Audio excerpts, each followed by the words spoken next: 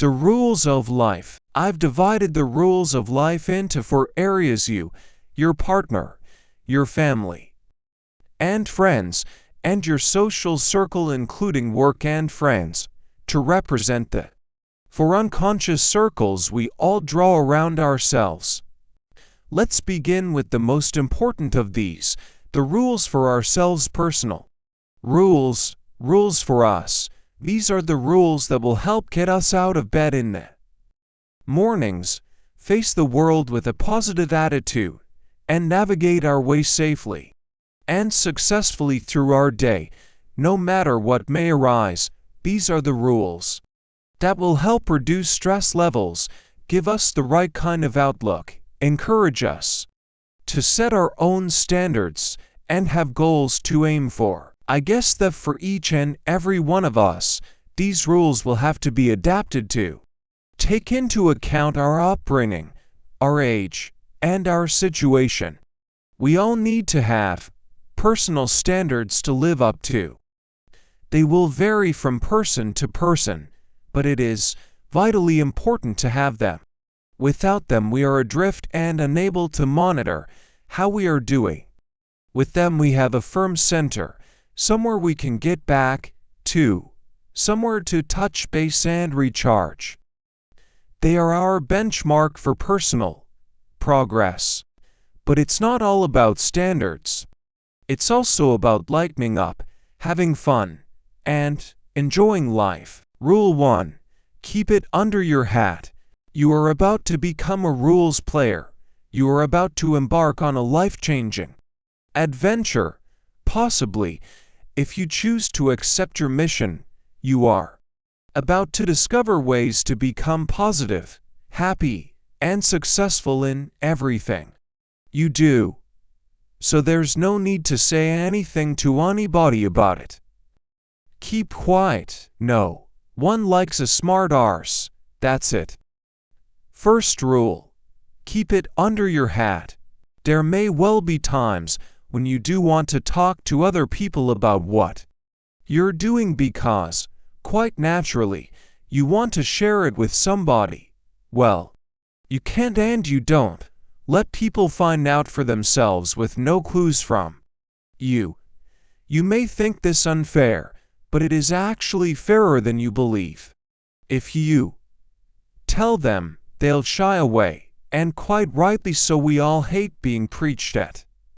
It's a bit like when you give up smoking and suddenly find this new healthier way of living and you simply have to convert all your old smoking friends.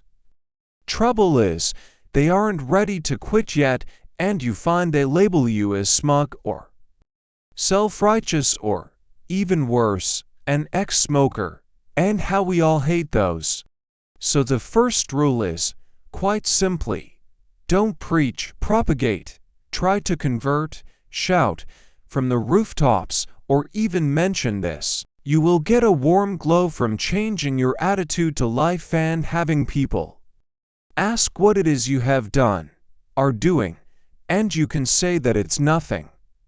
Merely a sunny day and you feel better, happier, livelier, whatever. There is no need to go into any detail because that's not really what people want to know. In fact, it's exactly the opposite of what they want to know. It's a bit like when someone asks how you are. What they want to really hear is just the one word, fine. Even if you are in the very pits of despair, that's all people want to hear because anything more requires commitment on their part, and for a casual "how are you?" that's most certainly not what they want. What they want is just fine. And then they can be about their business without any further involvement. If you don't say fine but instead unburden yourself, they will back off pretty quickly. Being a rules player, no one really wants to know, so keep quiet. How do I know? Because when I wrote the rules of work, which turned a lot of people onto the ability to be successful in the workplace without having to resort to underhand means, I suggested the same thing and found it worked. Just get on with it, do it quietly, and go about your daily life happily and smugly without having to tell anyone anything. We'll get older but not necessarily wiser. As we get older, we will get wiser. Not true, I'm afraid. That we can carry on being just as foolish, still making plenty of mistakes. It's just that we make new ones, different ones. We do learn from experience and may not make the same mistakes again, but there is a whole new pickle jar of fresh ones just lying in wait for us to trip up and fall into. To accept this and not to beat yourself up when you do make new ones. The rule really is, be kind to yourself when you do muck things up. Be forgiving, and accept that it's all part of that growing older but no wiser routine. We can always see the mistakes we made, but we fail to see the ones looming up. Wisdom isn't about not making mistakes, but about learning to escape afterward with our dignity and sanity intact. Aging seems to be something that happens to, well, old people. But it does happen to us all, and we have no choice but to embrace it and roll with it. Whatever we do and however we are, the fact is we are going to get older. And this aging process does seem to speed up as we get older. The older you get, the more areas you've covered to make mistakes in. There will always be new areas of experience where we have no guidelines and where we'll handle things badly, overreact, get it wrong, and the more flexible we are, the more adventurous, the more life-embracing, then the more new avenues there will be to explore and make mistakes in, of course. Back and see where we went wrong and resolve not to repeat such mistakes. There is little else we need to do. Remember that any rules that apply to you also apply to everyone else around you. Others are all getting older, too, and not any wiser particularly. Once you accept this, you'll be more forgiving and kinder towards yourself and others. Yes, time does heal, and things do get better as you get older. After all, the more mistakes you've made, the less likely that you'll come up with new ones. The best thing is that if you get a lot of your mistakes over and done with early on in life, there will be less to learn the hard way later on, and that's what youth is all about, a chance to make all the mistakes you can and get them out of the way. Not making mistakes, but about learning to escape afterward with our dignity and sanity intact. Accept what is done is done. Sometimes very serious ones. As often as not, the mistakes aren't deliberate or personal. Sometimes people just don't know what they are doing. This means that if, in the past, people have behaved badly toward you, it wasn't necessarily because they meant to be horrid, but because they were as naive, as foolish, as human as the rest of us. The way they brought you up or finished a relationship with you or whatever, not because they wanted to do it that way, but because they didn't know any different. You can let go of any feelings of resentment, of regret, of anger. You can accept that you are a fabulous human being because of all the bad things that have happened to you, not in spite of them. What is done, and you need to just get on with your life.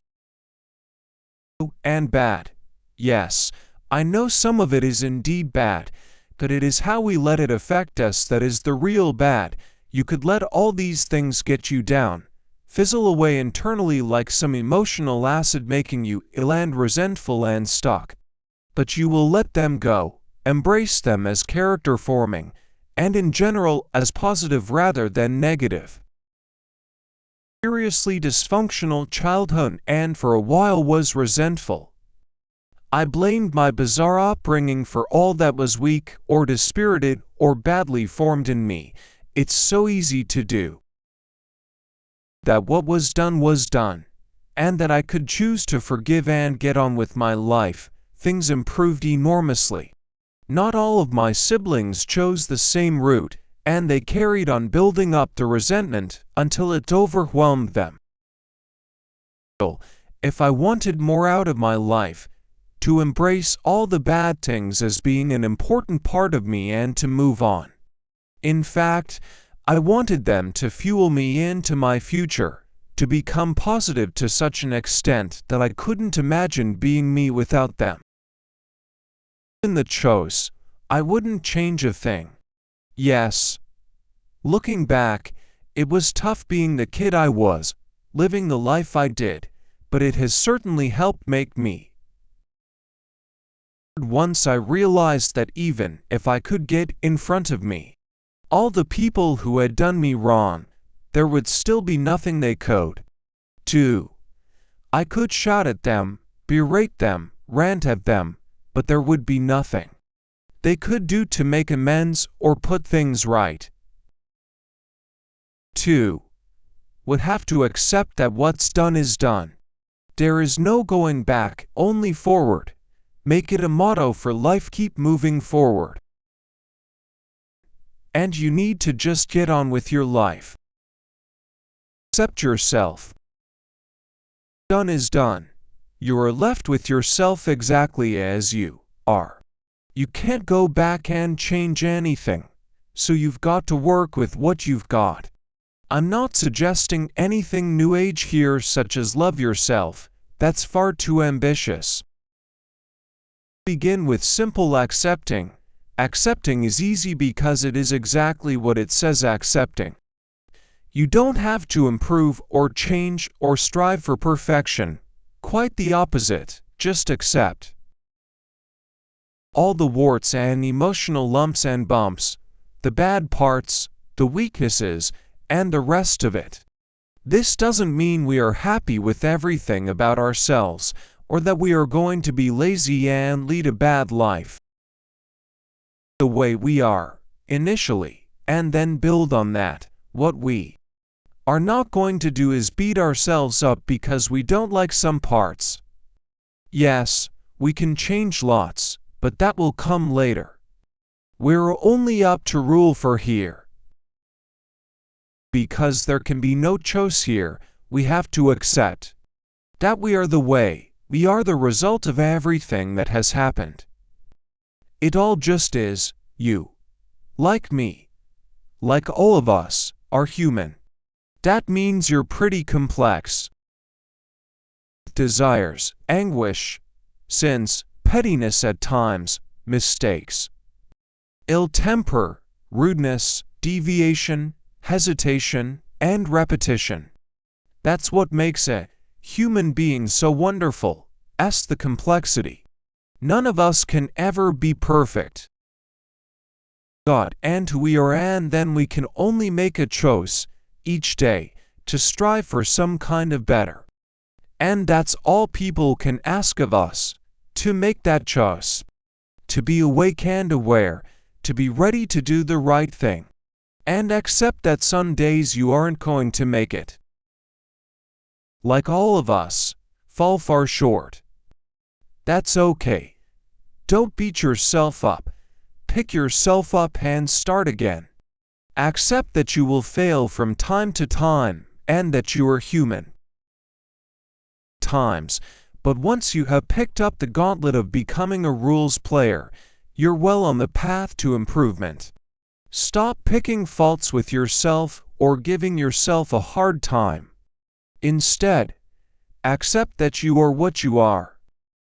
You're doing the best you can at this point in time, so give yourself a pat on the back and move on. Improve or change or strive for perfection. Quite the opposite, just accept. Know what counts and what doesn't. Being kind and considerate counts. Getting through each day without seriously offending anyone or hurting anyone counts. Having the latest, Technology doesn't hate technology. In fact, I probably have pretty much all the latest gizmos. I just don't overly rely too much on any of it and see them all as useful tools rather than having any intrinsic meaning in themselves, in a status, symbol, or one-up kind of way. With your life counts. Going shopping because you're bored doesn't. Yes, by all means go shopping, but see what you do as counting. Or not counting, being real or not being real, having real value or not, being of some benefit or not. This does not mean chucking it all up and going off to some fly-infested swamp to work with the locals and catch malaria, although that in itself would count, but you don't have to go to quite those extremes to make your life meaningful. Focusing on what is important to you in your life and making positive changes to ensure you feel happy with what you are dedicating your life to. See Rule 6. This doesn't mean long-term plans mapped out to the smallest detail. It means knowing, roughly, where you are going and what you are doing. Be awake rather than asleep. A fellow author, Tim Frick, calls it lucid living *, a perfect term for what we are talking about. Life that are important and a whole lot of things that aren't. It doesn't take too much discrimination to work out which are which, and there are a whole lot more things that don't count, aren't really important, to choose from. Have trivia in our lives we can, and it's fine. Just don't go mistaking the trivia for what is really important. Having time for loved ones and friends is important. Watching the latest soap isn't. Repaying a debt is important. What brand of detergent you use isn't. Nurturing our children and teaching them real values is important. Dressing them in designer fashion isn't. You get the idea. Think about what you do that counts and do more of it. Life that are important and a whole lot of things that aren't. Dedicate your life to something. What doesn't? You have to know what you are dedicating your life to. There are, of course, no right or wrong answers to this one because it's a very personal choice, but it's really useful to have an answer, rather than not really knowing. My own life has been driven by two things.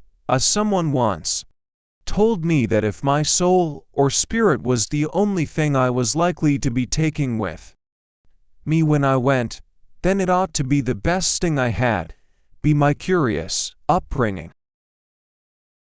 For me at least, in any way religious.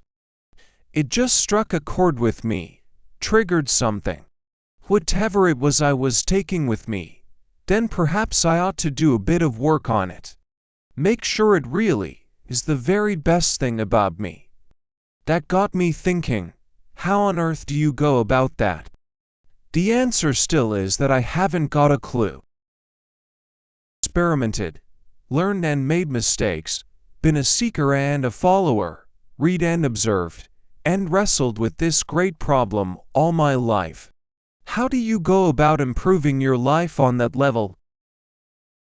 The conclusion I have come to is to live as decent a life as possible, to go through causing as little damage as possible, to treat everyone with whom you come into contact with respect and dignity. It's something to dedicate my life to, and it works for me. Upbringing caused me to focus on what I am dedicating my life to. Well, having had a dysfunctional upbringing and having chosen to let it motivate me rather than affect me, I am acutely aware that many people also need to discard that feeling of being badly affected by what has gone before. This is what I dedicate my life to. Be crazy. I might be crazy. But at least I have something I can focus on, something for me that counts. Now, none of this is big stuff, and by that I mean, I don't go around with this emblazoned on my forehead. Templar dedicates his life to ... double quotes sort of thing. It's more that quietly, in my heart, I have something that I can devote my attention to. Which I can measure how I'm doing, be what I'm doing, and see where I'm going. You don't need to trumpet it. You don't need to tell anyone see Rule 1. You don't even need to think it out in too much detail. A simple internal mission statement will do. Disney's mission, for example, is to make people happy. Decide what it is you are dedicating your life to. It makes the rest much easier. Measure how I'm doing, be what I'm doing, and see where I'm going. Be flexible in your thinking. Crystallized, rigid, and formed, you've lost the battle. Once you think you have all the answers, you might as well hang up your boots. Once you get set in your ways, you're already part of history. In life, you have to keep all your options open, keep your thinking and life flexible. You have to be ready to roll as the storm breaks, and, by golly, it always breaks when you least expect it. The instant you are established in a set pattern, you set yourself up for being knocked off course. You might need to examine your thinking pretty closely to understand what I mean. Bit like mental martial arts, being ready to duck and weave, dodge and flow. Try to see life not as the enemy, but as a friendly sparring partner. If you're flexible, you'll have fun. If you stand your ground, you're likely to get knocked about a bit. In life, we like to label ourselves as this or that and are quite proud of our opinions and beliefs. We all like to read a set paper, watch the same sorts of TV shows or movies, go to the same sort of shops every time, eat the sort of food that suits us, wear the same type of clothes, and all this is fine.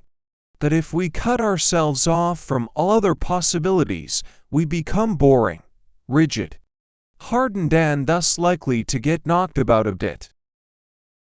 As a series of adventures. Each adventure is a chance to have fun, learn something, explore the world, expand your circle of experience and friends, and broaden your horizons. Shutting down to adventure means exactly that you are shut down. An opportunity to have an adventure, to change your thinking, to step outside of yourself. Go for it and see what happens. If this thought scares you, remember that you can always go back into your shell the second it's over, if you want to. As to every opportunity isn't set in stone, as a rule, because that would be inflexible. The really flexible thinkers know when to say no as well as when to say yes. Flexible your thinking is. Here are a couple of tests. Are the books by the side of your bed the same sorts of books you've always read? Have you found yourself saying anything like, I don't know any people like that, or I don't go to those kind of places? If so, then perhaps it's time to broaden your mind and take the shackles off your thinking. Not as the enemy, but as a friendly sparring partner. Take an interest in the outside world. This rule is here and not in with the ones in the section about the world. Well, this one is about you. Taking an interest in the outside world is about developing you, rather than for the world's benefit. I'm not suggesting you have to watch the news constantly, but by reading, listening, and talking, we keep abreast of what is happening. Players don't get bogged down by the minutiae of their own lives. They don't live in a tiny bubble. Make it your mission to know what's going on in the world in current events, music, fashion, science, movies, food, transport, even TV, Successful rules players are able to hold a conversation on pretty much everything and anything because they are interested in what's going on. You really have to own the latest everything, but you should have a rough idea of what is changing, what's new, and what's happening, both in your community and on the other side of the world. Well, for starters, it makes you more interesting as a person. And it keeps you young. I met an elderly woman in the post office the other day who was going on about PIN numbers. PIN numbers. PIN numbers. What do I want with PIN numbers at my age? Is that of course she needs them. She can't get her pension money without them, but it's more than that. It is terribly easy to sink into the "I've never done this before, so I don't need to do it now" mentality. If we do this, we stand a good chance of really missing out.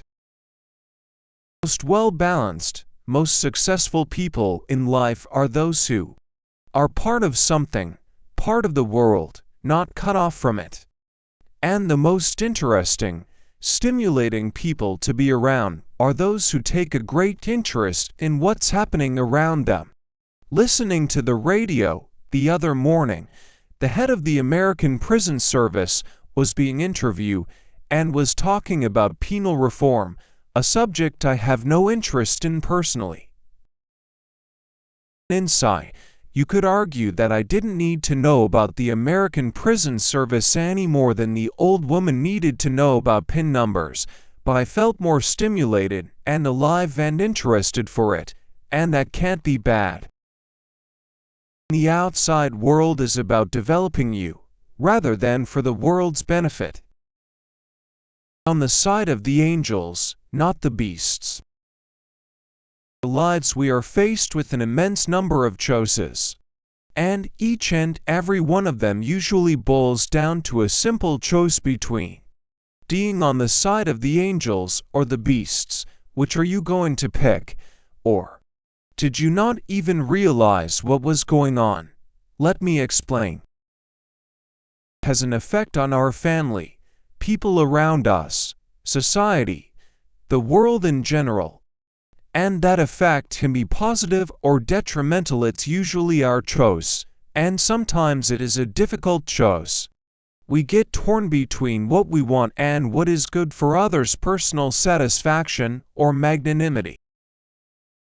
Said this was going to be easy, and making the decision to be on the side of the angels is often a tough call, but if we want to succeed in this life, and I measure success by how close we get to generating that self-satisfaction, happiness, contentment, then we have to consciously do this.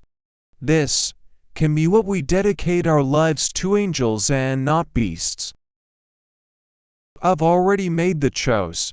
Just do a quick check of how you feel and how you react if someone cuts in front of you in a line of traffic in the rush hour, or when you're in a big hurry and someone stops to ask you for directions, or if you have teenage children and one of them gets into trouble with the police, or when you lend a friend money and he fails to pay it back.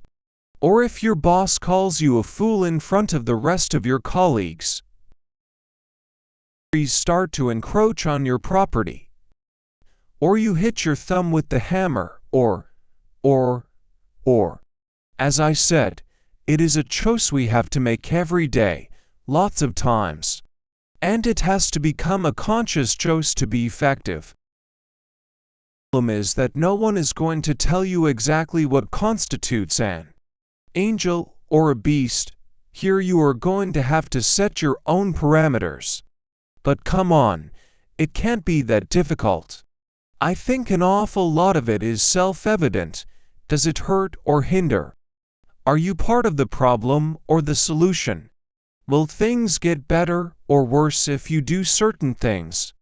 You have to make this choice for yourself alone. Of what is an angel or beast that counts. There is no point in telling anyone else that they are on the side of the beasts, as they may have a totally different definition. What other people do is their choice, and they won't. Thank you for telling them otherwise. Watch, as an impassive, objective observer and think to yourself, I wouldn't have done it like that, or I think they just chose to be an angel, or even, gosh, how beastly, but you don't have to say anything. What we want and what is good for others. Only dead fish swim with the stream. And the rule is to thank God *, it is so. If it was all fluffy and easy, we wouldn't be tested, try, forge in the fire of life. We wouldn't grow or learn or change or have a chance to rise above ourselves. If life were a series of lovely days, we'd soon get bored. If there was no rain, then there wouldn't be any feeling of great joy when it finally stopped and we could go to the beach. If it was all easy, we couldn't get stronger. It is a struggle some of the time, and recognize that only dead fish swim with the stream. For the rest of us, there will be times when it's an uphill, upstream struggle. We will have to battle waterfalls, dams, and raging torrents. But we have no choice, we have to keep swimming or get swept away. And each flick of our tail, each surge of our fins, makes us stronger and fitter, leaner and happier. That suggests that for a lot of men, retirement is a really bad idea. Lots of them die within a relatively short time of handing in their briefcase, ***, they have ceased to swim against the current and get swept away. Keep swimming. Little fish, keep swimming. Back has a chance to improve. Trials make you stronger, not weaker. You only get burdened with as much as you can carry, although I do appreciate that at times it may seem as if it's a whole lot more. And, of course, the struggles don't come to an end, but there are lulls in between times, backwaters where we can rest for a while and enjoy the moment before the next obstacle gets thrown our way. And that's what life is, what it is meant to be. A series of struggles and lulls. The situation you're in now, it's going to change. So what are you in, lull or struggle? Rain or going to the beach? Learning or enjoying? Dead fish or healthy salmon? What it is meant to be, a series of struggles and lulls. The last to raise your voice. Really hard one. I do love to have a good shout. I came from a big, robust family where shouting was a way of life and the only way to get yourself heard, get any attention, or make a point. Dysfunctional? Yes. Nosy? Yes. Helpful? Probably not. Inherited the shouting gene, and he is very good at it. The temptation is to join in. Luckily, this rule is be the last to raise your voice, so I do have a get-out clause. If he shouts first, I'm allowed to shout back. But I do try really hard not to. For me, shouting in any form is a bad thing, a sign that I have lost control, lost the argument. Sought his father's sermon notes, and in the margin he had penciled, "Shout here, argument weak." I think this just about sums it all up. Various times and, invariably, I regret each and every occasion.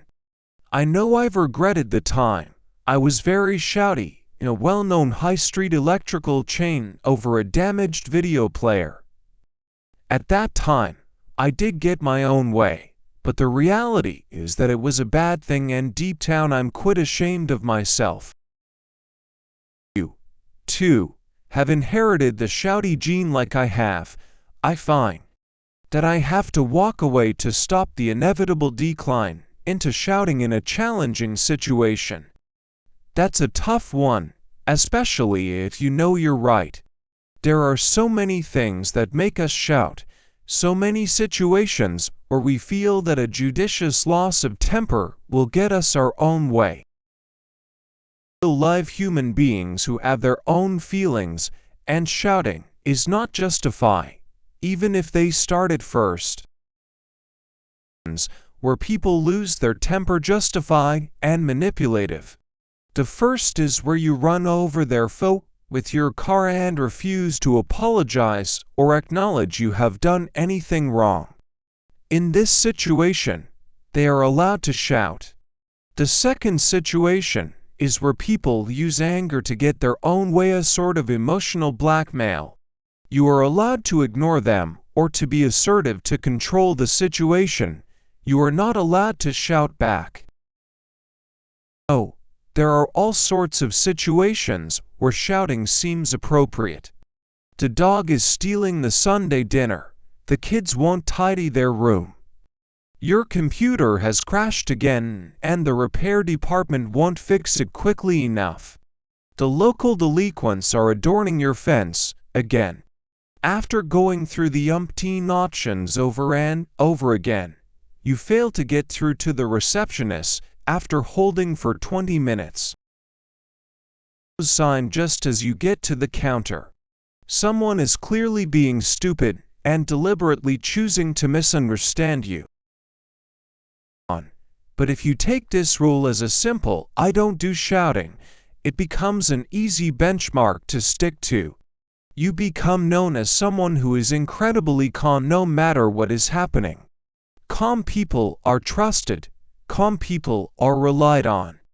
Calm people are looked up to and given responsibility. Calm people last longer. Argument weak. Your own advisor. Of us is a fount of wisdom. This is called intuition. Listening to your intuition is a slow-learned process. It starts by recognizing that tiny inner voice or feeling that will tell you when you've done something you shouldn't have. It's an incredibly still, quiet voice and needs silence and concentration to hear it properly to begin with. Your conscience, if you like, but deep down you know when you've done something bad. You know when you've got to apologize, make amends, put things right. You know. And I know you know. I know because we all know. There's no getting away from it. To that inner voice or feeling the feeling, you'll find it can help. It will become more than a mindless parrot perch on your shoulder, chanting, "You messed up again," after the event. The key is when you hear your intuition telling you whether something is the right thing to do or not before you do it. Ask your inner you before doing things and see what reaction you get. Once you get used to this, you'll find it easier. Imagine, in any situation, that you have a small child standing at your side and you have to explain things to them. Asks questions. Why are you doing that? What's right and wrong? Should we do this? And you have to answer. Only in this situation, you ask the questions and you answer yourself. And you'll find you already know everything there is to know and everything you'll ever need to know. And it's all there. If you are going to trust any advisor, who will it be? It makes sense for it to be you because you have all the facts, all the experience, all the knowledge at your fingertips. No one else has. No one can get inside you and see exactly what's going on. Clarification here. When I say listen, I don't mean listen to what goes on in your head. Now that really is where madness lies. No, I mean a stiller, quieter voice. For some it's more a feeling than a voice, what we sometimes call gut instinct. And even if it is a voice, a lot of the time it doesn't speak at all. Unlike our mind, which babbles on incessantly, and if it does, you can miss it in the torrent of words that our mind produces. predicting what's going to happen. You won't discover which horse will win the Kentucky Derby or who'll score in the Cup final. No, this is the important stuff. What we're about to do, big decisions we have to make, why we are behaving in the way we are. You already know the answer if you ask yourself. I know you know. I know because we all know. No fear, no surprise, no hesitation, no doubt. It's from a 17th century samurai warrior. This was his 4-point key to successful living and swordsmanship. There should be nothing in this life that you are afraid of. If there is, you might need to do some work on overcoming that fear. Here I have to confess to a certain fear of heights. I avoid high places if I can. Recently, owing to leaky gutters, I had to crawl out on our roof 3 floors up with a very long drop on one side. I gritted my teeth and kept repeating, no fear, until the job was done. Oh yes, and of course I didn't look down. Whatever your fear, face it head on and defeat it. Life seems to be full of surprises, doesn't it? You're going along swimmingly, and suddenly something huge rears up ahead of you, but if you look carefully, there were clues all along the way that it was going to happen. No surprise there, then. Whatever your situation now, it is going to change. No surprises there, so why does life seem to surprise us then? Because we are asleep half the time. Wake up, and nothing can sneak up on you. Weigh the odds and then just get on with it. If you hang back, the opportunity will have passed. If you spend too long thinking, you'll never make a move. Once we have looked at the options, we make a choice and then go for it. That's the secret. No hesitation means not waiting around for other people to help out or make up our minds for us. If there is a certain inevitability about a situation, then just throw yourself in head first and enjoy the ride. If there is nothing to be done, then waiting doesn't help. Once you have made your mind up about something, don't go over it again and again. Stop thinking and enjoy, relax and let go. Stop worrying. Tomorrow will come along as certainly as it can. There is no doubt about life. It just is. Be confident. Be committed. Be sure of yourself. To a set course, a path, a plan, then follow it through. Have no doubt it was the right thing to do and no doubt that you will succeed. Get on with it and trust your judgment completely. I wish I'd done that and I will. You might be expecting me to say there's no room for regrets or if onlys. As it happens, they can be very useful if you choose to use them to make a difference going forward. I wish I'd done that scenarios. The first is when you genuinely feel you didn't capitalize on an opportunity or that you missed out on something. The second is when you see somebody who's done something great and you wish it had been you.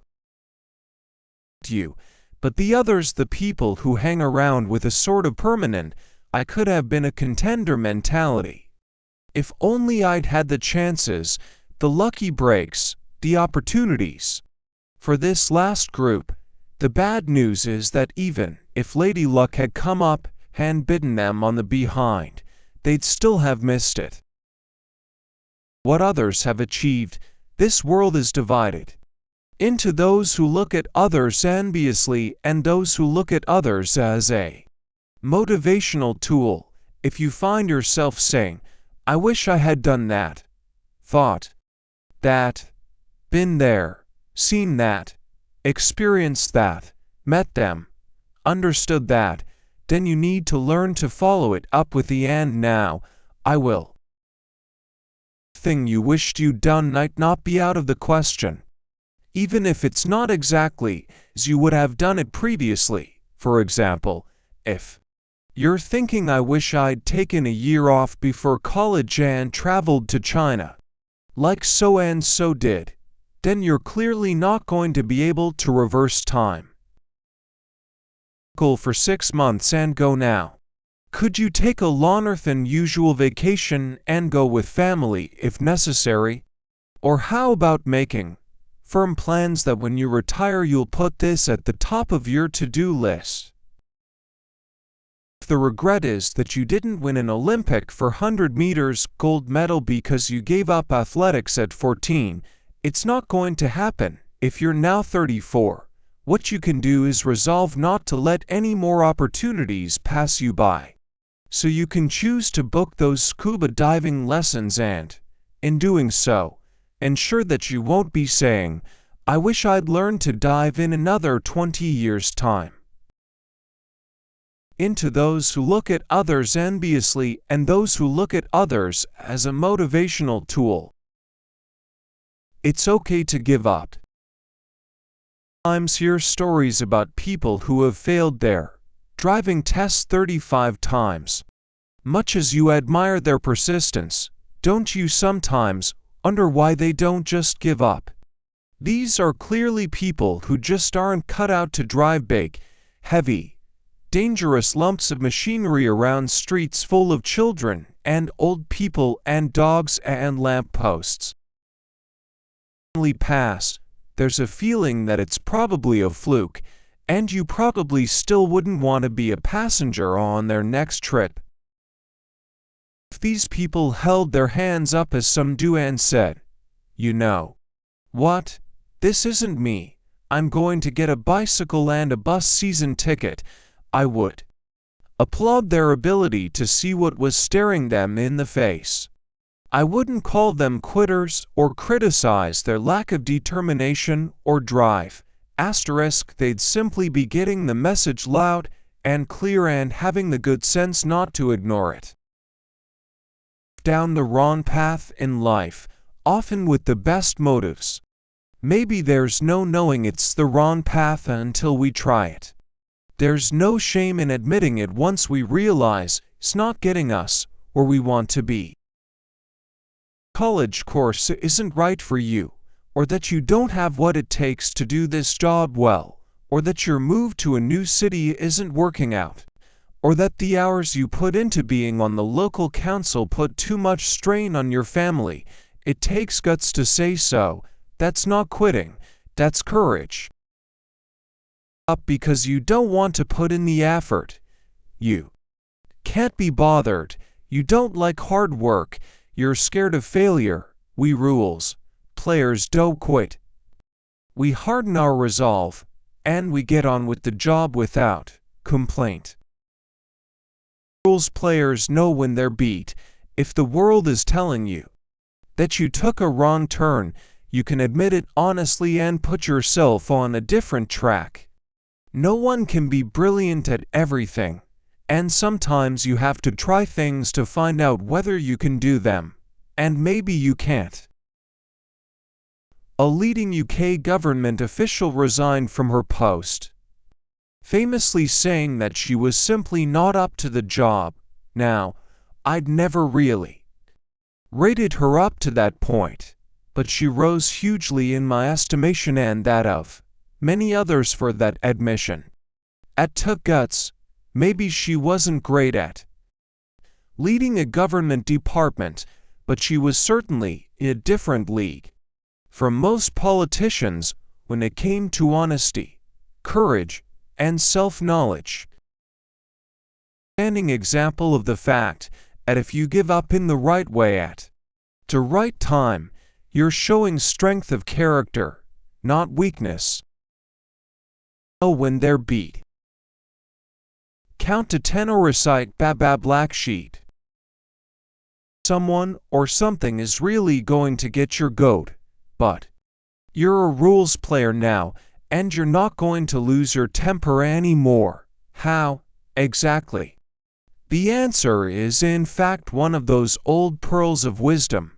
you get in the habit of counting to 10 under your breath while you hope and pray that the feeling of impending rage will subside. It invariably does for me and gives me those vital seconds to regain my composure and remember where I am and who I am. My wits and calm down, I can find an appropriate response. It's essential, old hat, I hear you say. Yep, but it works. You don't like it? Then you are most welcome to find something else to recite. Under your breath, a poem perhaps, but it has to be a short one. That's why I suggested Black Sheet. Question and you're not sure of the answer. Take 10 before you answer. This person will think you are incredibly wise and thoughtful. Don't tell him if you are actually reciting Black Sheep.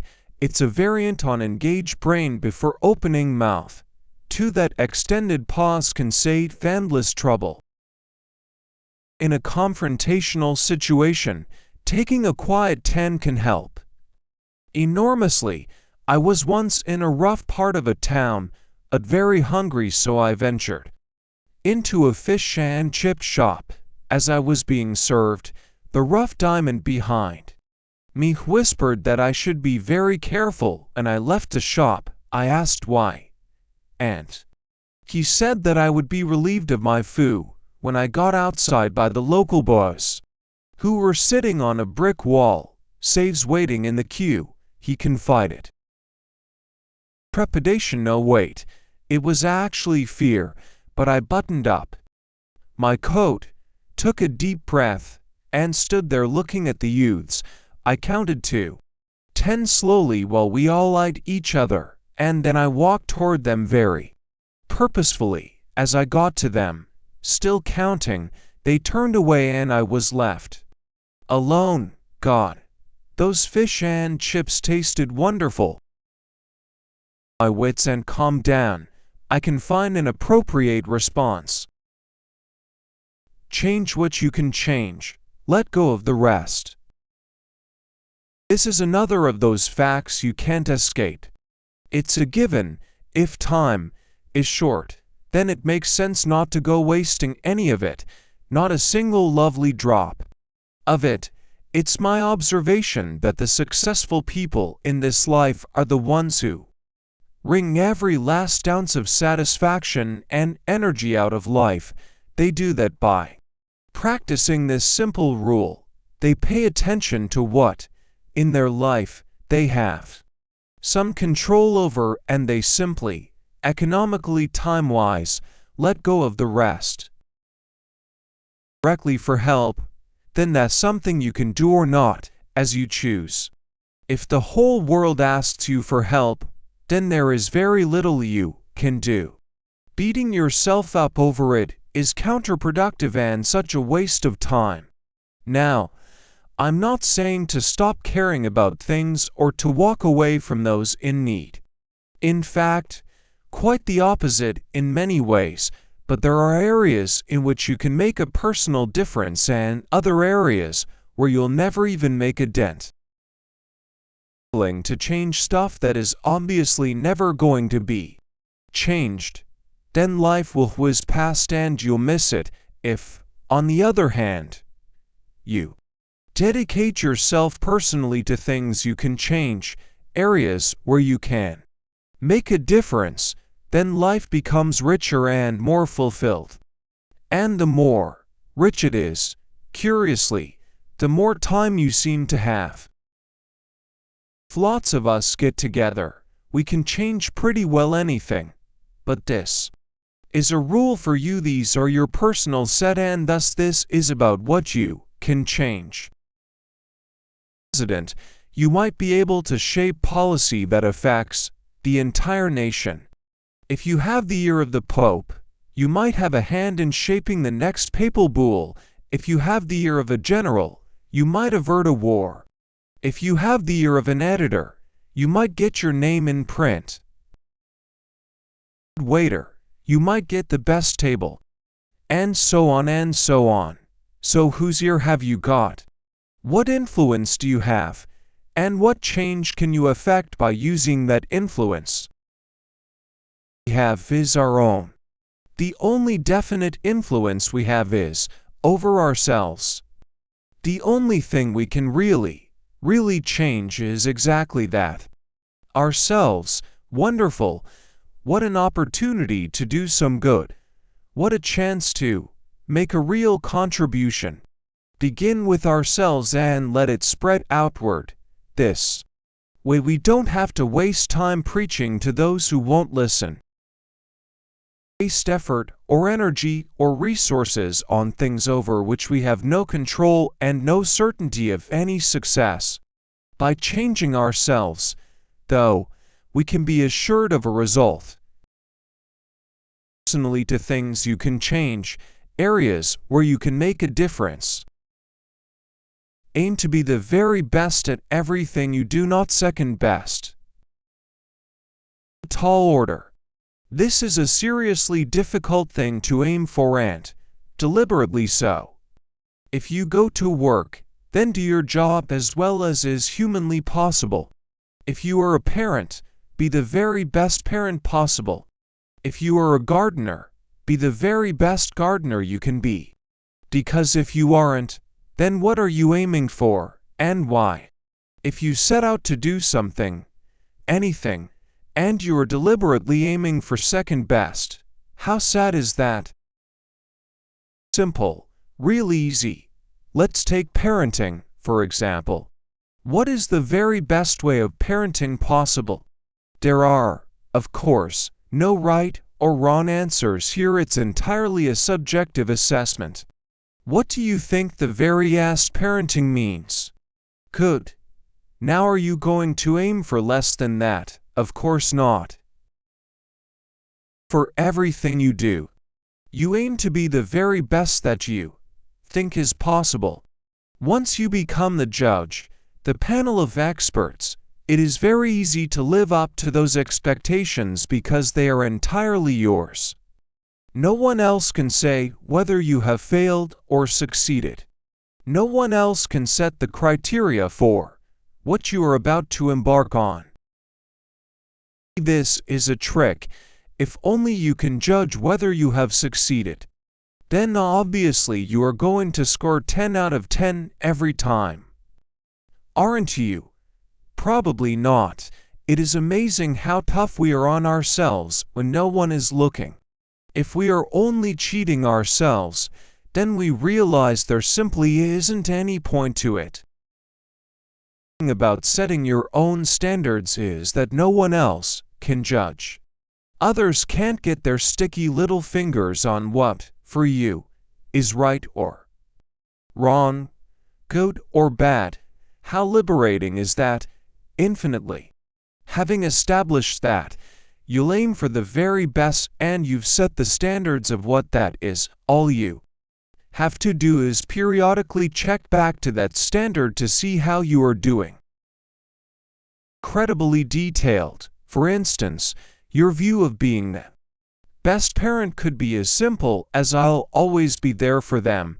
You don't have to provide details, even if it is just for yourself, of how many times a day you'll tell them you love them, or whether you make sure they wear clean socks every day.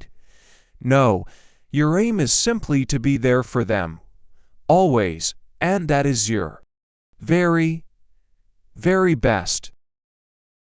Fail. It is only because you weren't there for them. Failing is fine. Aiming for second best isn't. Consciously think about what you're doing and then aim for that, the best. The secret is to be aware of what you are doing and have some sort of benchmark where you, and only you, monitor your performance. Make your goals, your aims, simple and obviously attainable. Make sure you know what is, for you, best and second best. Aiming for second best isn't. Don't expect to be perfect. You're aiming to be the very best at everything. But what if you fail? So, Long as you try, that's all right. Who have you ever met who never failed at anything, however small? You're allowed to be human, you know. In fact, you're actively encouraged to be human. Don't try to set yourself above everyone else. The rest of us fail from time to time. In any way sloppy, haphazard, unorganized, messy, and with a so what attitude. Please skip this section. But I hardly know anyone like that. I have a friend who is a silversmith. His house is a mess. His personal life is all over the place, but every piece of jewelry he turns out has to be exactly right. Most of us have some perfectionist tendencies. Quite right that every piece of work has to be perfect, certainly at his prices. If any piece is faulty, he shouldn't sell it, but that doesn't mean that he should beat himself up for having failed. He can just recognize that not everything works out and get to work on the next piece. People who seem perfect, they make me feel inadequate, and that's not a nice way to go through life, is it? Going around making other people feel inadequate, so let's have none of it. Let's all aim to be the best but acknowledge that it won't always happen. Just like gemstones, it's the flaws, the weaknesses, the imperfections that lend character. A flaw in a gemstone may detract from its value, though not always, but it also proves that it's genuine. Everything that has happened in your life, the successes and the failures, the achievements and the mistakes. If you were to take any of the imperfect bits out of that equation, you wouldn't be you. Belong with the last one, because I'm not saying that you can be uncommitted and half-hearted about everything you do, because you don't need to be perfect. And as a rules player, I'm sure you wouldn't take it that way. The point is that so long as you're aiming for the best, you shouldn't beat yourself up when you don't always make it. But you should celebrate your flaws and imperfections as an important and necessary part of you. This is an attitude that will make you a lot more fun to be around, I can tell you. And imperfections as an important and necessary part of you.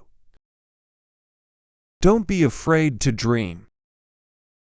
Incredibly obvious, incredibly easy, but you would be surprised how many people seriously limit their dreams. They're your dreams, for heaven's sake. There should be no limit to them. Plans have to be realistic. Dreams don't. Business for many years and was always intrigued that punters, we should really call customers, could never see it. That they would always lose because they wouldn't limit their losses, or would always limit their winnings. Don't ask me why. Are seriously not well.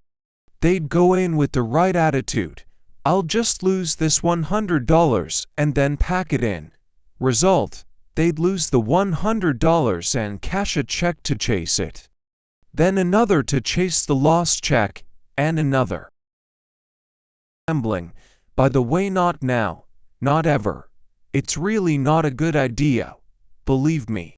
The point is that people limit their dreams the way they limit their winnings.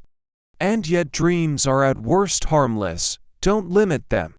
You are allowed to dream as high, as wide, as big, as extravagant, as impossible, as wacky, as silly, as bizarre, as unrealistically nonsensical as you want.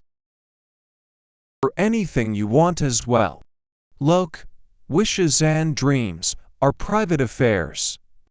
There are no wish police, no dream doctors, war on the rampage looking out for unrealistic demands.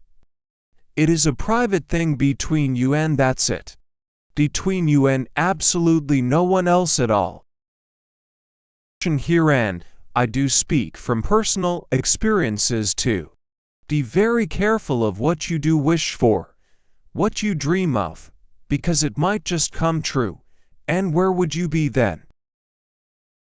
Their dreams have to be realistic to be worth dreaming about.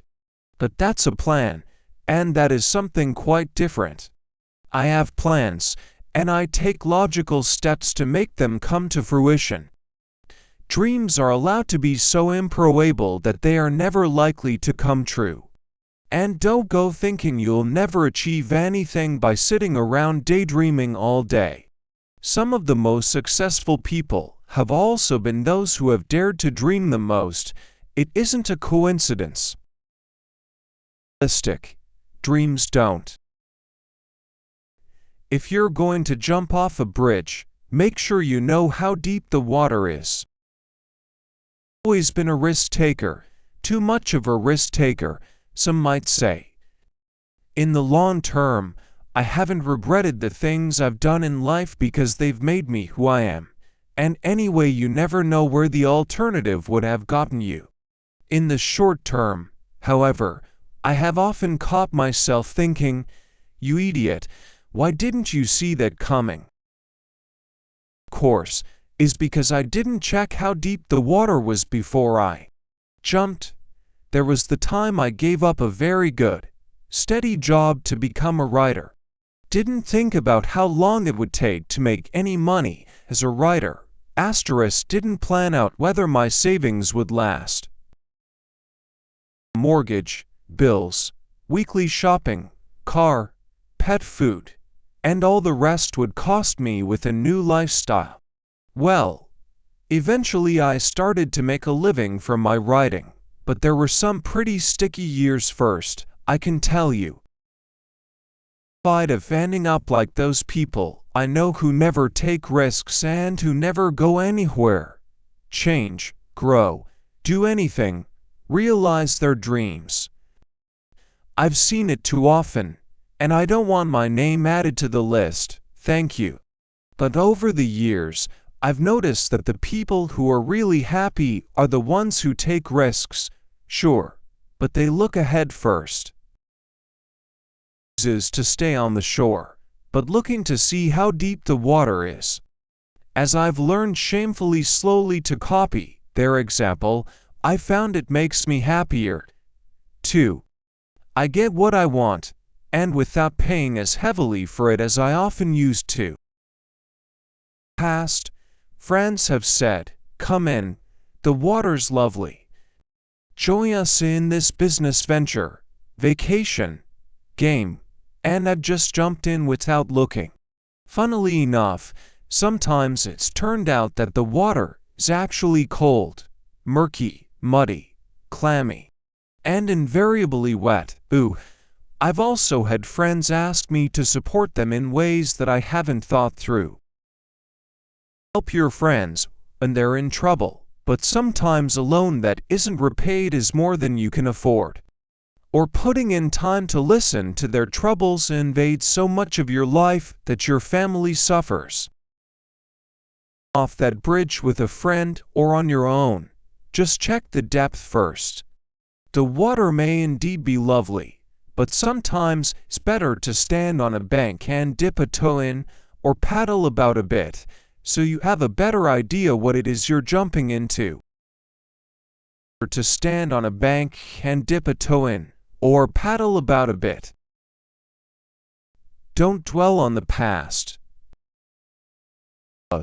It's gone. There is nothing you can do to change anything that has gone before, and so you must turn your attention to the here and now. It is hard to resist the allure of dwelling on what has gone before, but if you want to be successful in your life, you have to turn your attention to what is happening for you right now. To dwell on the past because it was awful or because it was wonderful. Either way, you have to leave it behind because the only way to live is in the present. Past because of regrets, then you need to be clear that you can't go back and do what you've done. If you hang on to guilt, you're only damaging yourself. We've all made bad decisions that have adversely affected people around us that we profess to love but whom we treated disgracefully. can do to wipe the slate clean. What you can do is to resolve not to make such bad decisions again. That's all anyone can ask of us. That we acknowledge where we messed up and are trying our hardest not to repeat the pattern. For you and you hanker after your glory days, then learn to appreciate the memories, also move on and put your efforts into finding a different kind of good time right now. Back then take off those rose-tinted spectacles for a minute. Maybe you can analyze exactly why money, power, health, vitality, fun, youth. Then move on to find other avenues to explore. We all have to leave good stuff behind and find new challenges, new areas to inspire us. Up is a fresh start, and we can make of it what we want. Write what we want on that blank canvas. Keeping that enthusiasm going can be tough, a bit like trying to take up exercise. The first few times are impossibly hard, but if you persevere, then one day you find you're jogging, walking, swimming without conscious effort. But getting going is really tough and requires immense powers of concentration, enthusiasm, dedication, and perseverance to keep at it. Is a room separate from the one you live in now. You can go in there, but you don't live there anymore. You can go visit, but it isn't home anymore.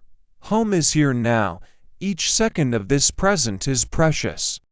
Don't waste any drops of precious time by spending too much time in that old room now because you were too busy looking back, or later you'll be busy looking back at this time and wondering why you wasted it.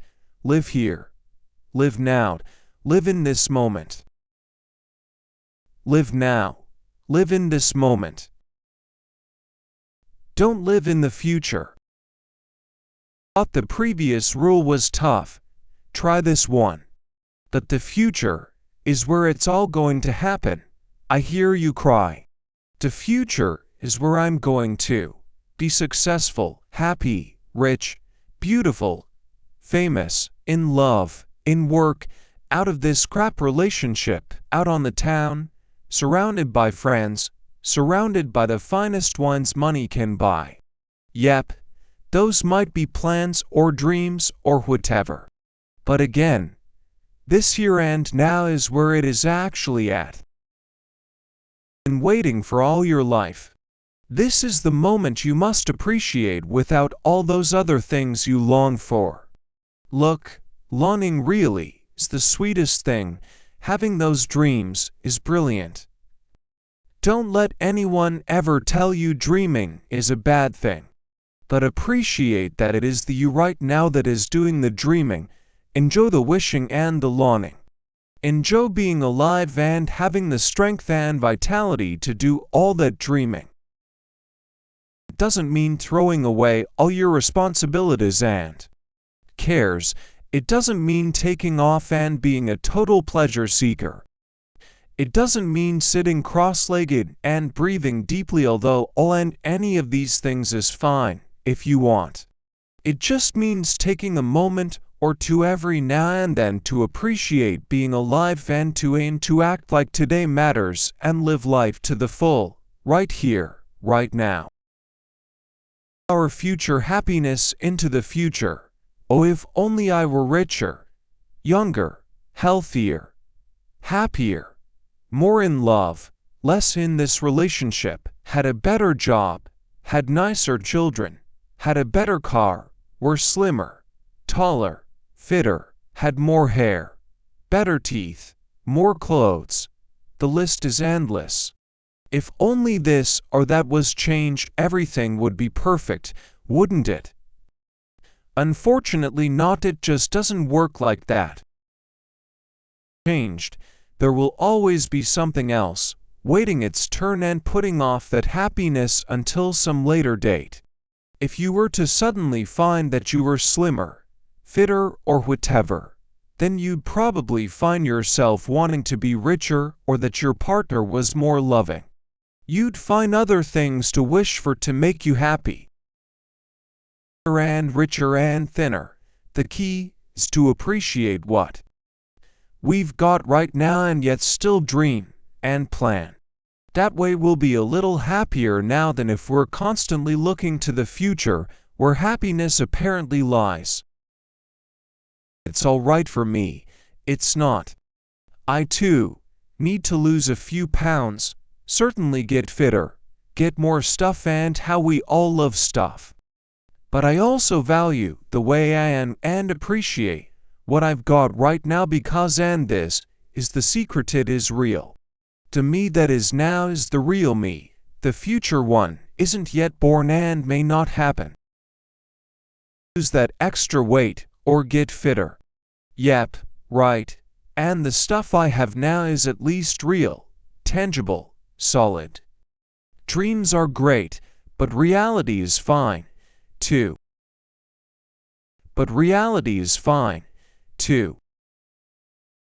Get on with life, it's swishing past.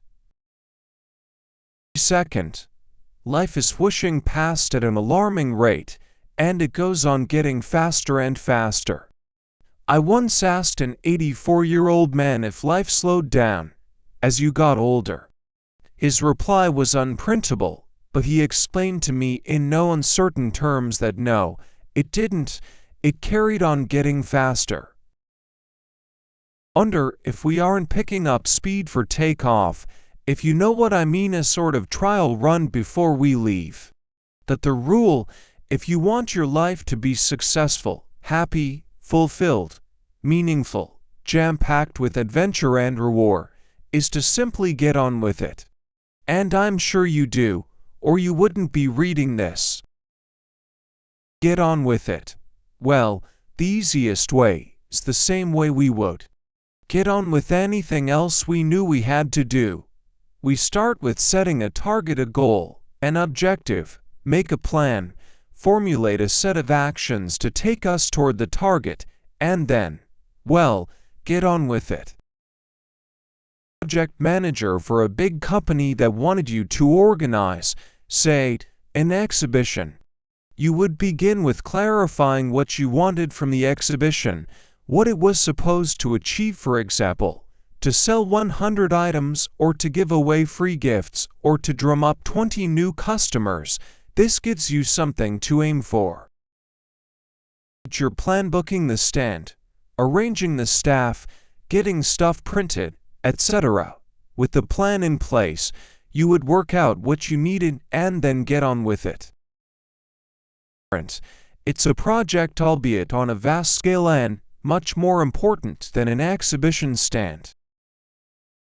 You have to get on with life, but it is so easy to wallow. If you don't have a goal or goals and a plan, it's very easy for the days to blur into each other if you've no idea where you are going or what you want to achieve. By the way, need take away any spontaneity from life if that's what you're thinking. I don't regard life like a work project, honestly. I do see it as a challenging, rewarding, exciting, rich and diverse, unexpected, and rather fantastic experience. But you have to give it a bit of thought if you want to get the best out of it. Without that thought, the days will blur. Without that thought, it's easy to find yourself adrift floating downstream. Whatever turned up would be fine. I was a sort of adventurous fatalist. I would be ready for whatever challenge was thrown my way. But, increasingly, I see the huge advantage of having a goal and working toward that rather than drifting aimlessly. It makes it so much easier for good things to happen. Of thought, if you want to get the best out of it, be consistent. I'm a reader of the first edition of this book who pointed out that an example I gave in one of the rules in this book was in breach of another rule. Nope, I'm not going to tell you which one. You'll have to work it out for yourself like he did. I'd like to point out that this means I was following a rule about not being perfect. However, there's no denying that the reader in question had me figured out, and, as he observed very politely, I must say, it's important to be consistent. I've never been arrogant or stupid enough to claim that I never break any of the rules. After all, they're rules that I know work from observing other people, not a list of personal preferences. So I try to follow them as closely as I can, and the older I get, the more often I get it right, but that's not the same as always.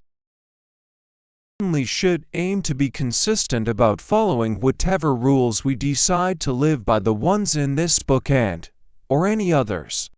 There's no point in choosing a path if you're just going to wander off it at whim.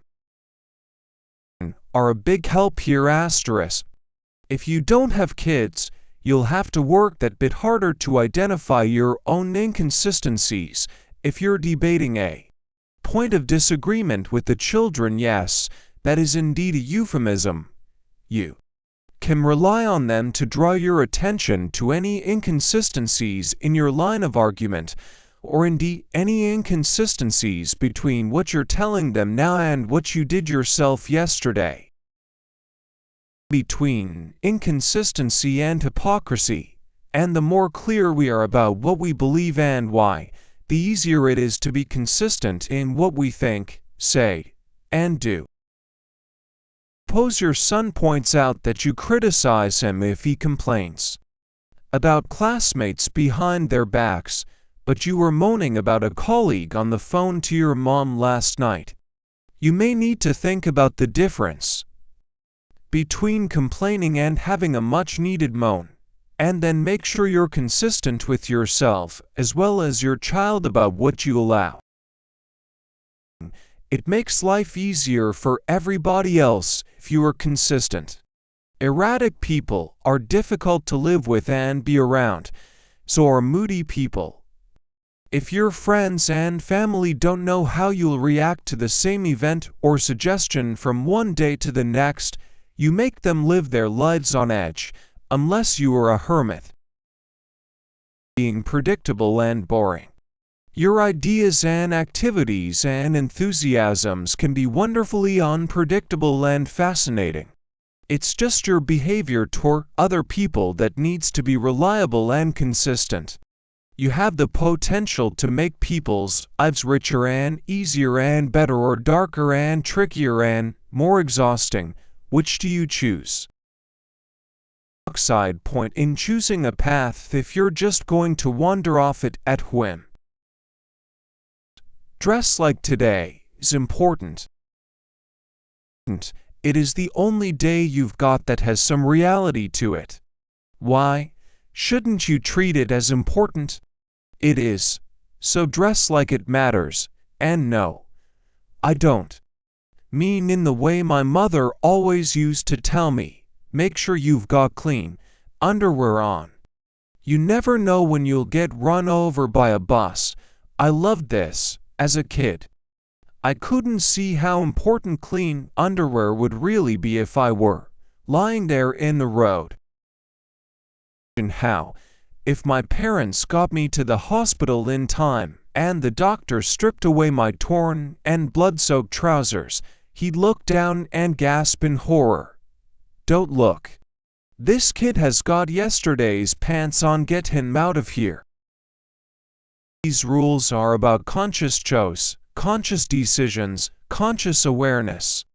Those I have observed who seem to have a handle on this thing called life are conscious people. They are awake and aware. They know what they are doing and where they are going.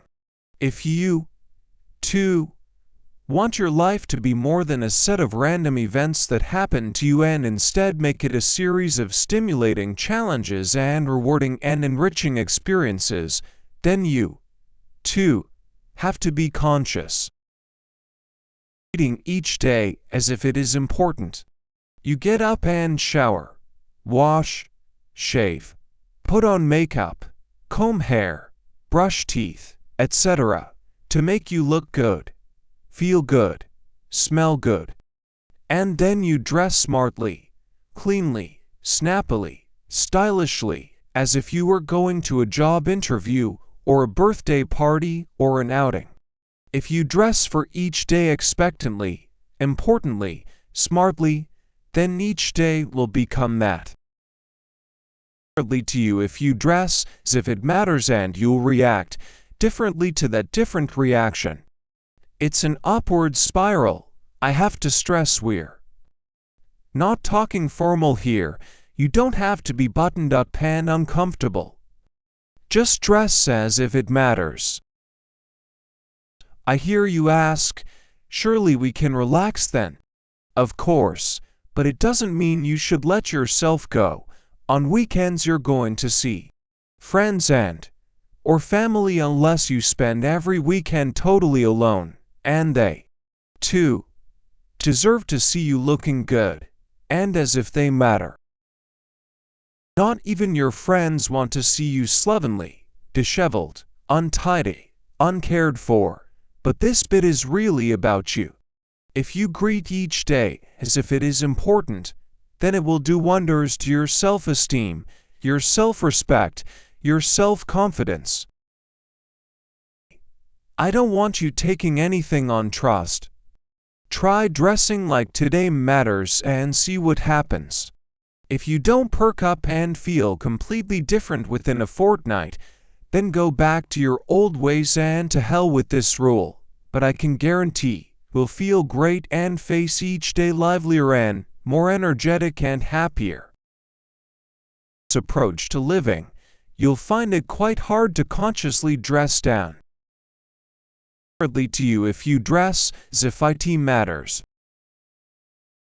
Have a belief system.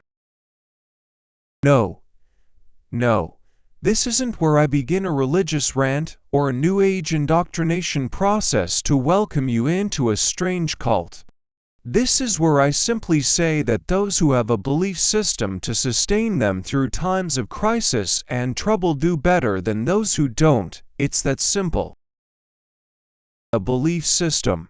That's harder to put into words. I guess a belief system is what you think the world is all about, the universe and everything. It's what you believe will happen to you after you die. It's what or who you pray to when the night is dark and you're in trouble. Those who have a handle on this curious thing called life seem to be the ones who have worked out, satisfactorily for themselves at least, what they think it's all about. No matter what it is they think that is. You could believe in God or many gods, or you could believe in something or someone else maybe.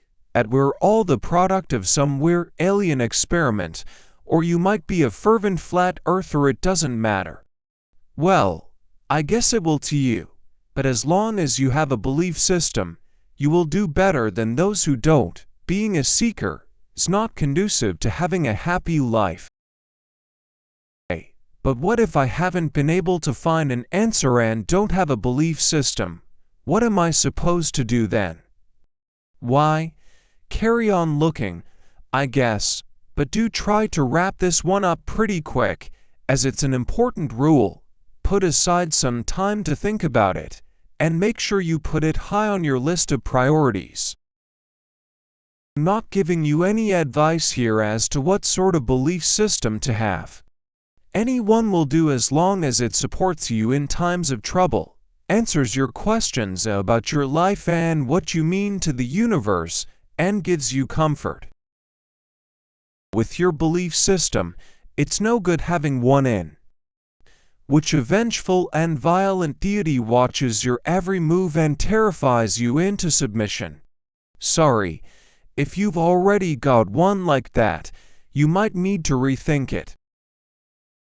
Whether your belief system makes you feel guilt-ridden or unhappy, asks you to cut bits off your body or in any way mutilate or change your appearance, excludes anyone else on the basis of their race or sex, or needs any formal ritual to bring you the comfort it promises. Your belief system won't have any sort of figurehead who needs worshipping, obeying, or submitting to in any way, shape, or form. This is personal, but it's worth thinking about what you are okay with. Has to be that a belief. You don't have to prove it to anyone else, justify it, or show it. See Rule 1. Convert anyone else to it, or preach to the world in general. You may feel free to take bits from other belief systems to build your own, but if you can, have something. Prove it to anyone else, justify it, or show it.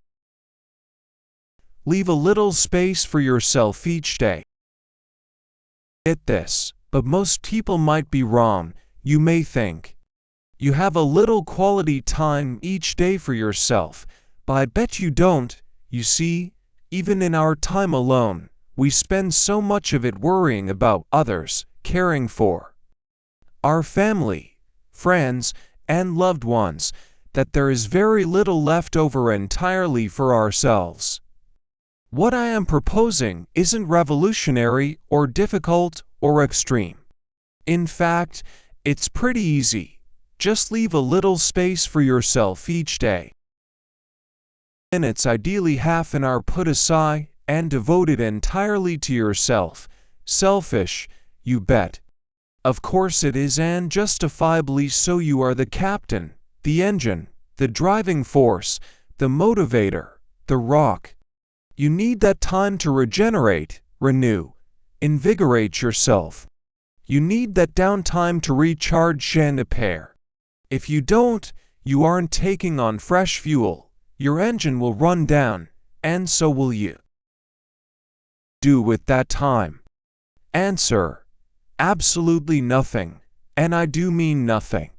This isn't time for lying in the bath, sitting on the toilet, meditating, reading the newspapers, or sleeping.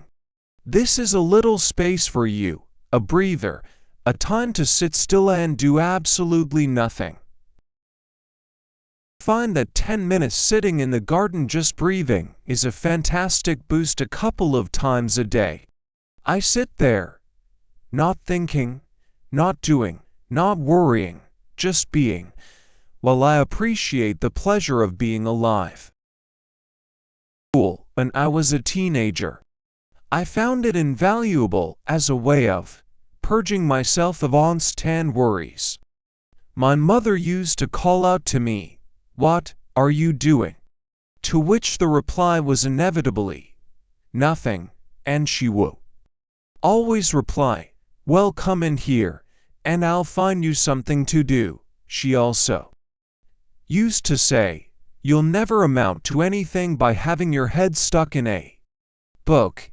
And the one I loved the most: "No one needs to think as much as you do." How do you answer that? Doing nothing really important, and as soon as I complicate it, it loses something. If I add a cup of coffee to my solitude, then it's a coffee break, and not a space just for me. If I listen to music, then it's a music break. If I have a companion with me and I chat, then it's a social occasion. If I read the papers, then I have moved away entirely from the concept of a little space for me. Keep it simple, keep it bare, keep it pure. Have a plan. A plan is a map, a guide, a target, a focus, a route, a signpost, a direction, a path, a strategy. It says that you are going to go somewhere, do something, be somewhere by a certain time. It gives your life structure and shape, gravitas, and power. Turn up any old thing, you'll be floating downstream as quick as you like. Okay, so not all plans work out, and not all maps lead to the treasure.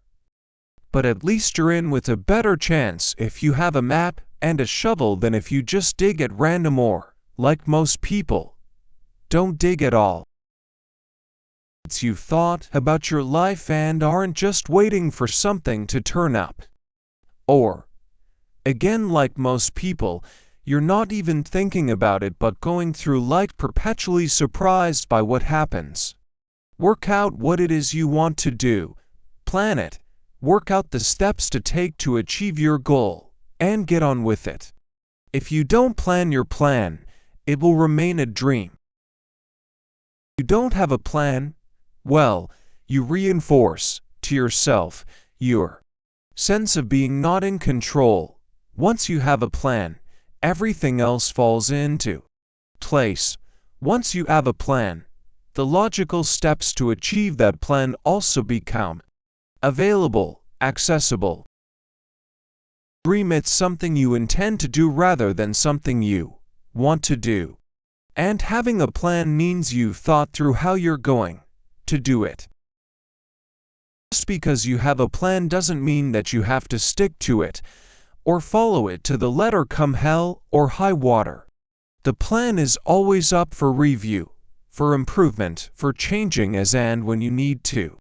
The plan shouldn't be rigid. Circumstances change. You change.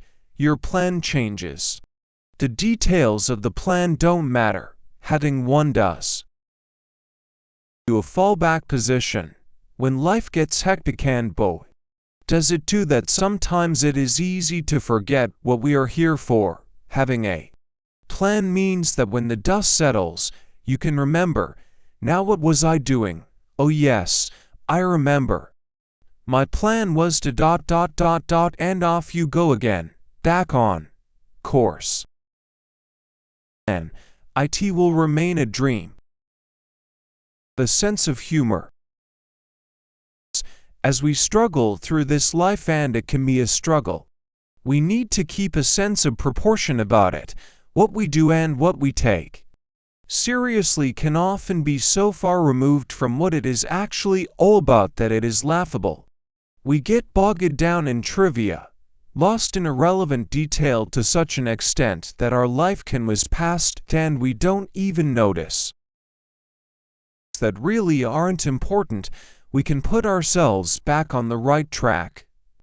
And the best way to do that is through humor, laughing at ourselves, laughing at our situation, but never laughing at others. They're just as lost as we are and don't need to be laughed at. Things like worrying what the neighbors will think, concerns over stuff we don't have, or things we haven't done. Oh no, I haven't washed the car for 2 weeks, and it's filthy. Next door did theirs yesterday, so it looks like we are really slovenly. If we ever think we're getting like that, then we do need to have a laugh about it. Life is for living, enjoying the sunshine, big things, not getting in a terrible state because you drop some eggs on the supermarket floor. And situations you find yourself in has a double positive effect. First, it diffuses tension and helps regain a sense of proportion. Second, it has real physical as well as mental benefits. Laughter causes the release of endorphins, which make you feel better as well as give you a better perspective on life. Jokes all the time or cracking witty puns, it's more being able to see something funny in whatever life throws at us along the way, and there is always some humor in everything. I once came round after being unconscious from a serious car crash. I was in a cubicle in a hospital and in great pain. I let out a couple of choice words to describe my condition, and, as I did so, the nurse arrived and opened the curtains only for me to find a nun sat outside. I was mortified and immediately apologized. She looked at me most gravely, winked, and quietly said, "It's okay, I've said worse myself." Aspect of human behavior, you can see the ridiculousness in all of it. Learn to find the funny side of everything. It's the best technique for instant stress relief and dissolves anxiety and doubt. Try it in whatever life throws at you along the way. Choose how you make your bed. Every decision you make, Everything you do causes an immediate effect on those around you and on you. And this is the important bit. There is such a thing as instant karma. It is your bet, and you are going to have to lie in it. Your actions will dictate whether in general your life is going to run happily or badly, smoothly or as if the wheels have fallen off. If you are selfish and manipulative, it will rebound on you. And thoughtful, you will get your just rewards, and not in heaven or the next life or whatever you believe, but right here, right now. Whatever you do and how you do it will come back to you in spades. This isn't a threat, merely an observation. Those who do good, get good. Those who do bad, get bad. And to people who seem to have it made and are still pretty vile, but they don't sleep at night, they have no one to really love them inside. They are sad and lonely and frightened. Those who go around sharing a bit of love and kindness get rewarded with the same coming back. Adage that you are what you eat, you are what you do. Look at the faces of those who spread joy, and you will see laughter lines and smiles. Look at those who like to bully, get their own way, and are arrogant or demanding or vicious, and you will see etched lines of misery and fear and frowns where there ought to be lightness. Never be taken away by face creams or suntans or plastic surgery. They are what they do, and you can see it in their eyes and the state of their bed, of course. Make your bed. What goes around comes around. There is instant karma. What you sow you reap. Better to stand up and be counted right from the start. Do the right thing every time. You know what it is. Then when you get in the bed you've made, not only will you be able to sleep at night, but you'll sleep the sleep of the just. Every time. You know what it is. Life can be a bit like advertising. Half of the money he spent on advertising was wasted. But he didn't know which half. Asterisk his point was, of course, that if you can't tell which half, then you have to keep on doing the whole lot, fully aware that not all of it will produce rewards. Life is a bit like that. Sometimes it seems so unfair. You put in loads of effort and get nothing back. You're polite to people and everyone seems rude back. And others cruise it.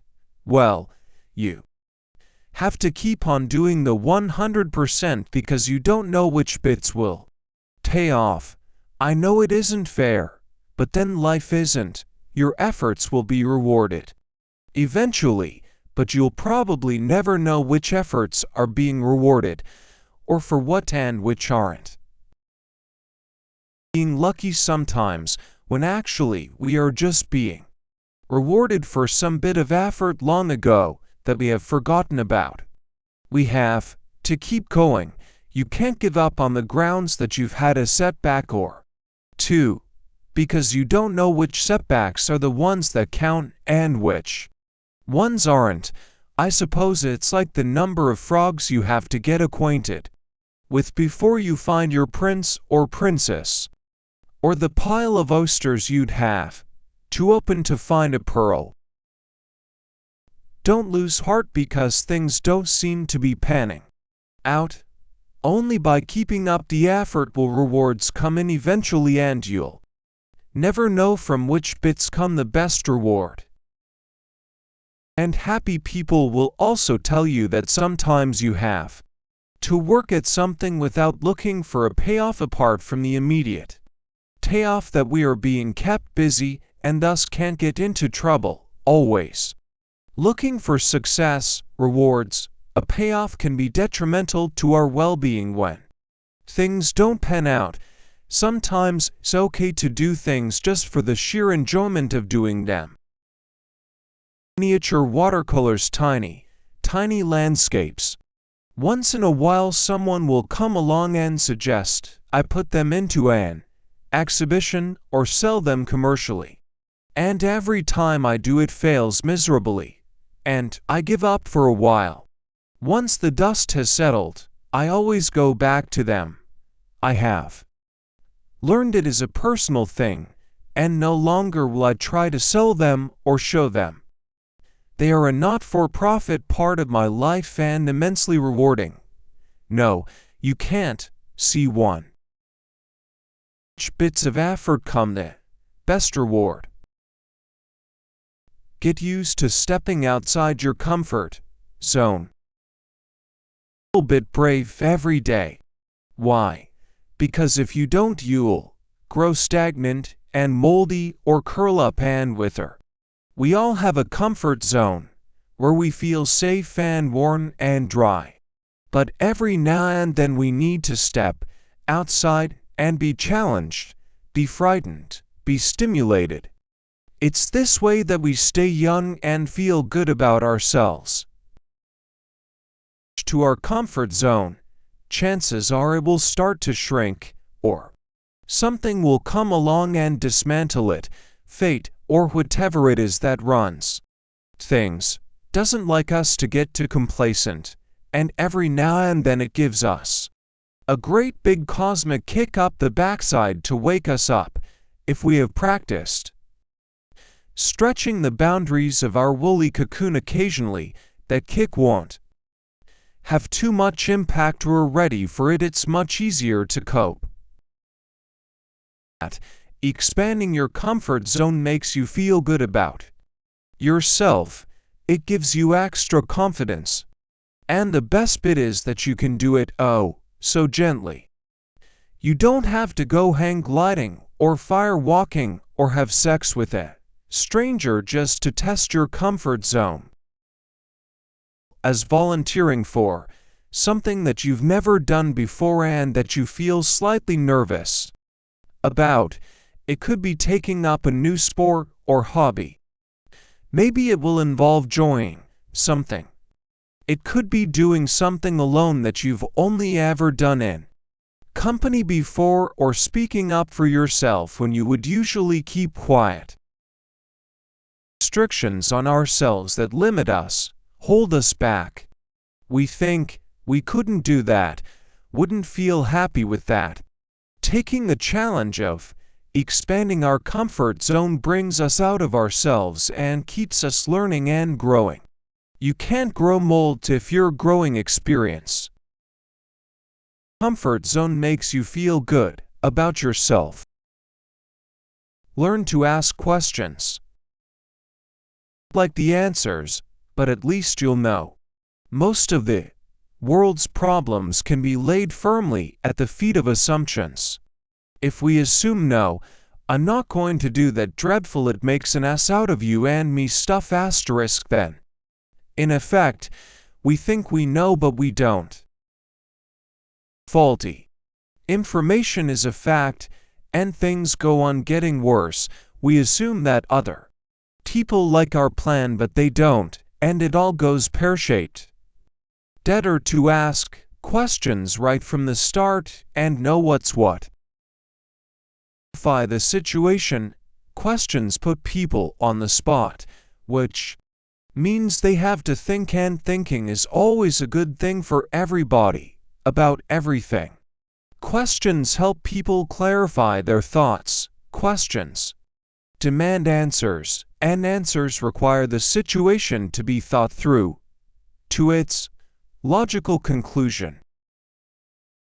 And very dear to me once said, the better you understand the beliefs, actions, desires, and wants of others, the more likely you are to make the right response, alter your own thinking where necessary, and generally be successful.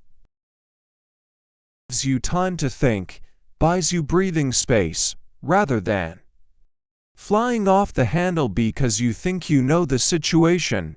It's better to ask a few questions and find out the truth. You'll be better equipped to respond logically, calmly, and correctly. Real rules players, they're the ones asking questions, while others are reacting, panicking, misinterpreting, assuming, losing control, and generally behaving badly. Self constantly. Ask why you think you're right or wrong. Ask yourself why you are doing certain things, want other things, follow a particular course of action. Question yourself firmly and rigorously, because maybe there isn't anyone else doing it, and you need it. We all do. It keeps us from assuming we know what's best for ourselves. There is a time to stop asking questions of others and of ourselves. You have to know when to back off. All this takes a long time to learn, and we all make mistakes as we go. Any questions? Will clarify their thoughts. Have dignity. Watching successful people, and I don't just mean successful as in having lots of money or a big shot career. In fact, one of the most successful people I ever met lived incredibly frugally, simply, and reclusively, and yet had cracked success in a really big way. Happiness, peace, contentment. This was a person you couldn't have wiped the inner smile off even if you had tried. Successful people have a sense of their own dignity. Now, what do I mean by this? Well, they are all pretty solid in themselves. They have worked out who they are and what they are about. They don't need to show off or brag about what they have or who they are. Attention to themselves.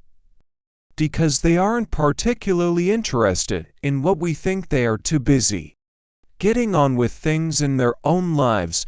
They maintain decorum. Lovely old-fashioned word. Not because they are frightened of making a fool of themselves or falling flat on their face, but because they simply can't be bothered with attention-seeking stuff. You want to be a successful rules player to show pose and gravitas, be a bit separate from the herd, have good manners, be polite and considerate, and be someone others might like to look up to. You don't have to be all aloof and standoffish, serious and grown-up. You can still have fun. Just don't go making an idiot of yourself. You can still let your hair down. Just don't let go of control completely. You can still relax. Just don't fall off the edge. Showing self-respect and having quiet self-esteem. It's amazing how others will respect you and hold you in greater esteem when you start the ball rolling. Showing self-respect and having quiet self-esteem. It's okay to feel big emotions. Maintaining dignity and being peaceful.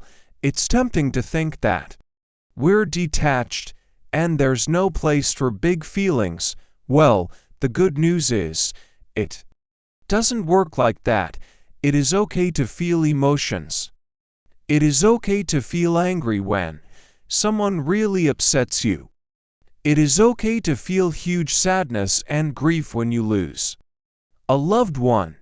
It is okay to feel tremendous joy.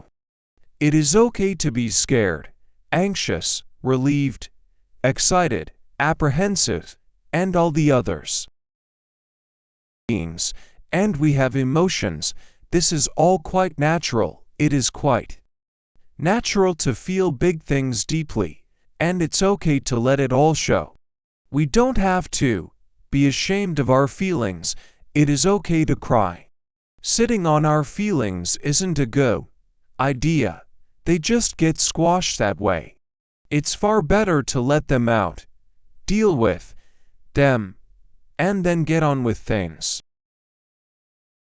Upsetting experiences and difficult times. It certainly doesn't help to be thinking all the time that we have to keep a lid on it, or people will think us weak or out of control. I know this might look as if it contradicts keeping our dignity, but feeling emotion is not undignified unless we express it inappropriately or at the wrong time. Being angry is totally appropriate as long as we remain in control and don't do anything we might regret later. Getting angry reminds people that we aren't a pushover and that they have hurt, offended, threatened us deeply and seriously, and that their actions have caused us great pain. We shouldn't get angry over silly things. Instead, we should choose to show anger only when it is needed, and needed seriously. Likewise, it's not good to get angry and take it out on innocent people if you can't express the anger appropriately. Then you need to find a way of letting it out that isn't going to hurt anybody else, but let it out you must. Bottled anger eats away at you. It shouldn't be permanently restrained. Neither should fear, or anxiety, or great joy, or any of the other emotions. Just because we are feeling big emotions doesn't mean we are out of control. We can be quite emotional and still be in charge of what we are expressing. You didn't feel stuff and feel it big time. Emotions are natural, and you shouldn't make an attempt to stifle them. Of course, you can make sure emotion is let out at an appropriate time and place, but that is within your control. But then again, if you do respond badly, you can always feel guilty about it afterward, and that's okay, too. This isn't a good idea. They just get squashed that way. Keep the faith. About sticking to your promises, going down into darkness, rose-crowned, proud, and unreluctant, knowing you've done the right thing and stuck by your friends in times of trouble. These are perhaps old-fashioned values.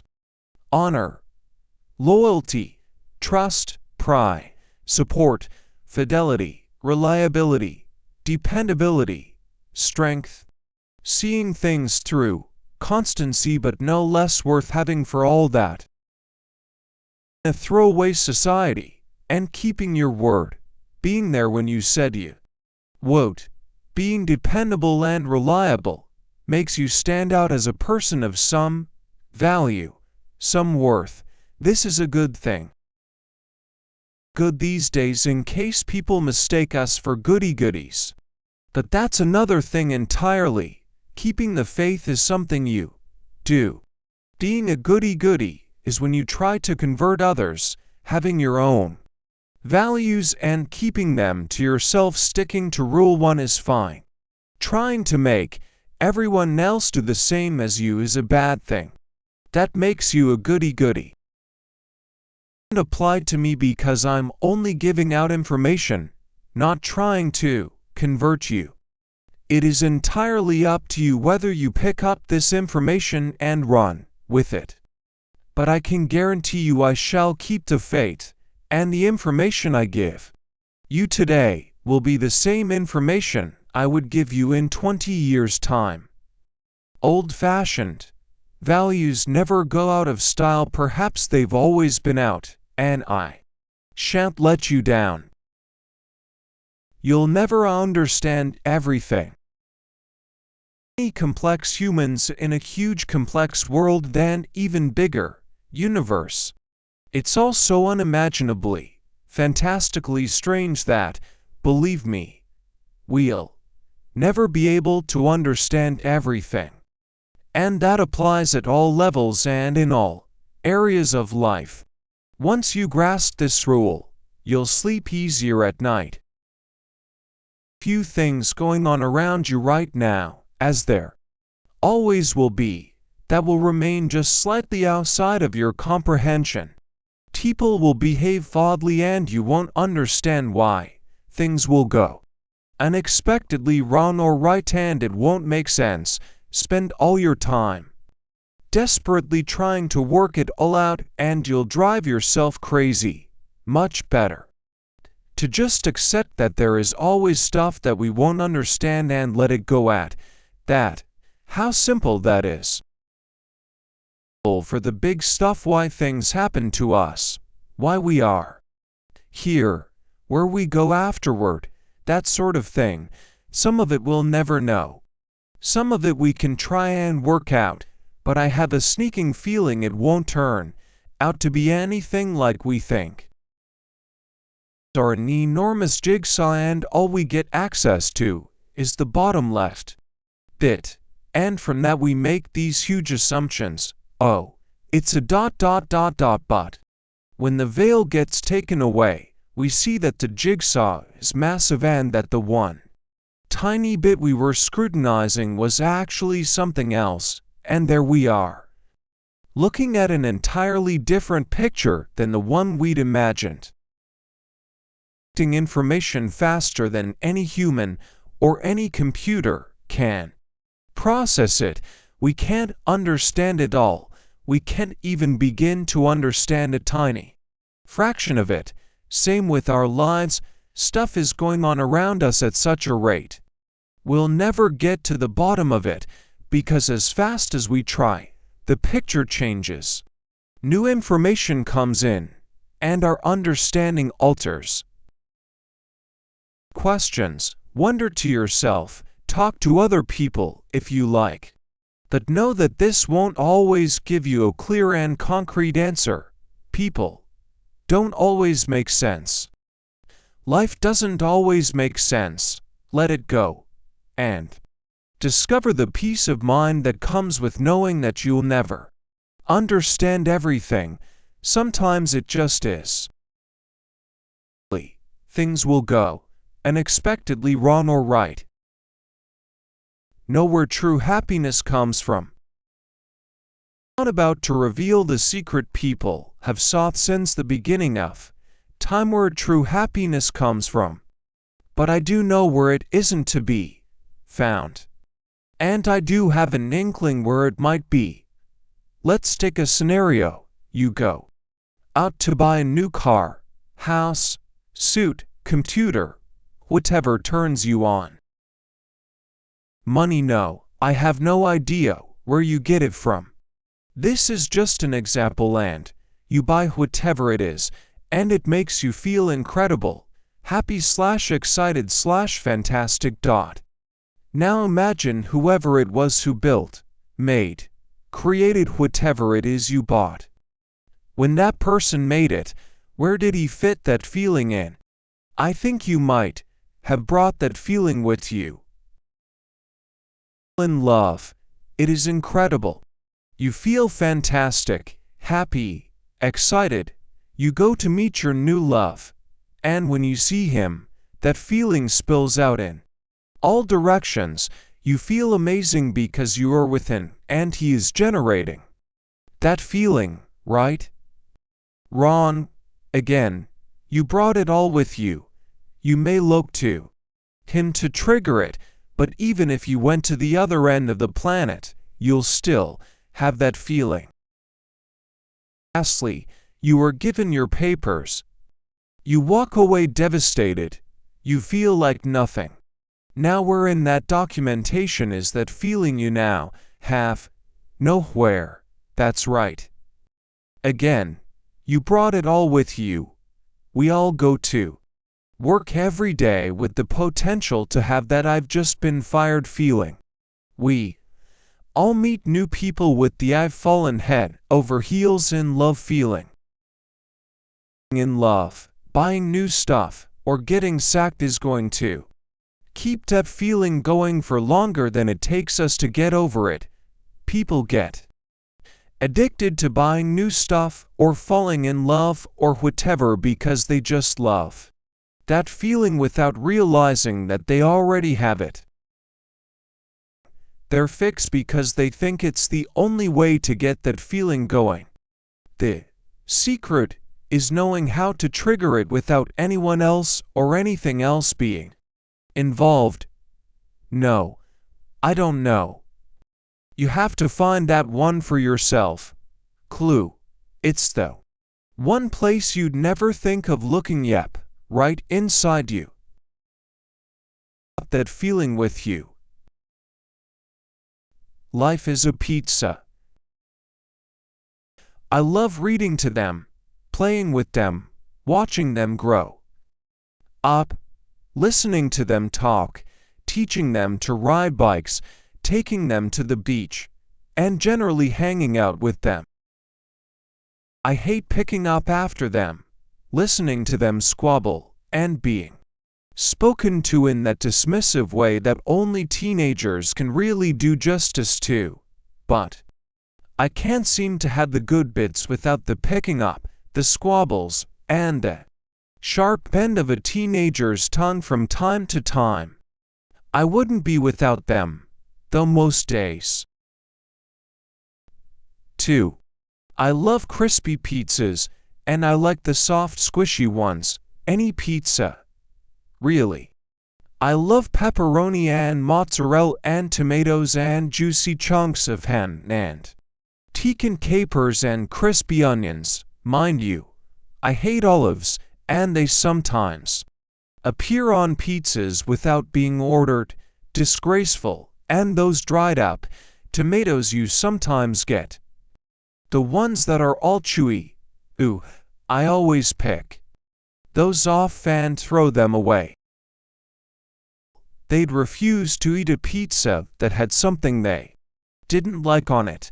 They'd burst into tears and sob, I hate mushrooms. Or I can't stand cooked tomatoes.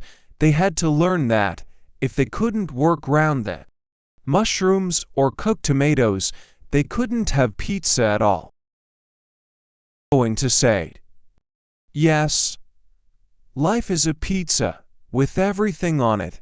If you want the good bits, you have to deal with the bad bits. If you love everything about your job apart from one person you don't like dealing with, recognize that the job comes as a package and you buy into it or quit the job.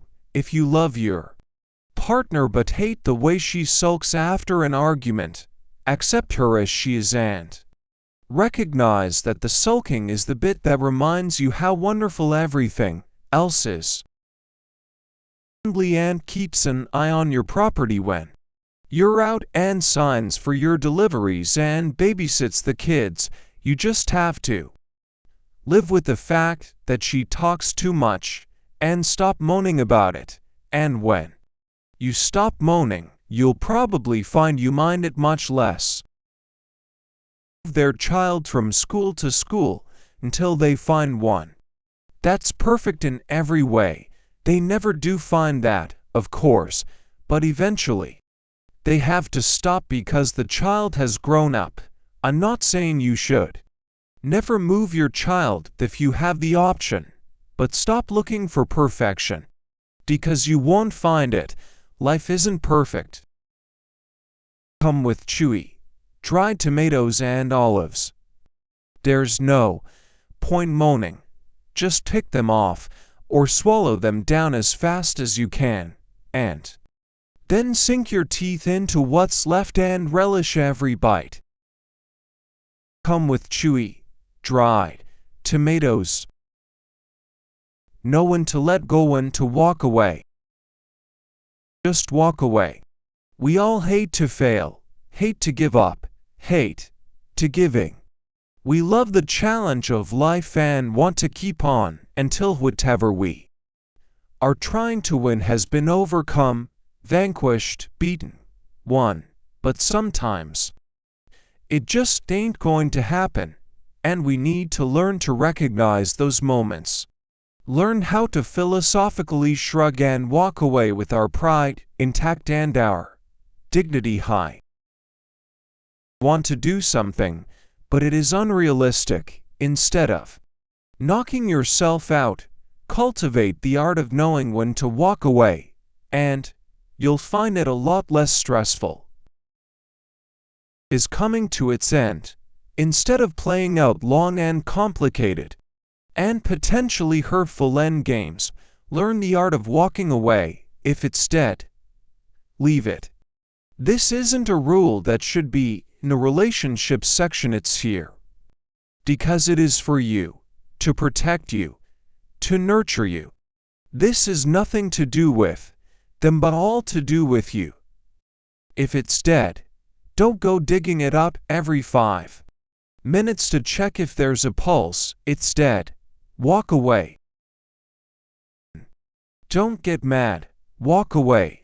This is much better than getting even, because it shows you have risen above whatever it is that is driving you crazy, and there can be no better way of getting even than to ignore something so completely it can be left behind.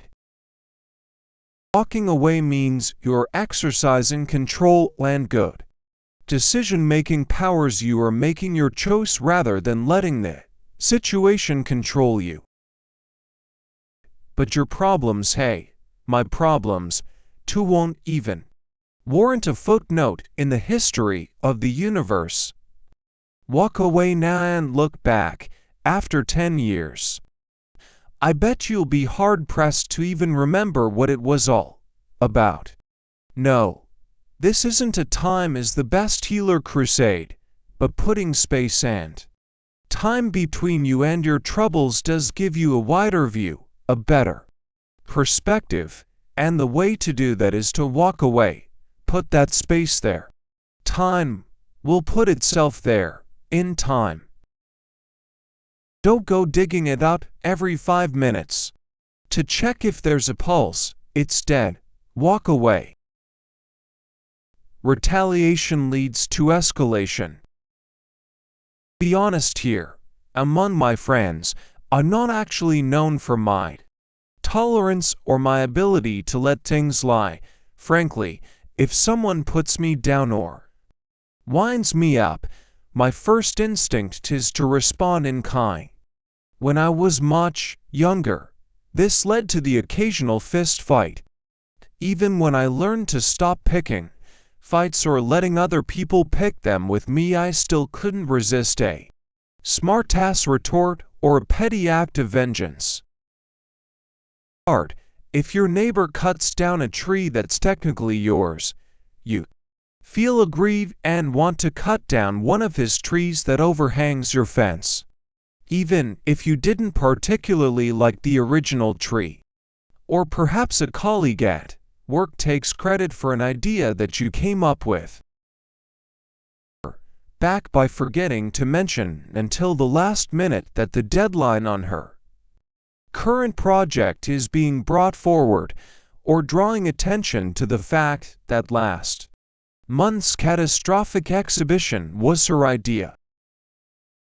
About it. After many years even, I learned to think this one through. So I'm sure you can.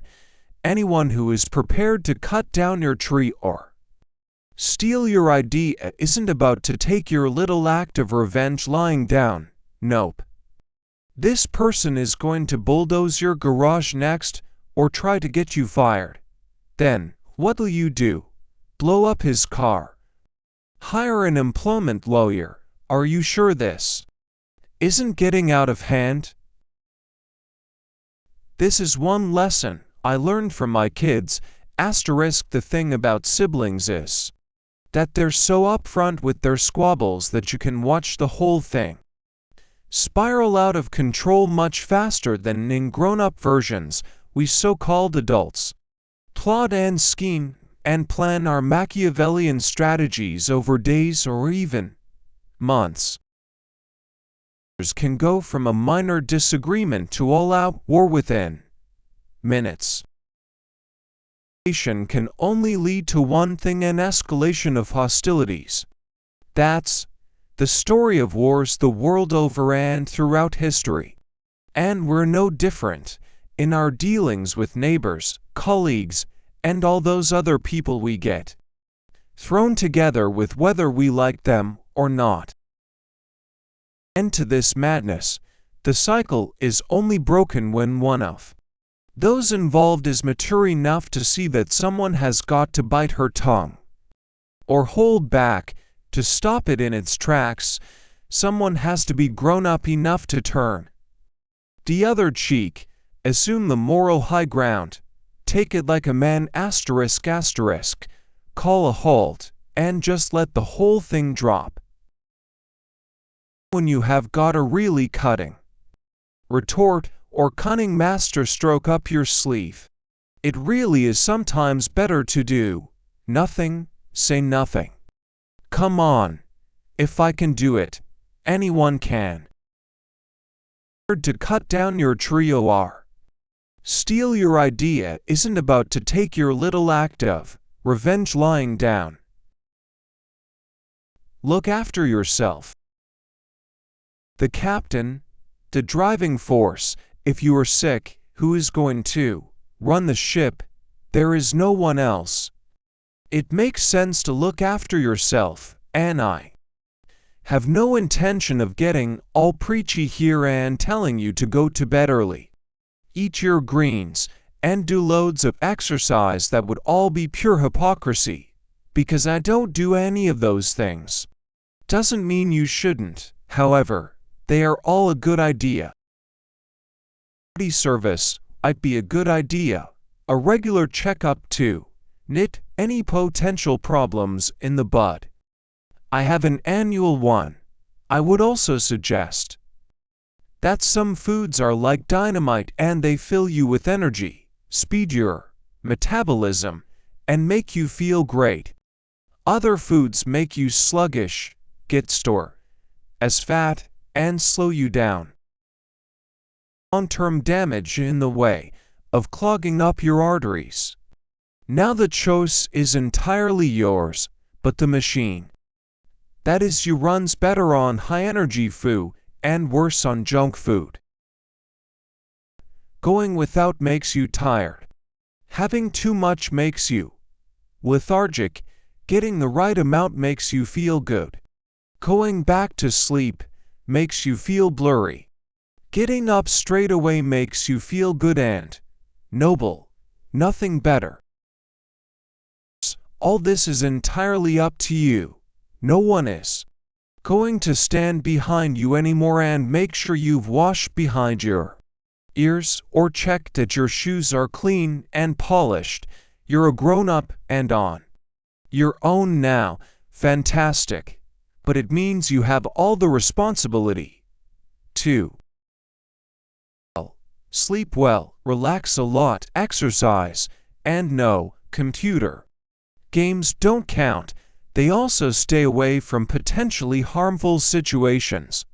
They know how to stay out of danger, avoid threatening encounters, and generally take care of themselves.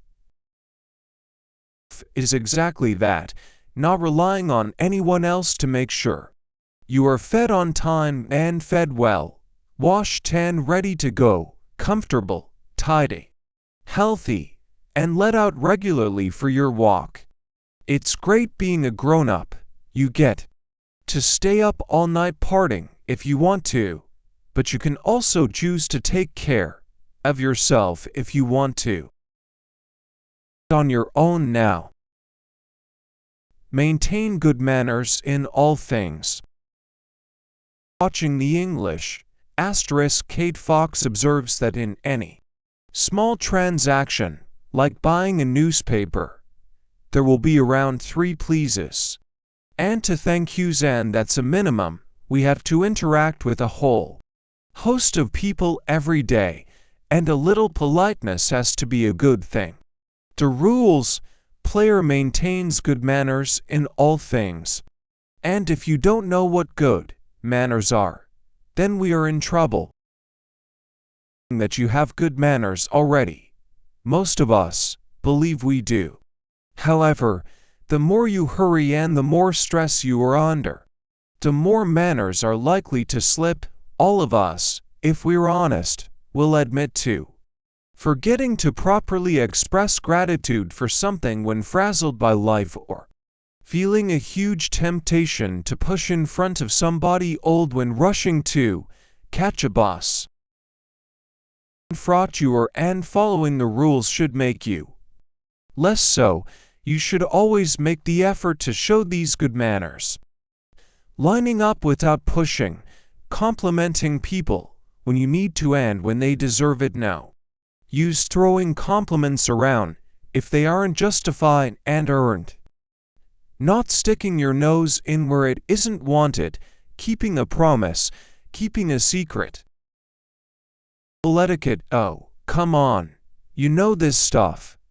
No elbows, no talking with your mouth open, no overstuffing your mouth, no flicking peas with your knife, not shouting at people who get in your way. Apologizing when you get in someone else's. Being civil, not swearing or being religiously profane. Of people, standing back when there's a rush. Answering when spoken to, saying good morning. Thanking people and they've looked after you or done something for you. Being hospitable, observing manners of other communities. Not grabbing the last piece of cake, being courteous and charming. Offering visitors refreshment and going to the front door to say goodbye to them. Small interactions with people you have each day. Don't let the manners slip, they cost nothing and yet can generate so much goodwill and make everyone's life that much more pleasant. Prune your stuff frequently. Collecting clutter clutters your home, your life, and your mind. A cluttered home is symbolic of cluttered thinking. Rules players are clear and direct in their thinking and don't collect junk. If only we all do, of course. All I am suggesting is that occasionally clearing some of it out might be a good idea. Or it overwhelms you emotionally and gets more and more cobwebby. You a chance to get rid of anything that is useless, broken, out of date, uncool, uncleanable, redundant, and ugly. It was, after all, William Morris who said not to have anything in your home that wasn't useful or beautiful. Having a good clear out refreshes you, revitalizes you, makes you conscious of what you are collecting, and anything that makes us conscious is a good thing in my book. Noticed a difference between successful people and those who seem to labor in a backwater, never really getting their lives off the ground. Those who are punchy and getting on with things are also those who have an amazing ability to prune stuff, clear the clutter, sort the wheat from the chaff. Getting lift off are those running along the tarmac, still clutching black plastic sacks full of useless stuff they bought from the charity shop and have never thrown away or opened since they bought them.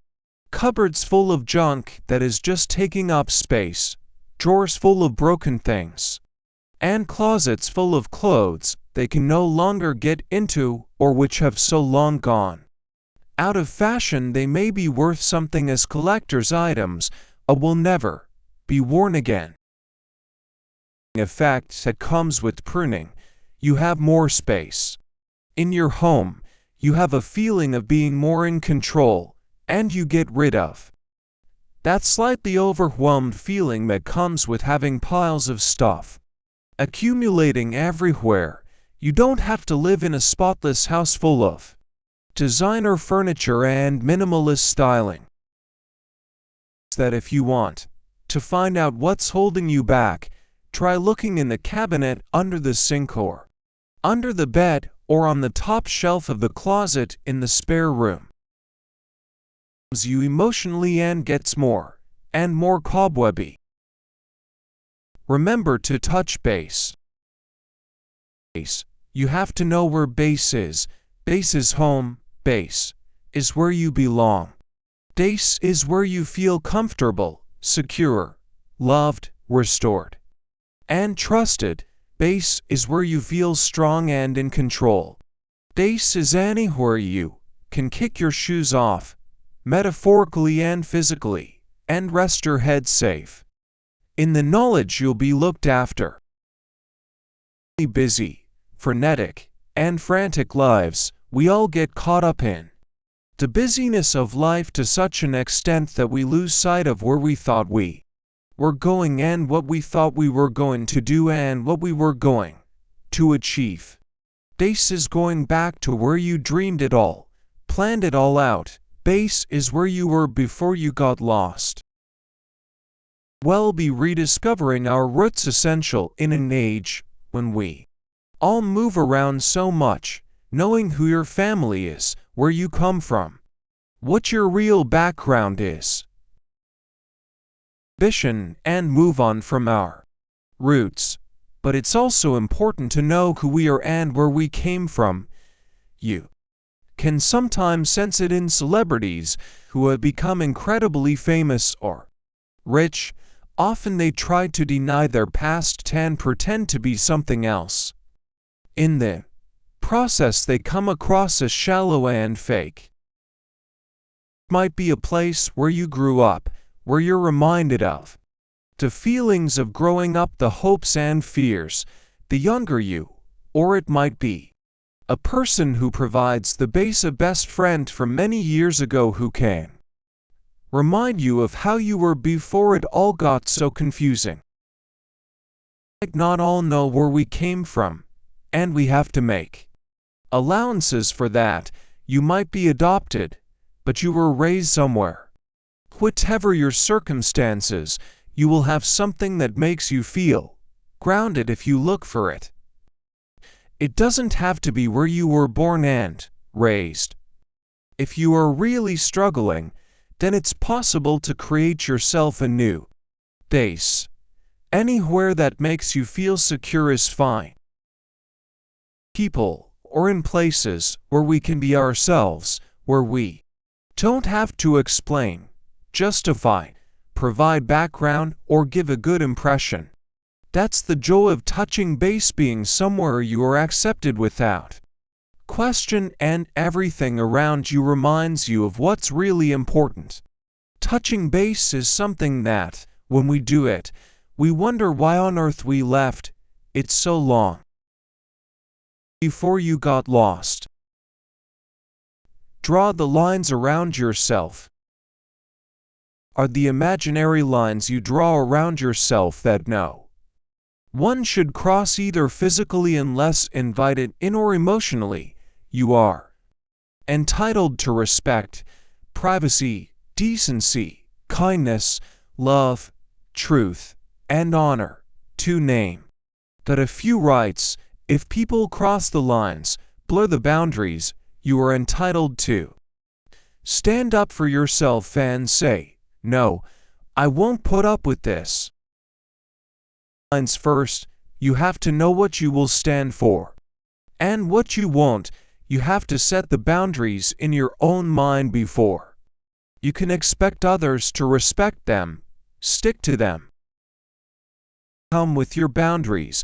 The less power other people will have to affect you. The more clearly define your boundaries, the more you realize that other people's stuff is more to do with them and less to do with you. You stop taking things so personally. 6. Self-respect.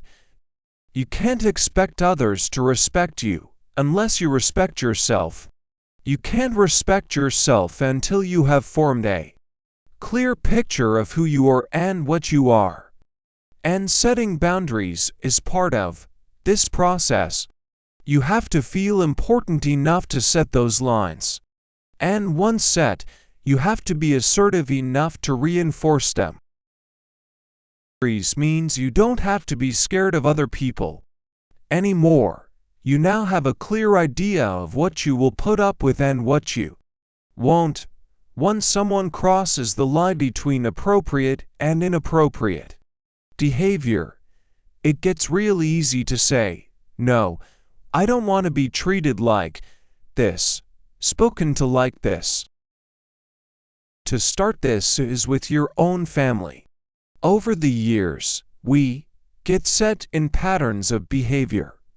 Say, for example, you might be used to going to visit your parents and coming away feeling bad because they put you down or made you feel inadequate. You can change things by saying to yourself, "I won't put up with this anymore." with it. Speak your mind. Say. You don't like being criticized, told off, made to feel small. You are an adult now and are entitled to respect and encouragement. Setting personal boundaries enables us to resist pushy people, rude people, aggressive people, people who would take advantage of us, people who would use us unwisely and unwell. Successful people know their worth and don't get messed around. People are the ones who can recognize emotional blackmail, people playing games with them, people on the make, people who themselves are weak and needy, people who dump on others, people who need to make you look small to make themselves feel big. Once you've got those lines drawn around you, it gets a whole lot easier to stay behind them and be firm, resolute, strong, and assertive. Means you don't have to be scared of other people anymore. Shop for quality, not price. Life taught me this one, for which I am eternally in her debt. To me it seemed a natural thing to shop for price. Perhaps this is what men do. I would work out what I wanted and then go and buy the cheapest items I could, and feel really pleased with myself for saving money. Dissatisfied with what I had. Stuff broke, or didn't work, or wore out quickly, or looked shoddy after a very short time. I was living in a mess and a cheap one, at that. What I needed to learn was the art of quality shopping. Only the very best second best is not for you, ever. If you can't afford it, don't buy it or wait and save until you can. If you have to have it, buy the very best you can afford. There. That's pretty easy, isn't it? Well, for me it wasn't as easy as that. It took me quite a long time to really get to grips with this one. Or didn't then admire quality or appreciate excellence. It was that I was impulsive. If I thought I needed something, I wanted it right then and there. And if I couldn't afford the very best, I would settle for the cheapest. Very English sort of way, I thought that getting a bargain was what it was all about. We don't like to talk about money, and we don't like to brag about how much something cost. To tacky, by far better to buy tacky in the first place, I think. Not doesn't mean we're stuck up or living beyond our means. If you can't afford it, don't buy it. Going for quality means you appreciate the finer things, can see the sense in buying well-made, well-produced things because they will last longer, be stronger, not break so easily, not need to be replaced so often, which means you might actually be saving money. They will also make you look and feel better. Now that I've latched onto this rule, I really enjoy that anticipation before I buy something. I make sure it really is the quality I'm going for and not just the price. I still shop around for a bargain, though it's just how I look for the quality items, but I'm prepared to find them at the lowest price. Don't buy tea. It's okay to worry, or to know how not to. Certain, scary, hidden. We wouldn't be human if we didn't worry about things at times. We worry about our health, our parents, kids, friends, our relationships, our work, and our spending. We worry that we are getting older, fatter, poorer, more tired, less attractive, less fit, less mentally alert, less everything really. We worry about things that matter and things that don't. Sometimes we worry about not worrying. It really is okay to worry just so long as there is something real to worry about. If there isn't, then all you're doing is putting wrinkles in your brow and that makes you look older, you know. Decide whether there is something you can do about whatever it is you are worrying about, or not. There are usually logical steps to take to eliminate that worrying. I'm worrying that people aren't taking those steps, which means they are choosing to hang on to their worries rather than be free of them. If you are worried, then get practical advice. Get up-to-date information. Do something, anything as long as it is constructive. Your health, go and see a doctor. If you are worrying about money, set a budget and spend wisely. If you are worrying about your weight, go to the gym, eat less, do more. If you are worrying about a lost kitten, phone the vet, police, local animal rescue. If you are worrying about getting older, there is simply no point, it's happening whether you worrying or not. Do about your worrying, or if you are a persistent worrier, even bordering on the neurotic, then distraction is the only answer. Get absorbed in something else. A man with the rather impressive name of Mikhail Csikszentmihalyi identified something called flow, where you are so absorbed in a task you are doing, so fully immersed, that you become almost unaware of external events, experience, and it completely banishes worrying. He also said, the quality of our lives improves immensely, and there is at least one other person who is willing to listen to our troubles. That you don't really want to do something about the problem, it might be easier just to carry on worrying or looking concerned and appearing to worrying rather than doing something about it. It is okay to worrying properly, profitably, usefully. It is not okay to worrying pointlessly or needlessly, or at least, it is okay, but it's a colossal waste of life.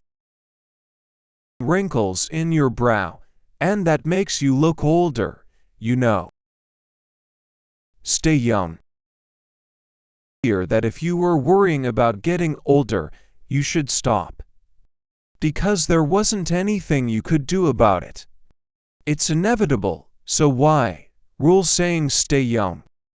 Well, growing older physically and temporally is something we all have to do, and putting it off by endless surgery and the like is pointless.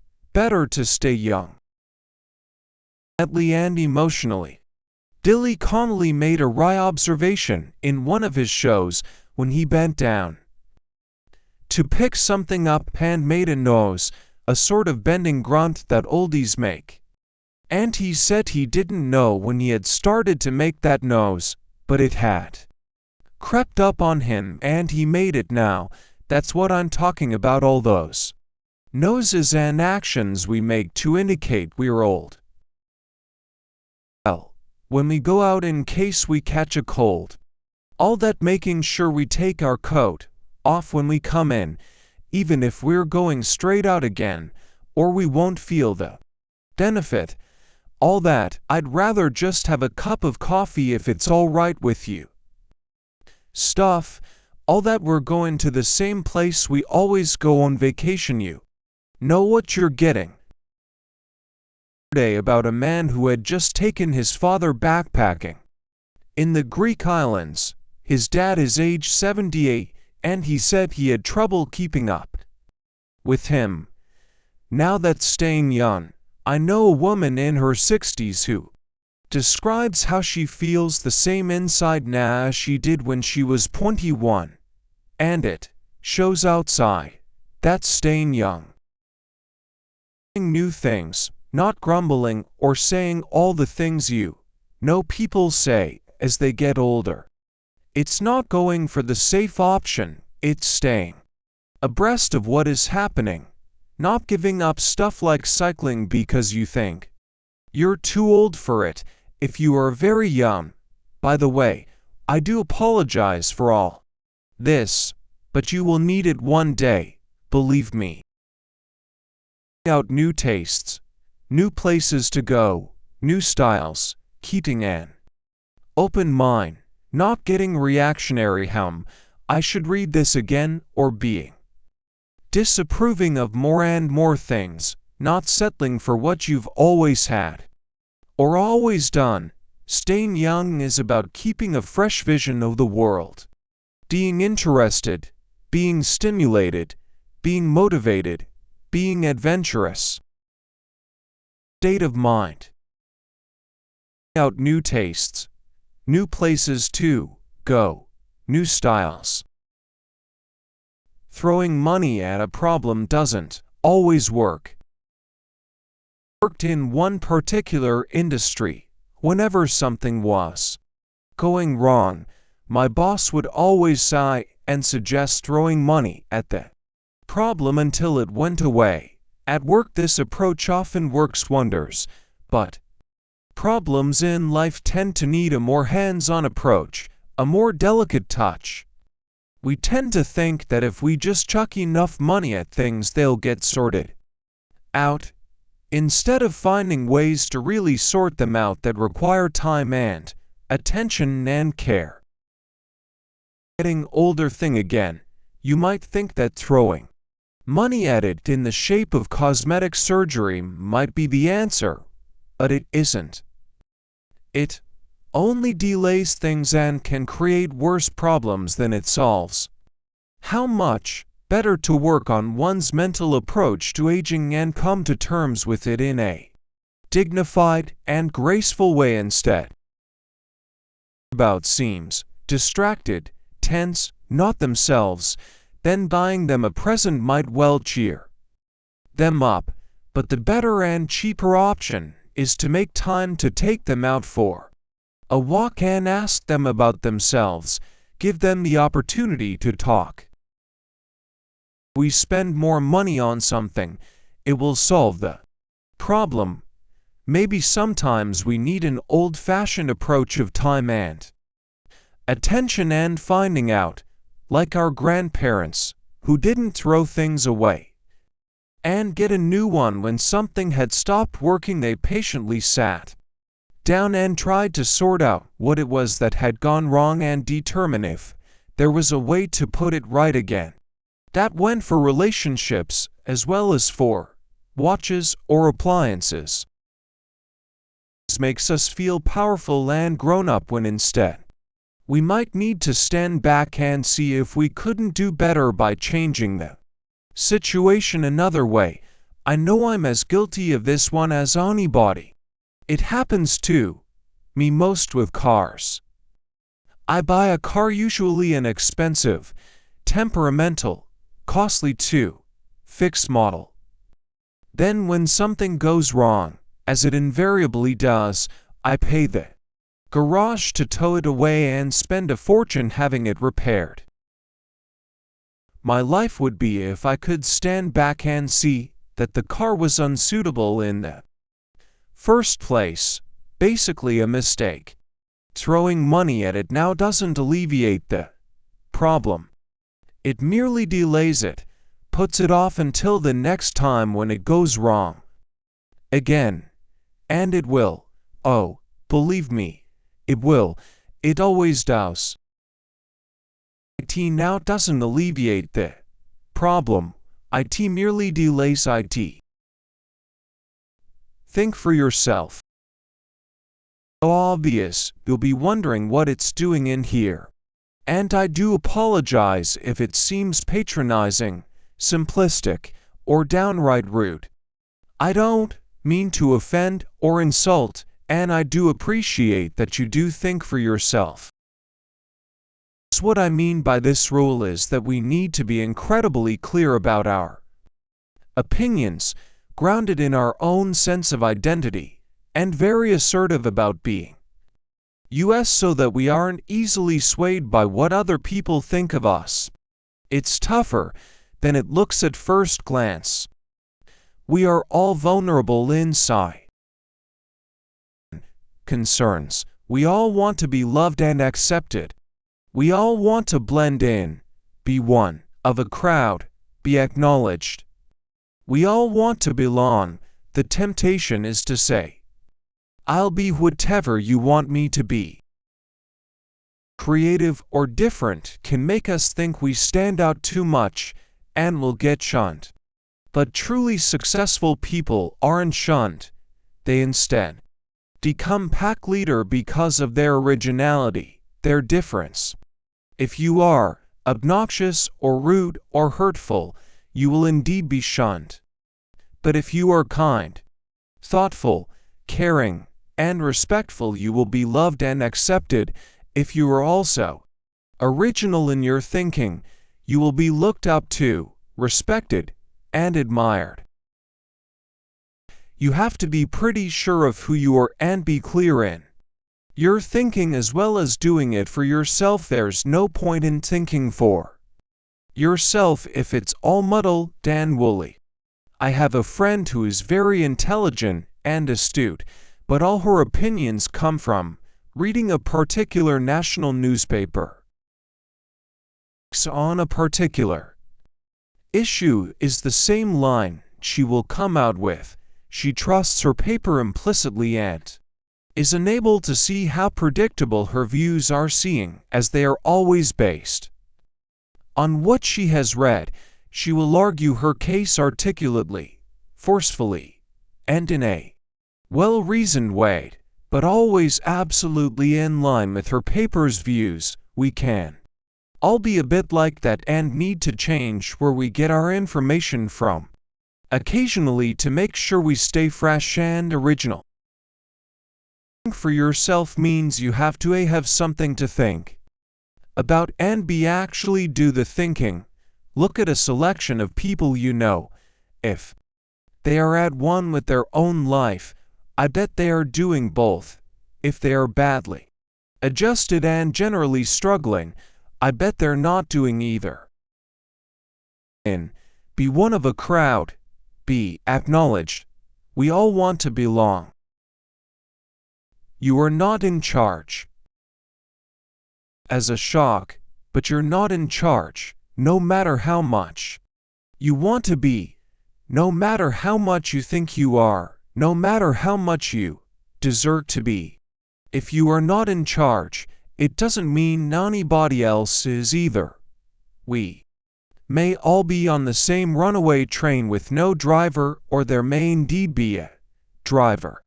The driver may be insane, drunk, or asleep, but that's another thing entirely. Not in charge, you can let go of so much stuff. It's very liberating. Instead of complaining, why isn't it like this? You can accept it isn't and let it go. Instead of metaphorically bashing your head against a metaphoric brick wall, you can walk away whistling with your hands in your pockets. You are, after all, not in charge and therefore not responsible. Around the wonderful concept that you are here to enjoy and not here to run things, then you are free to sit in the sunshine a bit more often. Take time off. Look, stuff happens. Good stuff and bad stuff. There may or there may not be a driver. You can blame the driver if you want. You can accept that if there isn't a driver, the journey will sometimes be scary, sometimes exhilarating, sometimes boring, sometimes beautiful. Whether there is or isn't a driver, the same holds true. We have to have both the good stuff and the bad stuff. That's a fact. If you or I were in charge, we'd probably interfere too much and get rid of most of the bad stuff, and the human race would die out ever so quickly due to stagnation, lack of challenge, lack of motivation, and lack of excitement. After all, the bad stuff that fires us up, makes us learn, and gives us a reason for living. If it was all good, it would be awfully fluffy and boring. A slight condition to this one, though, you might not be running the show, but That doesn't discharge you of all responsibilities. You still need to be respectful of the world you live in and the people you live in it. With it's just that you don't have overall responsibility for the whole show and everything in it, seeing as you are not in charge. You can watch it like a movie and cheer at the exciting bits, cry at the sad bits, and hide during the scary moments. But you are not the director or even the projectionist. You are not even the usher. Asterisk, you are the audience. Enjoy the show. Not in charge. You can let go. Have something in your life that takes you out of yourself. By her adopted greyhounds. No, I don't mean she stands next to them and curses, although I'm sure she does from time to time. But what I mean is that no matter how miserable she is, no matter how hard she's been working, no matter how annoying life has been, no matter how fed up, cross, or what sort of a bad hair day she's had, when she gets home and gets that incredible greeting from her rescued dogs, it all then becomes worthwhile. And she is instantly restored, calm, happy, and love. It's a bit sad, but there you go, only joking. For me, it has to be my children and where I live.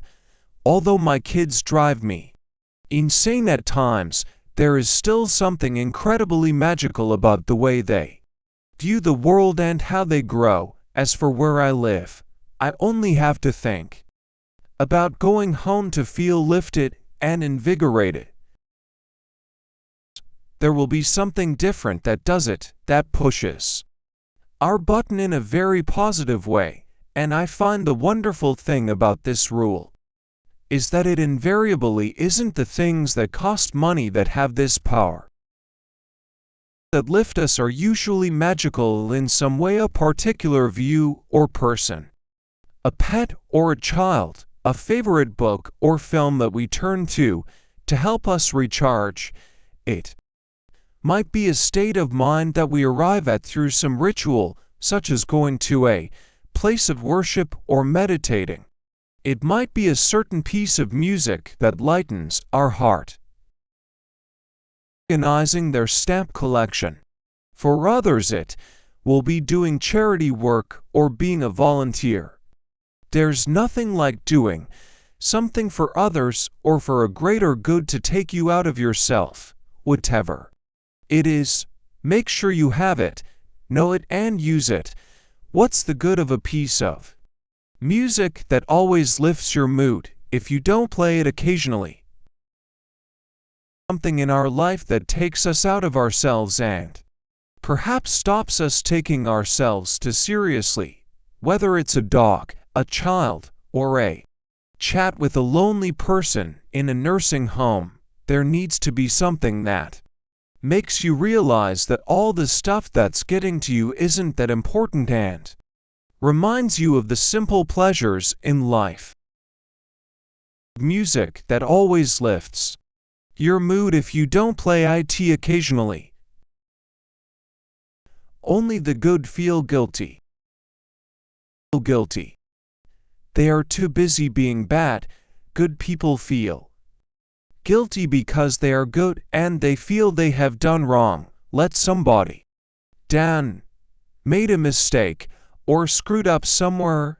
Good people have a conscience. Bad people don't. If you do feel guilty, that's a good sign. It shows you are on the right track, but you have to know how to deal with it, because guilt is a terribly selfish emotion. It is wasteful and pointless. Put it right or dump the guilt. Yes, we all make mistakes. We all screw up from time to time. We don't always do the right thing, and if we've got a conscience, we will feel guilty sometimes.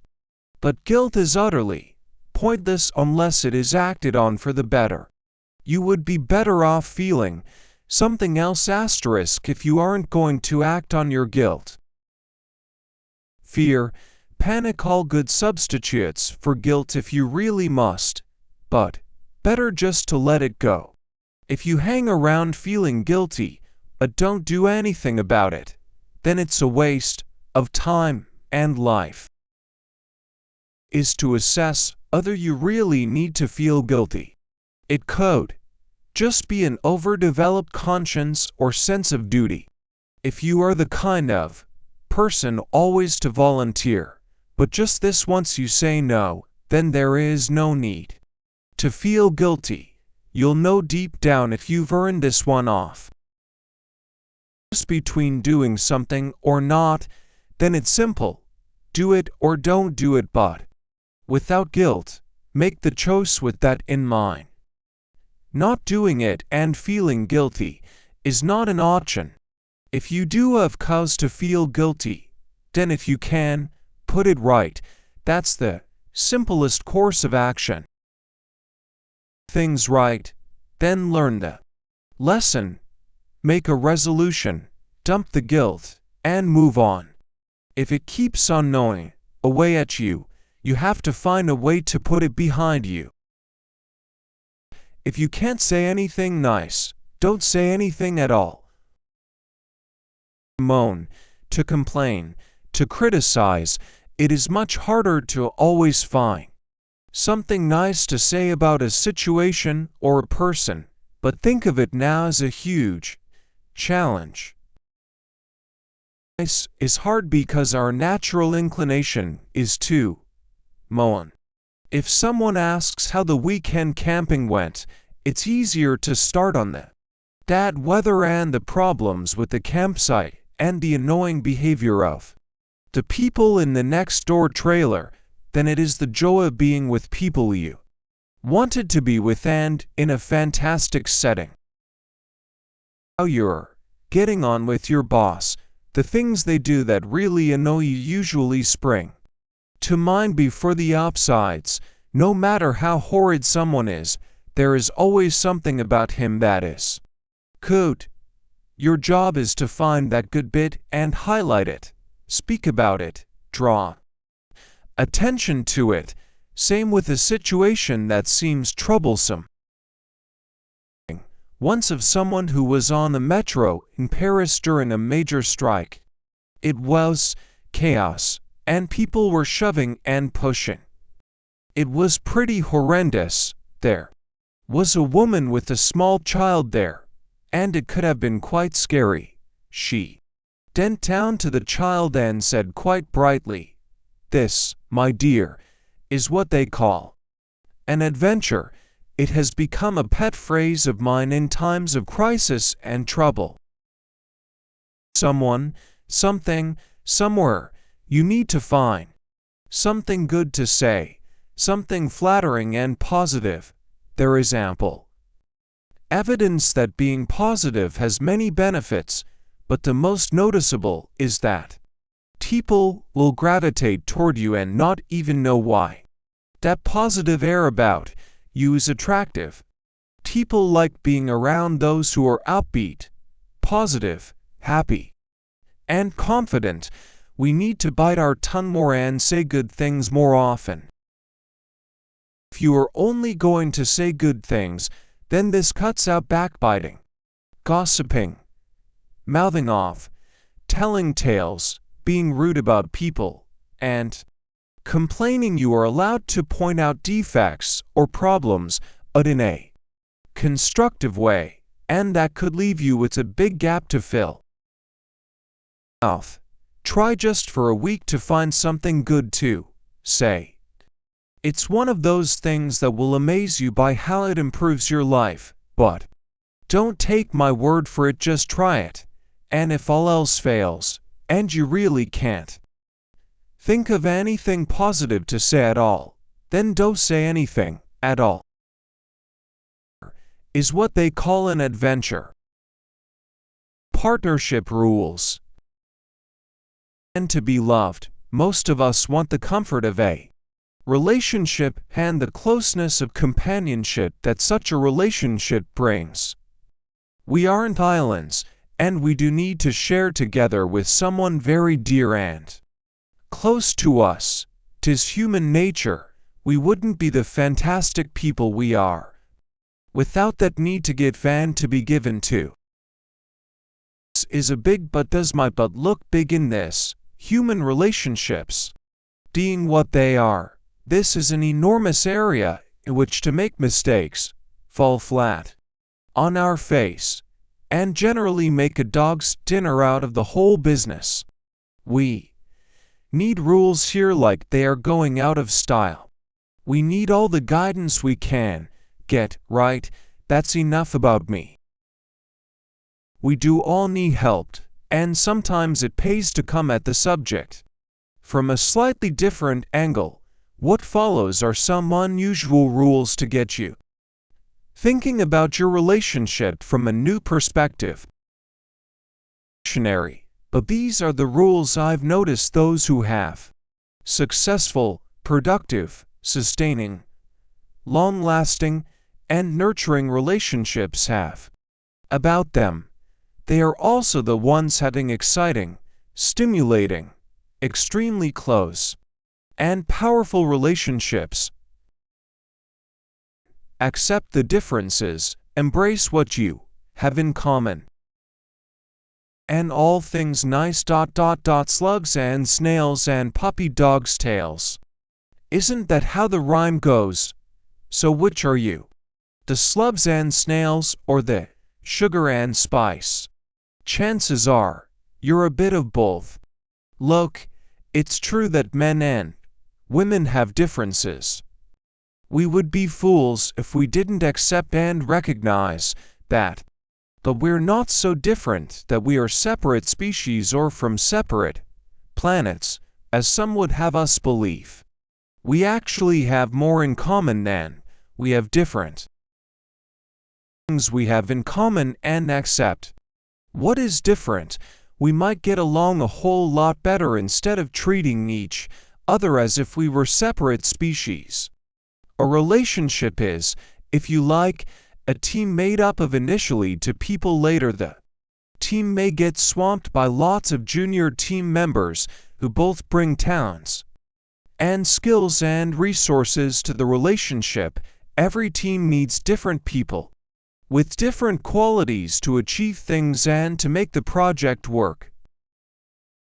Both strong leaders, quick decision makers, and impulsive hotheads. Then who is going to see to the detail and finish off projects? Who is going to do the work, instead of just generating the ideas? Never mind just accepting the differences, see the benefits. Try to view differences in the light of them being special talents. Differences that could be used effectively to make your team function better. Have in common. Those can be great shared views, shared tastes, but they don't always make life simple. Shared love of being right, shared need to be in control. If you are both genuine leaders, you might both be wrestling for the driver's seat. Instead, agree to take turns leading. The things in common should be celebrated and used in combination or alternately to really fire you both up and make the relationship special and successful.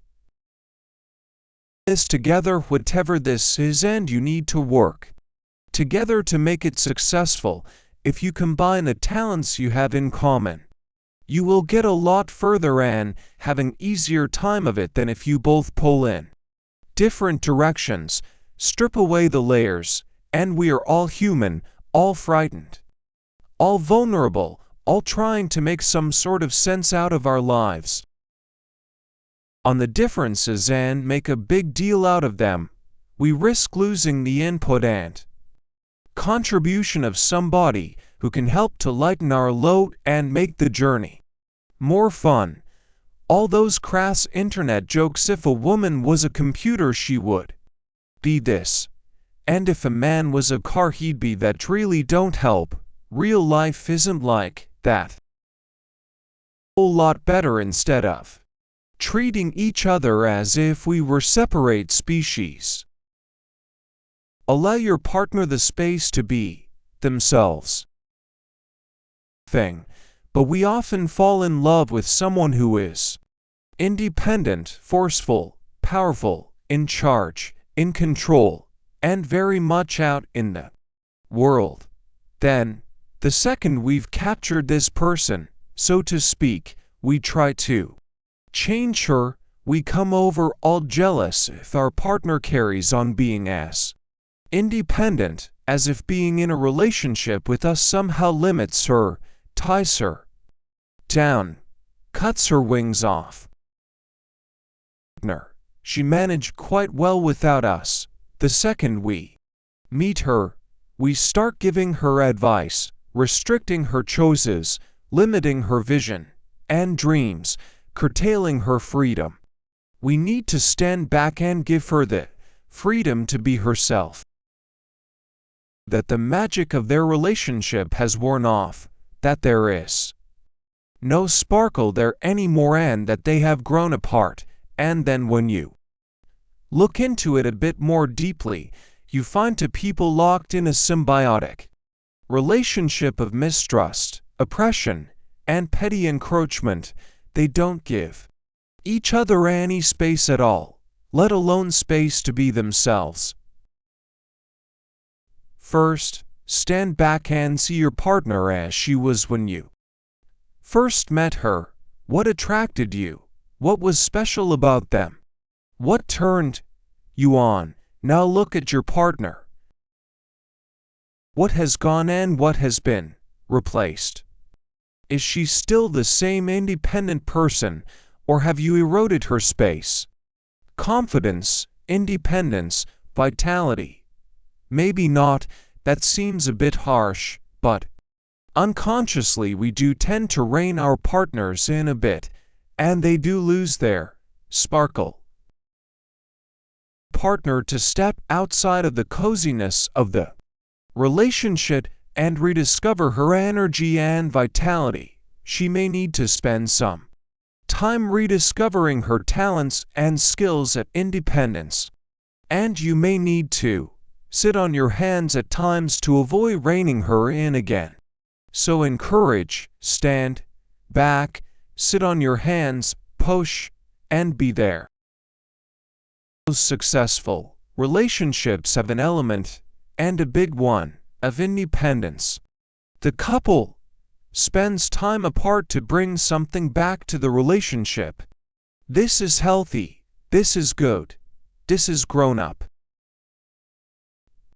What was special about her? What turned you on? Be nice. In the busyness of modern life and the complex boring of a day-to-day relationship, to forget that we are dealing with a real-life human being here and not just someone we bounce off as we go along. It is easy to start to take people for granted, to think we've thanked them or praised them or said please, when instead we ignored them, were rude by the guilty sin of omission, disregarded them, and generally behaved like they were pawn life by default. Go with the zing. You have to go back to square one and start being courteous again. In the old-fashioned sense of the word, you have to reintroduce yourselves to each other as respectful, tactful individuals who are going to start again being pleasant, kind, civil, and polite. From now on, you will say please and thank you no matter how many times a day it is necessary. Be thoughtful, be complimentary. There being any reason for it, ask questions to show you are interested in what your partner is saying. Be solicitous of your partner's health, welfare, dreams, hopes, workload, interests, and pleasure. Take time to help him. Take time to focus on his needs and wants. Take time to just be there for him, not to have to do anything except listen. Show an interest. Show that you still love him. Don't allow benign neglect, to ruin your relationship exceedingly well and usually reserve our best attentions for people we work with. Our partner gets missed, lost in the bustle of it all. In fact, we should treat our partner better than anyone else. After all, this is supposed to be the most important person in the world to us. It makes sense to show him this is true. Already do all this, you must excuse me reminding you too. I was reading about a man who kept buying his wife new handbags always. Unsuitable ones, not big enough or tough enough for her needs, she tried. Explaining that she was quite happy to buy her own bags as she was a grown-up. That he had gotten it into his head that his idea of style was so much better than hers. Him a bag, and that shut him up for a bit. I thought this a wonderfully zen solution. She didn't get cross or yell at him, but just gently poke fun at him. Brilliant. And start being courteous, AGAN. You want to do what? Together to be a couple for however long doesn't mean we are joined at the hip and have to think the same, do the same, feel the same, react the same. I have noticed that the most successful relationships are the ones where the couple is strong together but also strong apart. The best relationships are the ones where both are supportive of each other's interests even if they aren't their own. Partner and what she wants to do means you have to be very centered yourself not to feel jealous or mistrustful or resentful. You have to be prepared for her to be independent, strong, out in the world separate from you. It can be hard. It can ask a lot of you. It can be a real test of how much you care and how protective you tend to be. Allow, tolerate, encourage, the more likely your partner will be to reciprocate and return. If a partner feels she is encouraged and trusted, she is much less likely to stray or want out because she feels hemmed in or caged. The more supportive you are, the more she will feel she is being treated kindly, and that is a good thing. With what your partner wants to do, then you have to look at your own stuff. I'm afraid. You see, your partner is a separate human being and entitled to do pretty well whatever she wants to do, assuming it isn't hurtful to you or in any serious way jeopardize the relationship, such as sleeping with other people or committing crimes, and it is your role to be supportive.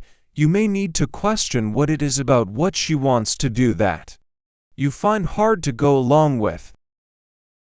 About you than your partner. Ask yourself, if she does this, if she goes ahead, what's the worst that can happen? She makes a mess of your floor, ruins part of the garden, spends money on something you don't really want, isn't around much for a week. Now, compare that to the thought of her leaving or living with you frustrated and unhappy, which is worse. Because your partner says she wants to do something doesn't mean she will. Some very stubborn types will, however, be more likely to go ahead and do it just because you're objecting to everything they mention. Say yes, and they might well never bother anyway. 64. You will read about how you should treat your partner better than your best friend, and being supportive is part of this. We forget that our partner is a separate entity. We forget that our partner, too, has dreams and plans and unfulfilled ambitions. It is our job to encourage our partner to find their path, to realize those ambitions, to stretch herself to her fullest extent, to be complete and satisfied and fulfilled. To put her down, ridicule her dreams, belittle her plans, or laugh at her ambitions, it is not our job to discourage her, put her off, place obstacles in her path, or restrict her in any way. It is our job to encourage our partner to soar. For her to be independent, strong, out in the world separate from you. Be the first to say sorry. Don't care what it was about. Don't care who is right and who is wrong. Don't care whose game it was. You are both behaving like spoiled brats and should go to your room at once. No, seriously, we all fall out from time to time. That's human nature. From now on, if you want to be a committed rules player, and I can see from the glint in your eye you do, you will be the first to say sorry. End of rule. Why? Because that's what rules players do. We are the first. We take great pride in being first because we are so firm in our own sense of ourselves that we don't feel any loss of pride if we say sorry. We don't feel threatened or challenged or weak. We can say sorry and still be strong. We can say sorry and retain our dignity and respect. We will say sorry because we are sorry. Become embroiled in an argument of any sort and have by the very nature of arguing forgotten at least 5 rules. You see, if it has gotten as far as a falling out, no matter how trivial or minor, we have already committed a few cardinal mistakes and thus should be the first to say sorry because we are in the wrong no matter what the argument is about. Arguing is what we are saying sorry for. About. We are saying sorry first because we are noble, kind, generous in spirit, dignified, mature, sensible, and good. I know, gosh, we have to be all these things and still say sorry. Tough call, tall order. Just do it and see how good it makes you feel. The view is always fantastic from the moral high ground. Reading this book, heavens, then you must not tell each other you are rule 1 but then race to be the first to say sorry. Could be interesting. Let me know how you get on. Saying sorry has many benefits, even if it does stick in your throat a little. It gives you the moral advantage, but it also diffuses tension, gets rid of bad feelings, and clears the air. Chances are that if you say sorry first, your partner will probably be humbled into apologizing also, maybe. Or not apologizing for the sin or crime or faux pas you have committed, you or apologizing for being so immature to have argued in the first place, apologizing for losing your cool, apologizing for forgetting rules, apologizing for being boorish or argumentative or stubborn or rude or childish or whatever. You can come out of your room now. Retain our dignity and respect. Go that extra step in trying to please them. Be the first to say you are sorry. Encourage and support them. Give them freedom. Be supportive. Be nice. And now I am saying go that extra step in trying to please them as well. Heck, anyone would think you were doing this out of love. You'd think this was for someone you adore and worship, and respected and had great affection for, someone you really cared about. Precisely, that is exactly what it's about. Extra step 2. Please the person who means the most to you in all the world, the person you love and cherish and care about, the person who is the most important human being in your life. This is about your love, your companion, your treasure, your soulmate, your lover and friend. So what's your problem? Why wouldn't you want to do this? Why wouldn't you be doing it already? What is it we are supposed to be doing? Easy. Thinking ahead. Planning birthdays that are more than just a present, a card, some flowers, and a couple of drinks at the bar, and that's if they're lucky this year. It's thinking about what they would like, what they might want for birthdays, special treats, -1 off, long weekends, and anniversaries, luxuries, indulgences. It's going out of your way to find out what they would really like and then giving it to them. And I'm not talking money here. This is about surprising them, finding little things to delight them and show that you have thought of them, arranging things in advance to let them know how special they are and how much you care and how important they are. To delight them beyond the normal, way beyond what is expected, further than anyone else would. This is a fantastic opportunity to be creative, adventurous, wacky, unusual, caring, and loving all at the same time. Haven't got the time? Then you must check your priority list. What could be more important than delighting your lover and partner and friend? Yes, it is the same person, not 3 people. Why wouldn't you be doing it already? Always have someone or something that is pleased to see you. And her greyhounds here, when she comes home, her dogs are always pleased to see her, but then dogs always are. No matter how badly you have treated them, they always go nuts. Of course, you want your partner to behave in just the same fashion, to go nuts when you come home. And I'm sure they do, don't they? And, of course, you do when they come home. Don't you? No. Why not? Yes, well done. On a long enough walk because you've been so busy, forgetting biscuits, stuff like that. I don't mean treating them really badly. Who would do that? Is pleased to see us. It makes us feel it is all worthwhile.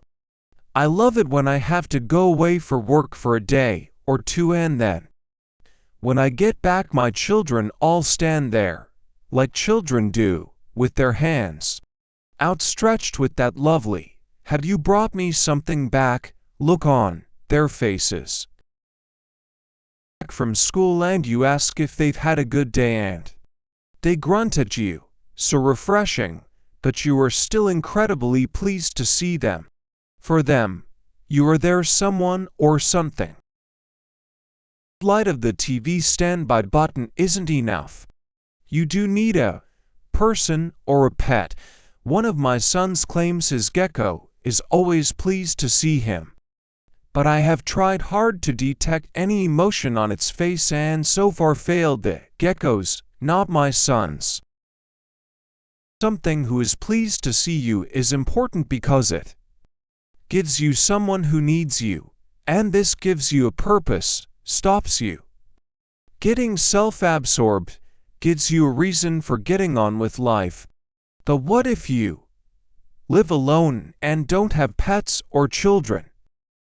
Well, volunteer or charity work is a very good way to quickly get in the situation where somebody is pleased to see you. Then again, it could be right on your doorstep. In a part of London where people never really talk to their neighbors, a friend of mine discovered there was a disabled retired man who lived a few doors down from her. She noticed that he found excuses to just happen to be at his door as she walked past on her way back from work most days. He was clearly a bit lonely and really valued a quick chat or a longer one. If possible, he was pleased to see her, who is pleased to see you. Is pleased to see us. It makes us feel it is all worthwhile. Know when to listen and when to act. Harder for us men to learn this one, but I find it tough. Whenever anyone has a problem, I want to rush off and do something. Doesn't really matter what, just so long as I am doing something, anything. In actual fact, what is often required of me is that I sit down and listen. I am not being told my wife's troubles and problems just so I can be all macho and rescue her or leap to her defense or single-handedly take on the world for her. In fact, be a hero. Pathetic ear, a shoulder perhaps to cry on, an "oh, that must be awful for you" sort of response, a counselor's approach, and a full and rapt attention with eye contact. That's the tricky bit. As soon as I've heard the problem, I've switched off, or rather I've switched to working out what the solution must be. Have a problem? I don't want to hear sympathetic noises and encouraging sounds. I don't want a heart space where I can share. I just want a solution, an offer of help, an extra pair of hands, a stout length of rope, and a screwdriver to fix my particular problem. But then all my problems are object-related and need practical solutions. A guy's sort of thing. All the problems that I find the hardest to just listen to are person-related and need a completely different approach. Knowing when to listen and when to act is an extremely useful skill to develop. Need to sit on my hands though to stop someone sharing a problem with me by saying, "Hold it right there. I can see exactly what this needs," and then rushing off to fetch my toolkit. Of course, some problems don't actually have solutions. That's not why we're being told them. We can be part of the process, and that may be sympathy, grief, shock, empathy, kindness, emotional advice, or hand-holding. Knowing when to offer chocolate and sympathy or a toolkit and a stout rope instead is the skill to learn, and a good rules player gets it right. Yes, I know, I still get it wrong far too often. Chocolate and sympathy or a toolkit and a stout rope instead is the skill to learn. Have a passion for your life together. Fell in love and resolved to spend your lives together. And you are, I hope, but at what level? I'm not being funny here, but serious for once. Just sort of living together, going through the days, not really connecting, isn't good enough, I'm afraid. You have to have a passion for your life together. A what? A passion. Being together has to be a strong bond, a common sharing of experience, a dream-fulfilling romance that carries you both along. The half-dead, the sound asleep, or even the merely dozing off, the can't be bothered to make the effort anymore. You have to make the effort. You have to stay awake, in touch, in tune. You have to share dreams and goals and ambitions and plans. You have to have passion for being with each other. Relationships go through peaks and troughs. I know we get complacent and even a little bored at times, but you are dedicating your life to someone else's happiness in a way, and that requires focus, strength, passion, drive, enthusiasm, and effort. What's that? You're not dedicating yourself to someone else's happiness. Then what are you doing? That's what a relationship is all about in a sense. And if you're not doing that, what do you think you are doing? To still be in love, to want your partner to be fulfilled, successful, happy, complete. In an ideal world, you only get one crack of the whip at this. I know that lots of people have several partners over a lifetime, but I assume the aim is always to stay together for life and not to get divorced. This is your chance to have a really good, strong relationship based on mutual trust, responsibility, shared happiness, drive, and the pursuit of excellence. What is it then? It has to be, if you are going to get the maximum out of it, your partner isn't just there for someone to chat with when you get a bit fed up and want some company. She is there because she loves you and you her. She is there for you both to have a relationship. If that isn't as much as anyone needs as an incentive to live life to the full and have a passion, then I don't know what is. Life to someone else's happiness. Make sure your love-making is making love. To talk about sex now? Well, actually no. What I'm going to talk about is love. If you are in love and being loved, it is part of the natural process to make love, and this is both fun and fraught with all sorts of problems. In a relationship, as successful rules players, we have to be kind, courteous, reverential, stimulating, creative, respectful, thoughtful, considerate, and sexual.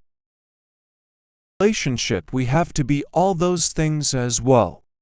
Respectful, kind, etc. We have to take our partner's needs and wants into consideration without subjecting ourselves to anything we wouldn't want to do or find embarrassing or difficult. We have the right to privacy. We have the right to respect. We have the right to be held in high esteem.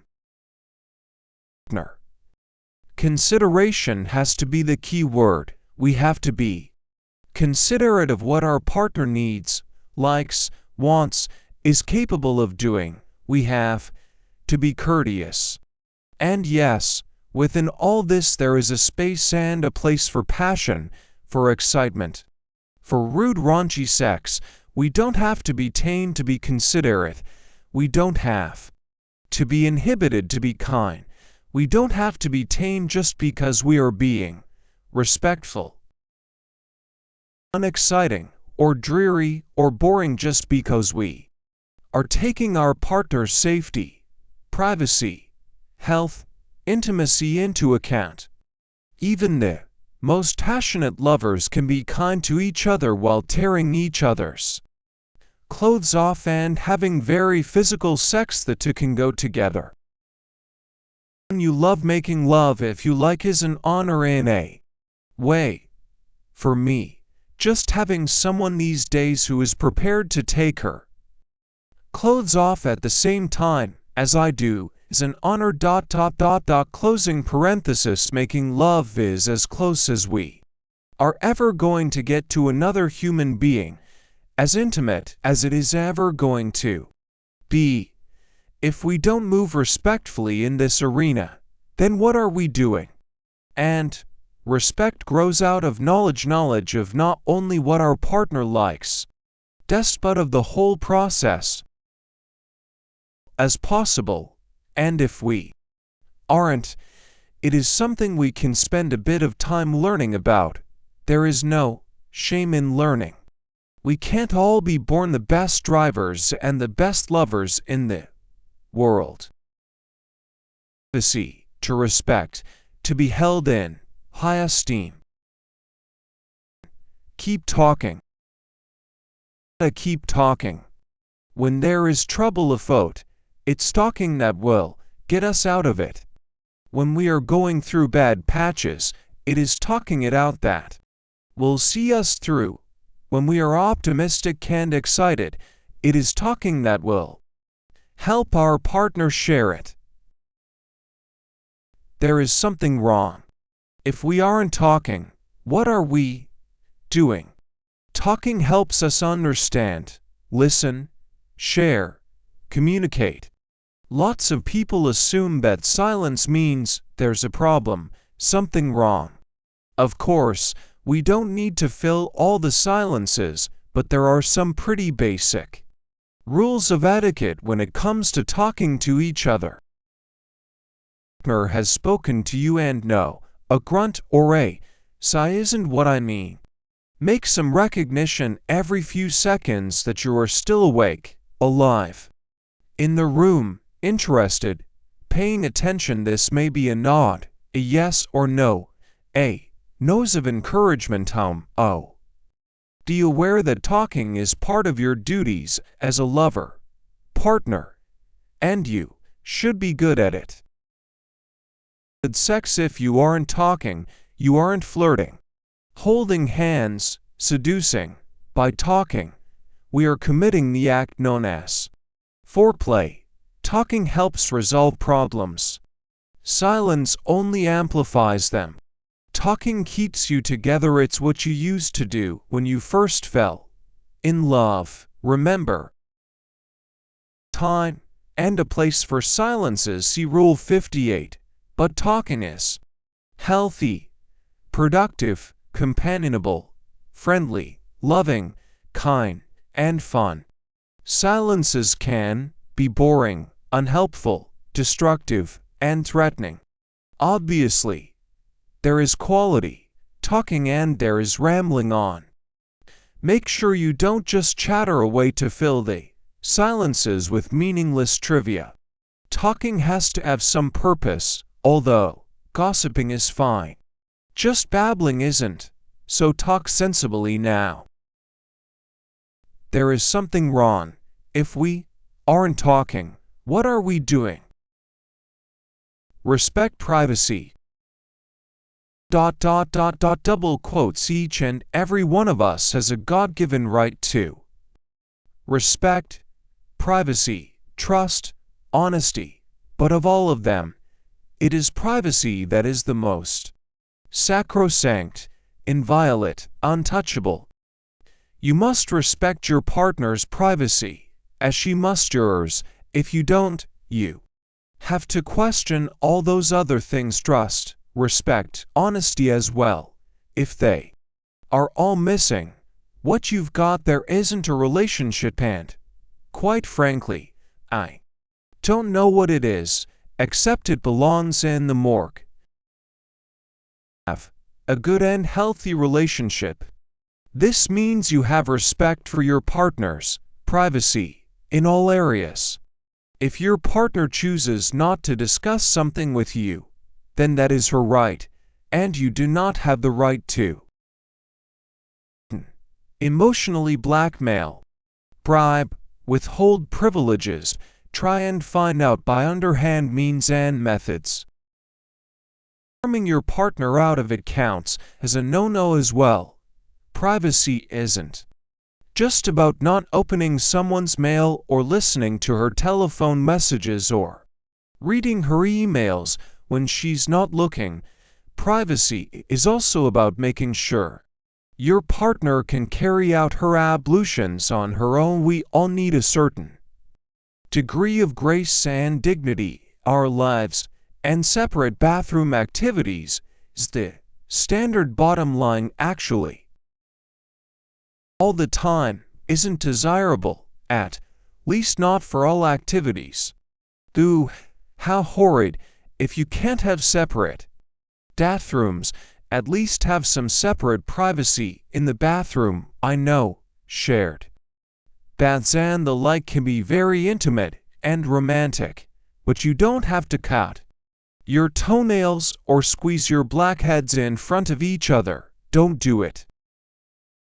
The reason he managed to stay married for 56 years or however long it was separate bathrooms, so keep yourself to yourself in your more intimate ablutions, and make sure you don't intrude on anyone else's privacy. You can extend this rule to everyone else in the entire universe, not just your partner. Intrude on someone else's privacy. You have to take a long, hard look at yourself and fathom out why. The truth may be unpalatable, but you have to know it. Intrude on someone else's privacy. You have to take a long, hard look at yourself and fathom out why. Check you both have the same shared goals. Fall in love. We think we know pretty well everything we can about our love. We have so much in common. It all seems so easy, so intuitive, so natural. Of course we want the same. Of course we are two sides of the same coin. Of course we are going to share life's highway together. Wrong. The highway will diverge at times, and if you aren't on the ball, you will lose sight of each other completely and forever. You have to keep checking that you are both using the same map, so to speak, both heading for the same destination, both going in the same direction even. Goals. Where do you both think you're going? No, don't guess here. Don't make them assume goals or even guessed goals. You have to know what your partner thinks are the shared goals and what you think. They might be a world apart, or then again they might be very close. You'll only know if you ask, discreetly of course. Don't want to frighten the horses here. Differentiate between shared goals and shared dreams. We all have dreams: the cottage by the sea, the trip round the world, the Ferrari, the second home in Malibu, the purpose-built wine cellar fully stocked, of course, the Olympic-sized swimming pool. But goals are different. Children or not, to travel a lot, to retire early and live in Spain, to bring up the children to be happy, well-adjusted people, to stay together, to move to the countryside, town, to downsize together and work from home, to run your own business together, to get a dog. You aim to get one day. And goals are what you are doing together. Dreams are acquisitions that either of you could want, and goals are shared aims that you need each other for, because without the other the goal is pretty meaningless. Reviewing. To review, you have to talk to your partner about where it is you both think you're going and what you're doing. It doesn't have to be heavy. This can be a light review just to touch base and check that you are both on the same track. It doesn't have to be too detailed, just simple questions to confirm a general similar direction, rather than trying to map out in a 2Z of your future life together. That you are both using the same map. Treat your partner better than your best friend. Friend about this rule the other day, and she disagreed with me. Emphatically, she said you had to treat your friends better because you knew them better and you owed them more loyalty. I then went on to talk to another friend, and she said that wasn't the case. You treated your partner better because you knew them less well. Intriguing. My point is you should treat your partner better than your friends because your partner is both lover and friend, and ideally best friend. Not your best friend, then who is, and why? Is it because your partner is the opposite sex and you need a same-sex best friend? Or your partner is the same sex and you need an opposite-sex best friend? Is it because you don't see a lover as a friend? If you do answer yes to this, what do you see your partner as? What is his role or function in being your partner? This is about being conscious, treating your partner better than your best friend means you have given it some thought and made a conscious decision to do so or not. If it's the case, I would have thought treating your partner better than your best friend would have been a given. This means not interfering, respecting his privacy, treating him like an independent grown-up. Around to see couples who treat each other like small children, nagging, scolding, arguing, criticizing, nitpicking. They wouldn't do it with their friends, so why do they do it with the one person who is supposed to mean heaven and earth to them? You are a passenger in a car being driven by a friend. She makes a foolish error, though not a dangerous one. You would probably start teasing and laugh a lot. Now imagine the same scenario but with your partner who is messed up. Do you small not let him forget it in a long while? Tell everyone else. Take over the driving for a while on the grounds he's not to be trusted. Treat him the same as you would a friend and laugh a lot. Hopefully the last one. But watch other couples in similar situations and see what they do. Contentment is a high aim. People what they want in life, they say, oh, just to be happy, I guess. Same goes if you ask what they want for their children. I don't mind what they do as long as they are happy. You'd be better off wishing that your children could be astronauts or brain surgeons. At least you're in with a sporting chance then. You can train, they can qualify. An illusory thing that spending too much time chasing it is not very worthwhile. Happiness is one end of a spectrum, misery being the other, and it is a state of extreme, just as misery represents the other end. If you check back at the times in your life when you've been happy or thought you might have been, I'll bet there were other extreme feelings involved. To birth of a child, excitement yes, wonder yes, relief at a successful birth, yes, but happiness, I'm not sure. Happy on vacation when they mean relaxed or stimulated or freed from their cares, and indeed they are. Aiming for happiness is one of those bigger is best things. You're never going to make it because there is no top-end limit. You just have to go on aiming for even bigger all the time. Instead of aiming for happy, it's better to aim for contentment. Now that's attainable, that's a worthy goal. Lead to relationships, both to the quest to find Mr. or Mrs. Right and in what happens when you do. Most of us want to fall madly head over heels in love. Dig chemistry, fireworks, butterflies, unbelievable feelings. It's brilliant, it's extreme, but that intensity can and won't last. You have to go back to reality sometime. You have to get on with your life. No one can live at that intensity, that lofty altitude all the time. You hope for, after the elation has worn off and you settle back into a relaxed and happy simplicity. In fact, contentment is the worthier aim, because it lasts.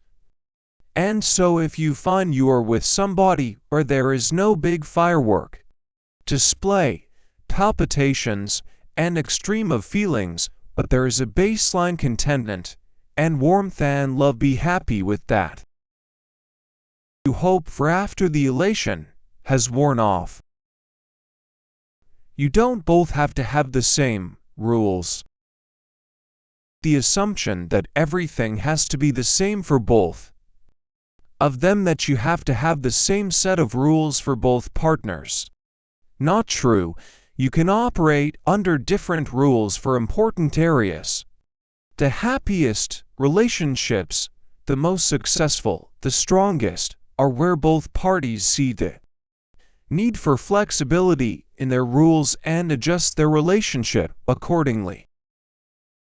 Example, of course you do. Let's suppose one of you is fanatically tidy and the other fanatically messy, whatever that is. Normally, you would have one complaining to the other all the time about how messy, tidy the other is. There would be arguments and problems. That's because you are both trying to work to the same rule. We both have to be tidy. We both have to be messy. How about a different rule? You can be tidy, I can have areas where I can be messy, and you have areas where you can be tidy. Now we don't argue because we have a different rule. I don't have to be tidy when it isn't in my nature, and you don't have to be messy when it isn't in your nature. Another example, my wife hates being teased, and she hates being tickled. I'm not bothered. She has the rule that she is not to be tickled or teased, and my rule is I can. You may be the kind of person who wants to know where your partner is, whereas your partner is not bothered about where you are and doesn't expect you to report on it. You can then have a rule where your partner tells you where she's going to reassure you, but you don't need to keep her completely in the picture because she doesn't worry about it. It's only for my wife. Of course, you can come round and tickle or tease me. Your partner may need constant reassurance that you love them and may need to be told several times a day. You might prefer to be told less frequently, but when it's genuinely felt so, you would have a rule that you'd mention it often, but she didn't have to say it back every time. Different strokes for different folks. Relationships are where both parties see the need for flexibility in their rules. Family and friends rules. As the center of your own universe, then you are the very hub. The next circle around you is your lover, your partner. This is your closest, most intimate relationship. The next circle to that is your family and friends. These are the people you love the most, choose to spend the most time with, love you the most. These are the people you can relax with, kick off your shoes and do yourself, but there are still rules to treat them and a not so right way. You still have to behave with honor, dignity, respect. You have responsibilities toward both your children and your parents. You have a duty to your siblings. You have obligations that have to be taken seriously to your friends. Hats to wear: parent, friend, child, brother, sister, uncle, aunt, godparent, niece, nephew, cousin, and a whole set of rules and duties to perform. The next section is guidance on how best to wear all these hats. As we go through this life, we have to interact with other people, against them emotionally all the time, and we have to have rules to govern our behavior so we do right by them, to steer us through tricky situations, new experiences, and ongoing close relationships. If we want our relationships with our family and friends to be successful and for them to think the very best of us, then we do need to give those relationships some thought, a conscious approach, rather than sailing on asleep at the wheel, like most people. Being aware of what we are doing, we can improve those relationships, iron out the problems, encourage others, and generally spread a bit of warmth and happiness as we go. What could be finer? If you are going to be a friend, be a good friend. Is a tremendous responsibility. You have to be loyal, honest, but not too honest, sincere, reliable, dependable, friendly stands to reason. Really, pleasant, open, sociable. Not much point having friends if you're not going to be sociable, is there? Responsive, welcoming, and gracious. You also have to be forgiving at times, be prepared to offer help, support, and sympathy. You don't want to be taken advantage of or have the wool pulled over your eyes, and you may have to be brutally candid at times and be prepared to risk the friendship by being so, yet equally there are times you need to hold your tongue and keep your opinion to yourself. They are your friends, not clones of you. They do things differently. You have to be counselor, confessor, priest, helper, companion, friend, confidant, and comrade. Confessor, priest, helper, companion, friend, confidant, and comrade. You have to offer the friendship enthusiasm, dedication, determination, creativity, interest, passion, and drive. And this is all what you have to do. What does your friend have to do? Well, in an ideal world, the same. Do any of this, you will still carry on being her friend, being forgiving, being supportive, and being there. And I guess if you have to take anything away from this rule, the most important bit is being there. You are there when your friend is going through it. And not just there for the good times, you will be there when your friend needs you in the early hours, the dark days, the times of trouble and stress. There to hold her hand, let her cry on your shoulder, lend her a Kleenex, pat her on the back and make her endless cups of coffee, and you will tell them to cheer up, stop worrying, stop being such a fool, whatever it takes to get them up and at it again. You will be there to give your friend good advice. At times, you will be there when you don't want to be. You will be there when all her other friends have fallen by the wayside. You will be there no matter what. Someone once said that a real friend is someone you can be having a conversation with as she gets on a plane. You don't see her for 10 years, and when she arrives back you carry on the conversation as she gets off the plane.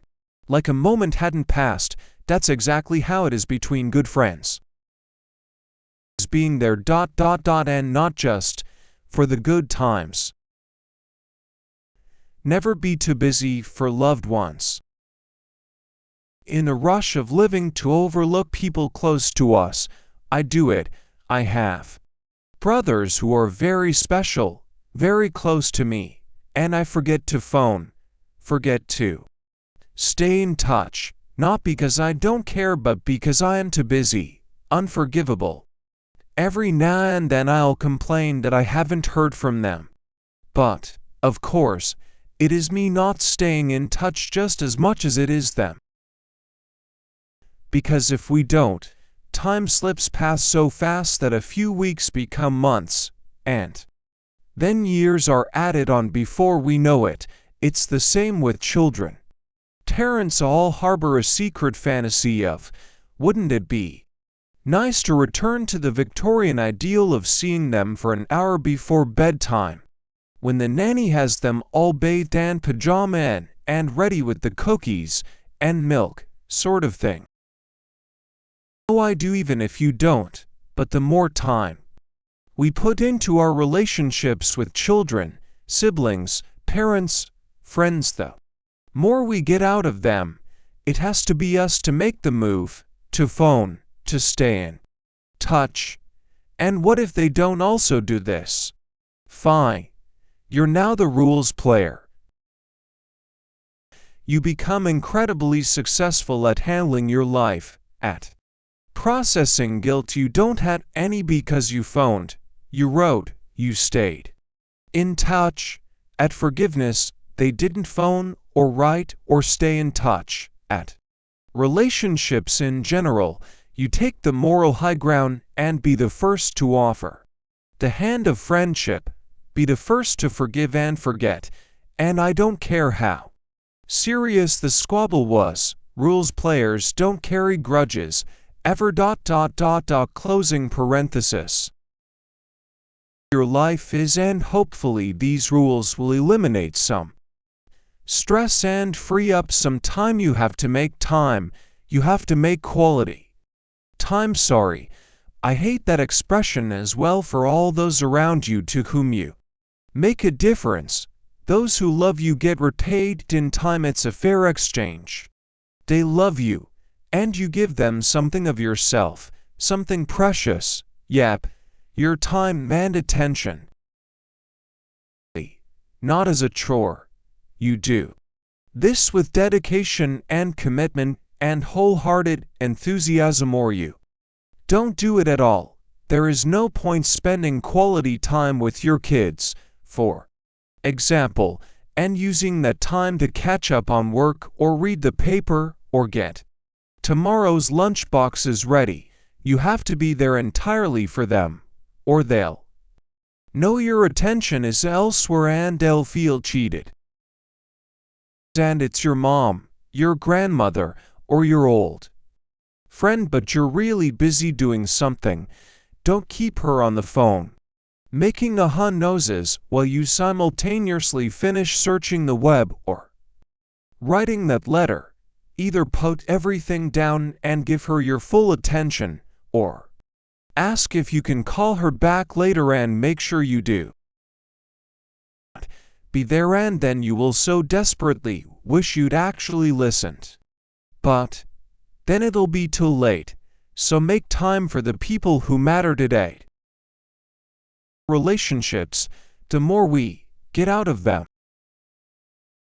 Let your kids mess up for themselves, they don't need any help from you. And I naturally want them to be happy and well-adjusted and successful, but do I also harbor secret plans for them? Do I want them to be doctors, lawyers, diplomats, scientists, archaeologists, paleontologists, writers, entrepreneurs, the Pope? Look, someone has to be the Pope, and it may be some parent's ambition somewhere to see his child as the Pope. Astronauts? I don't think so. Hand on my heart, I can say I haven't ever had such ambitions for them. I do hope they're not listening, but I can say that I've been disappointed on the odd occasion when their career choice has seemed a bit unusual, not their sort of thing at all. But you have to let them make mistakes. You can't steer them right all the time, or they'd never learn for themselves. Is all about giving your kids the space to mess things up. We've all done it. I was given immense freedom to screw up, and I did it big time, magnificently, spectacularly. Result, I learned pretty quickly what worked and what didn't. I have a cousin who wasn't given anything like the same freedom. He was much more protected, and he didn't screw up anywhere nearly so badly. And he'd be the first to agree with this. He managed his life in such an unfortunate way that his screw-up really was spectacular. We all have to make mistakes. Better to make them while we're young and have the resiliency to bounce back. Being a parent is about 75% making it up as you go along.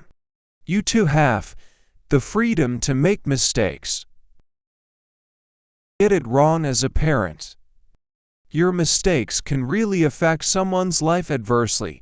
That's why it can be really hard to stand back and watch our children make bad choices. We want to run to them and protect them, nurture them a bit more, and keep them from harm, but they have to learn by getting it wrong. If we think they'll only learn by us telling them, then we are making a big mistake. themselves to really get to grips with it. It's real, and they can't learn it from a book or from us or from the television.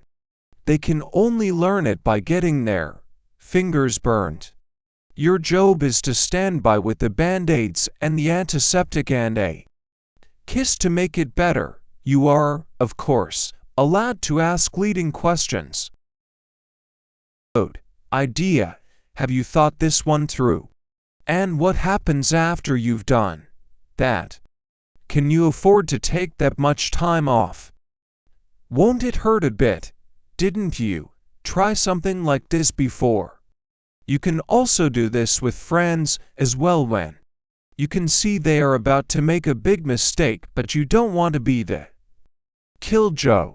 Try not to make your questions sound too judgmental or moany, or they'll ignore you and go ahead just to be stubborn all the time, or they'd never learn for themselves. Have a little respect and forgiveness for your parents. May not affect you personally, as I am now technically an orphan. It shouldn't affect me, but it does, big time.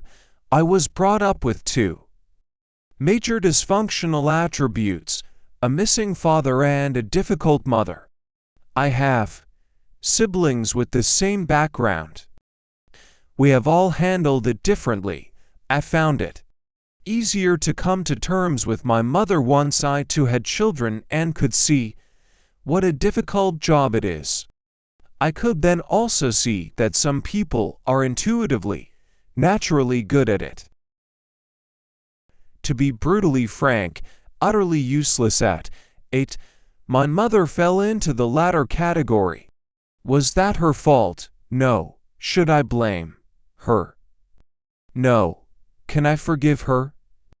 There is nothing to forgive. She embarked on a life path for which she was ill-equipped, received no help, was lacking in any skill, and found extremely limiting and difficult. Result: she treated her children appallingly, and we probably all need therapy and respect.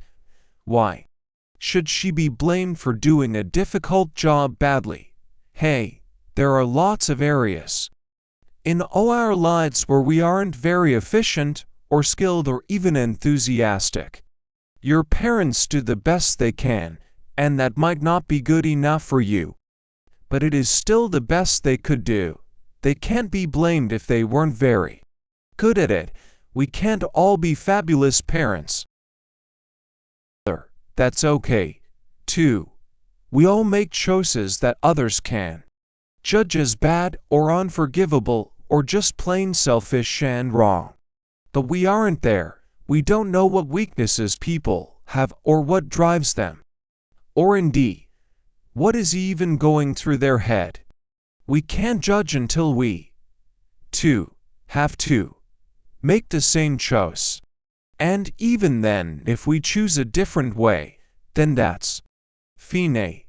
But we still can't judge or blame. In fact, your parents brought you into the world. Have a little respect and forgiveness. If they did a good job, then tell them. If you love them and there is nothing that says you have to, then tell them.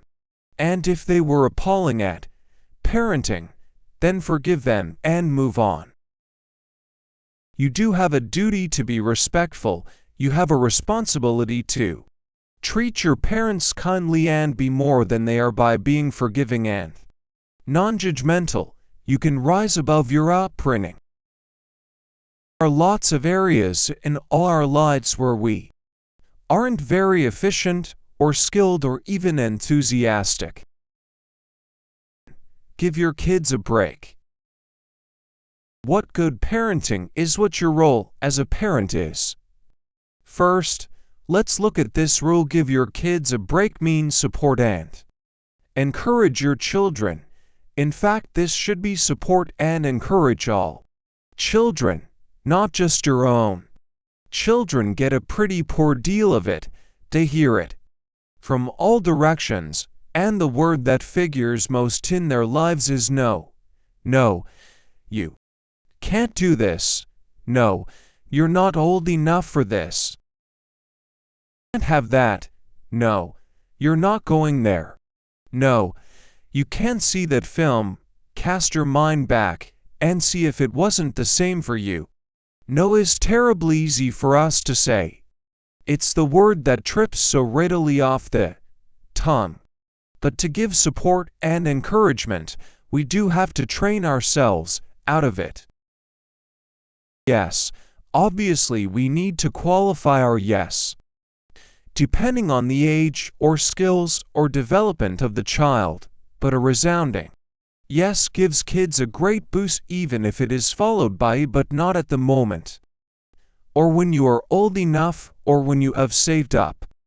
It is also easy to say to a child, "You're not very good at that," or "I wouldn't do that if I were you. You'll only fail." Child, then let him learn that he might fail than to set the idea running in his mind beforehand. I know we all want to protect kids from harm, from failure, from disappointment, but sometimes we have to push them forward and shelve those worries for the moment.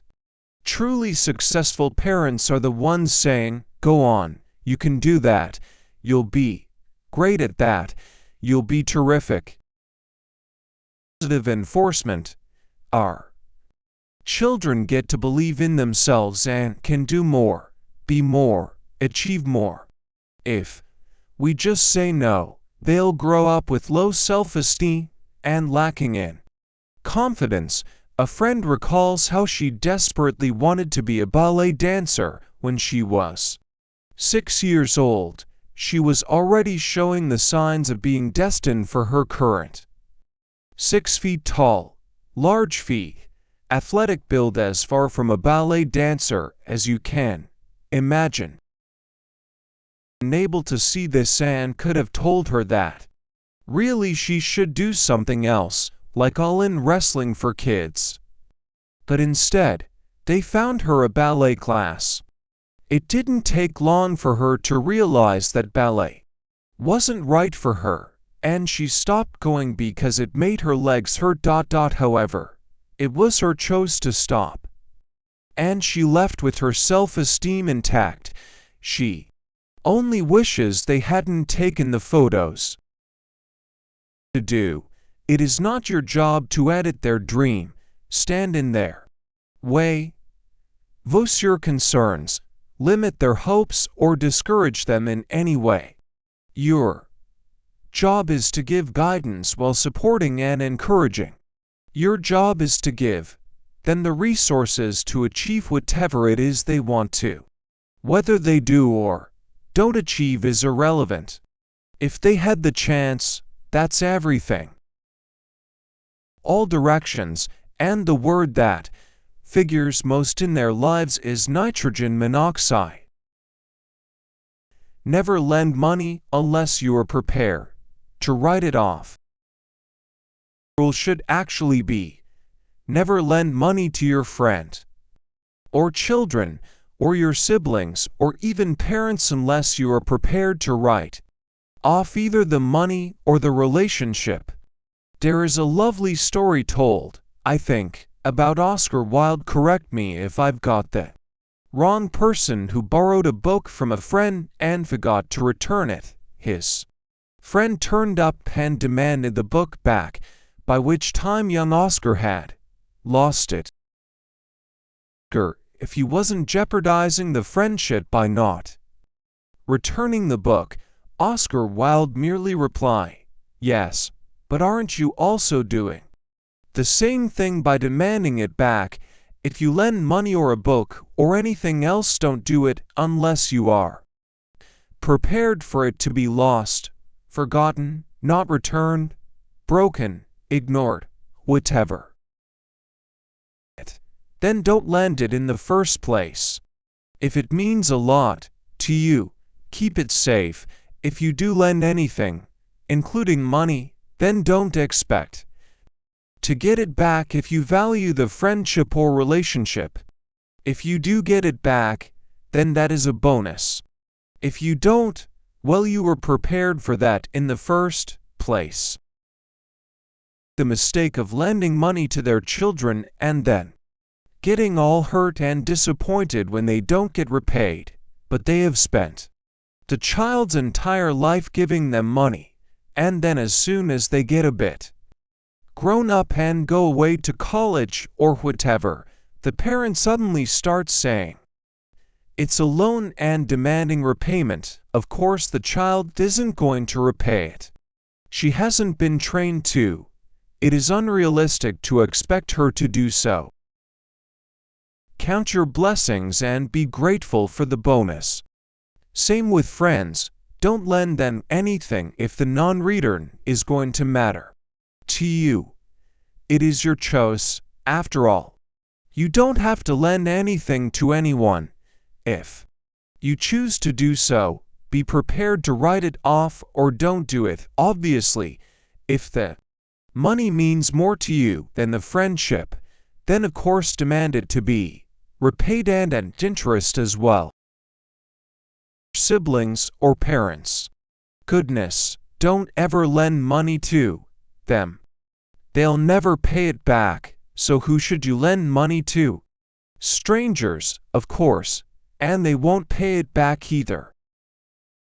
Then don't lend it in the first place. Keep quiet. 3 small children. She told me recently that before she had children, she didn't really get the things that people with children told her. She wasn't always convinced by their claims of tiredness or logistical problems. She didn't necessarily believe that children could squabble that much or be such hard work. She sometimes just didn't understand what they were talking about. Children, she didn't really get what people with more than 2 children were telling her. Now, however, she says she finally really gets it, and it just isn't like she'd imagined. You'd have thought that if you had 2 children you'd know what life was like for people with 3 kids, but you don't. Don't even know what life is like for other people with 2 children who are different sexes from yours, or further apart in age, or when there's less money, or the parents are working different hours from you. Even apparently similar circumstances can be deceptively different. And we all have our own personalities and values and strengths and weaknesses. Is widow and hates spending time with happy couples because it reminds her what she's lost. I have another widowed friend who asks, no problem spending time with couples because she doesn't see it in relation to her own marriage. Neither is right or wrong, but both have their own histories and attitudes. So what am I saying? Essentially, don't judge. Try walking a mile in someone else's moccasins before you presume to know what his life is like. Mother had one of her children adopted and he was a few weeks old. For years, I thought this was a terrible thing to do. But once I had children of my own, I realized that I had no way of assessing whether what she did was okay. She already had 5 children. She was widowed, and therefore, the sole earner in the 1950s, when that was even harder than it is now, and she was working all hours. With no money for child care, would I have coped any better in her circumstances? I can't know. I'm not just saying that we should think twice before we form an opinion. I'm also saying that since we can't judge anyone else's situation, we should keep quiet about their choices in life. It's not for us to tell even our nearest and dearest how we think they should act. For many of us, and I'm certainly including myself here, this can be one of the hardest rules of all. about how you feel when people try to tell you what to do. If you know what's right for you, you don't appreciate other people telling you what they think. They don't understand. No, not even your closest family members really understand what it's like to be you. Even if you're making a mistake, you still want to be allowed to make it for yourself and to learn from it. And that's how we need to treat everyone else around us. Tough, ain't it, but necessary. There are no bad children. Yes, there may be children who do bad things. There may be children who do appalling things. But they are not bad. No matter how naughty my children are, they are not bad. They may make me climb the walls with their behavior at times, but when they have gone to sleep and I peep in at them, they are angelic little cherubs, utterly good, utterly perfect. What they do during the day to get my dander up may be naughty, may be bad behavior, but they remain intrinsically good. The only reason the behavior is bad is because they are exploring the world and learning where the boundaries are. They have to make mistakes in order to find out what's what. It is only natural and quite normal. Any other behavior that is out of the ordinary. There are no clumsy children, only clumsy behavior. There are no stupid children, only stupid conduct. There are no spiteful children, only spiteful acts. There are no selfish children, only selfish actions. Kids don't know any better, and it is your job to teach them, educate them, help them, encourage them. If you start off believing they are bad, you're almost bound to fail if you believe them to be faulty. You can't change a bad child, but you can change bad behavior. If you believe the child is good, you're on to a winner immediately. All you've got to do is change the behavior, and that is an attainable goal. It's mental to say to a child, "You are a bad child." It sets something up in their mind that is hard to shift. Better to say, "You've done a naughty thing," or "You've been naughty." This they can do something about.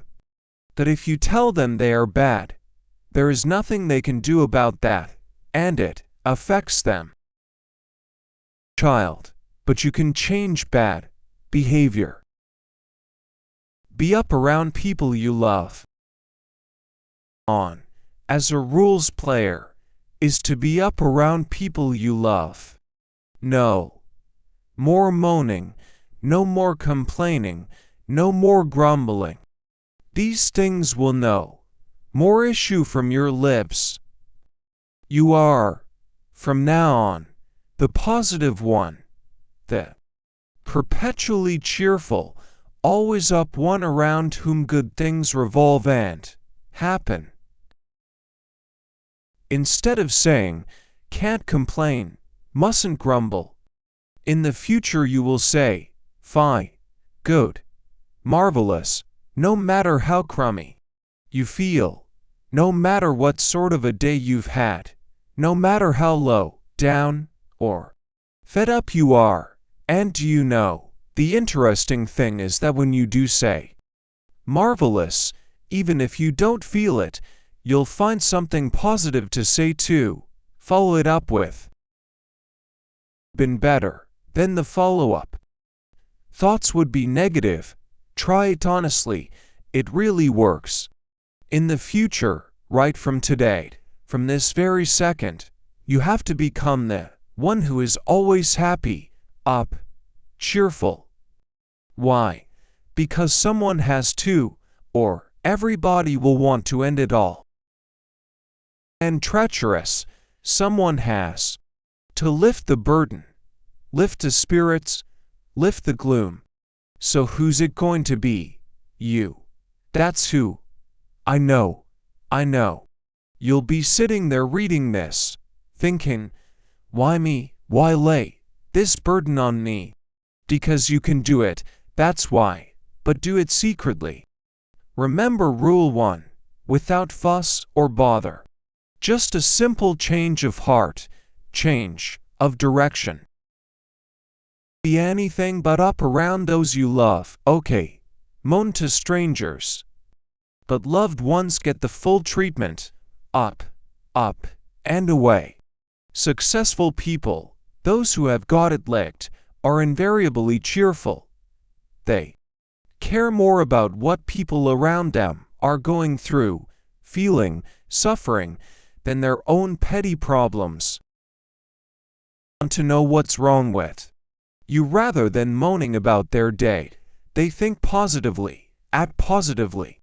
Project confidence, verve, and enthusiasm. I had a friend who went to live abroad in a country where he spoke very little of the language, but he said his mood lifted whenever he was there because he didn't know the words for fed up or miserable or down. How he was, he could only say happy, because that was the only word he knew to reply with. He found out when he said it, he felt it. Burden. Lift the spirits, lift the gloom. Give your kids responsibilities. Leave home. They go from helpless babies to mature adults who have sex and drink beer while your back is turned. The secret is to try and keep pace with them.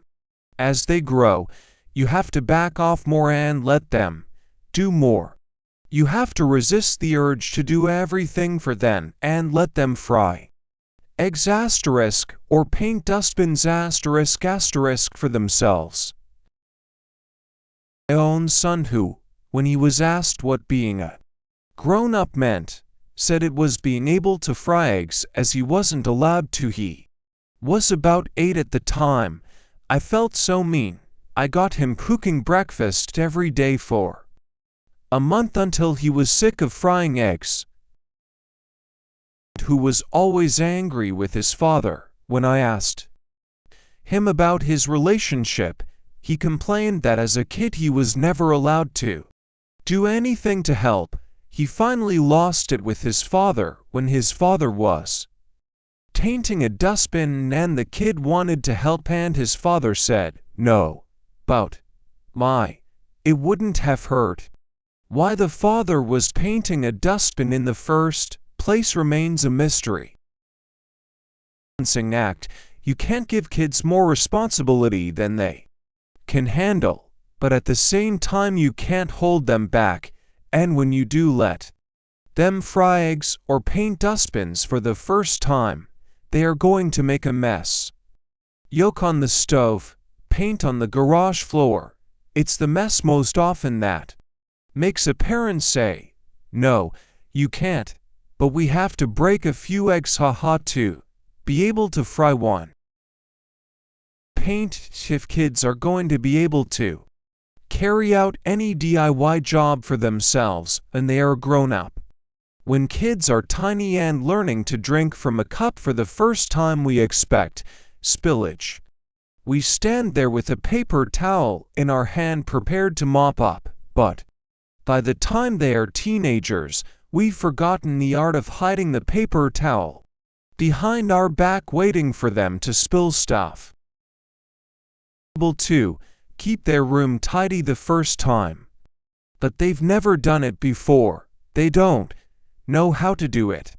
They have to learn, and part of that learning process is not doing it badly, doing it differently from how we, as adults, would do it. Our job is to help them, to hand them responsibility slowly, bit by bit, but with guidance. Do everything right the first time. No spillage, no broken eggs, no paint on the floor. It is our expectations that are unrealistic.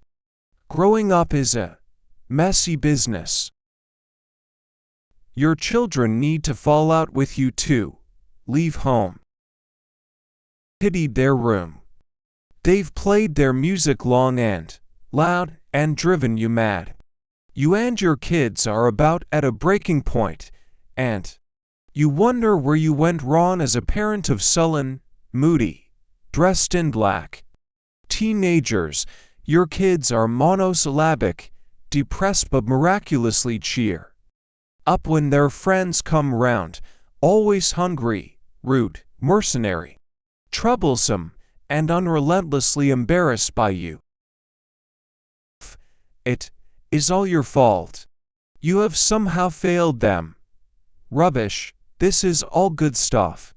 Look, your kids have got to fall out with you to be able to leave home. If they loved you too much, they couldn't leave. You've nurtured them, wiped their bottom, dressed them, fed them, doled out money for all of their life. Don't want to feel grateful. They want to leave, drink too much, have sex, and use grown-up swear words. They don't want to be your darling little angel anymore. They want to be irritating and daring and rude and adult. They want to discover and explore and get into trouble all by themselves. They need to break the chains, rip the parental ropes off, and run over the hill shouting that they are free at last. That if they are still in awe of you, still feeling so attached to you, still loving you so much, they have to break free by not getting on with you before they can come home again as something more than just your child. This process is all natural, and you should welcome it and be glad to see the back of them. I say, and then they'll be back all the sooner. You can't ruffle their hair ever again or tuck them in or read them a story. But you will find a grown-up friend comes back, and you can share a whole new relationship with them, hold them back, and they'll resent you for longer. Take it personally, and they'll take longer to return because they'll feel guilty. Your teenager, don't give your parents too hard a time. They are feeling just as threatened by this new relationship as you are. Give them a break. They're making it up as they go along, just as much as you are. For they can come home again as something more than just your child. Your kids will have friends you don't like. Mickey Brown again. This was my mother's cry every Saturday morning. She hated Mickey Brown, loathed and detested him with a vengeance. Why? I have no idea. She disliked most of my friends, but she saved up all the venom for poor Mickey Brown, whom she took against before she ever met him. Children will sometimes have friends you don't approve of. It's natural, live with it. As kids, we are attracted to other kids who are different from us. It's our way of finding out. We go for the very poor kid or the very rich kid because we have no experience of it and want to know what it is like. Or the spoiled princess or the kid from a different ethnic background to ours, or the ragged urchin who smells, or the autistic kid, or the one from the gypsy encampment, or the smart middle-class one whose parents are accountants. As parents, we will be tempted to disapprove. It's human nature. But we mustn't. We must be supportive, encouraging, welcoming, and open. Why? Because if our child is hanging out with other kids that test our tolerance, it's a good thing. It shows we are bringing them up not to be prejudiced or judgmental. And if they aren't acting this way, we shouldn't either. Mickey Brown's parents couldn't stand me either. He wasn't allowed to play with guns, and I was always smuggling them into his house when his parents weren't looking. I didn't like guns particularly, and we Our talking cap guns here, but I did love getting him into trouble. Had a birthday party and insisted on inviting a kid in his class who had serious adjustment problems, what we used to call a naughty child, but you can't do that anymore. See Rule 73. When his parents came to collect him, they were quite tearful, as it was the first birthday party this poor kid had ever been invited to. Behavior. Oh, he was a little angel, and didn't put a foot wrong in your dreams. He behaved true to type, and I was heard muttering, "Never again." He never comes here again for many weeks afterward. No, seriously, he played up a bit and wrecked the place, but no more than any of the others did. One of the others, a supposedly good kid, was caught filling one of my Wellington boots with cheese sandwiches and jelly, second-hand if you get my drift. Out with other kids that test our tolerance, it's a good thing. Your role as a child. You're a grown-up now and probably don't recognize yourself as a child, but you are still a child, although you'll get strange looks if you park in a parent's with children's space if you happen to go shopping with your mother or father. Until both of your parents are passed on and you have been promoted, so to speak, you remain a child, and you have a responsibility.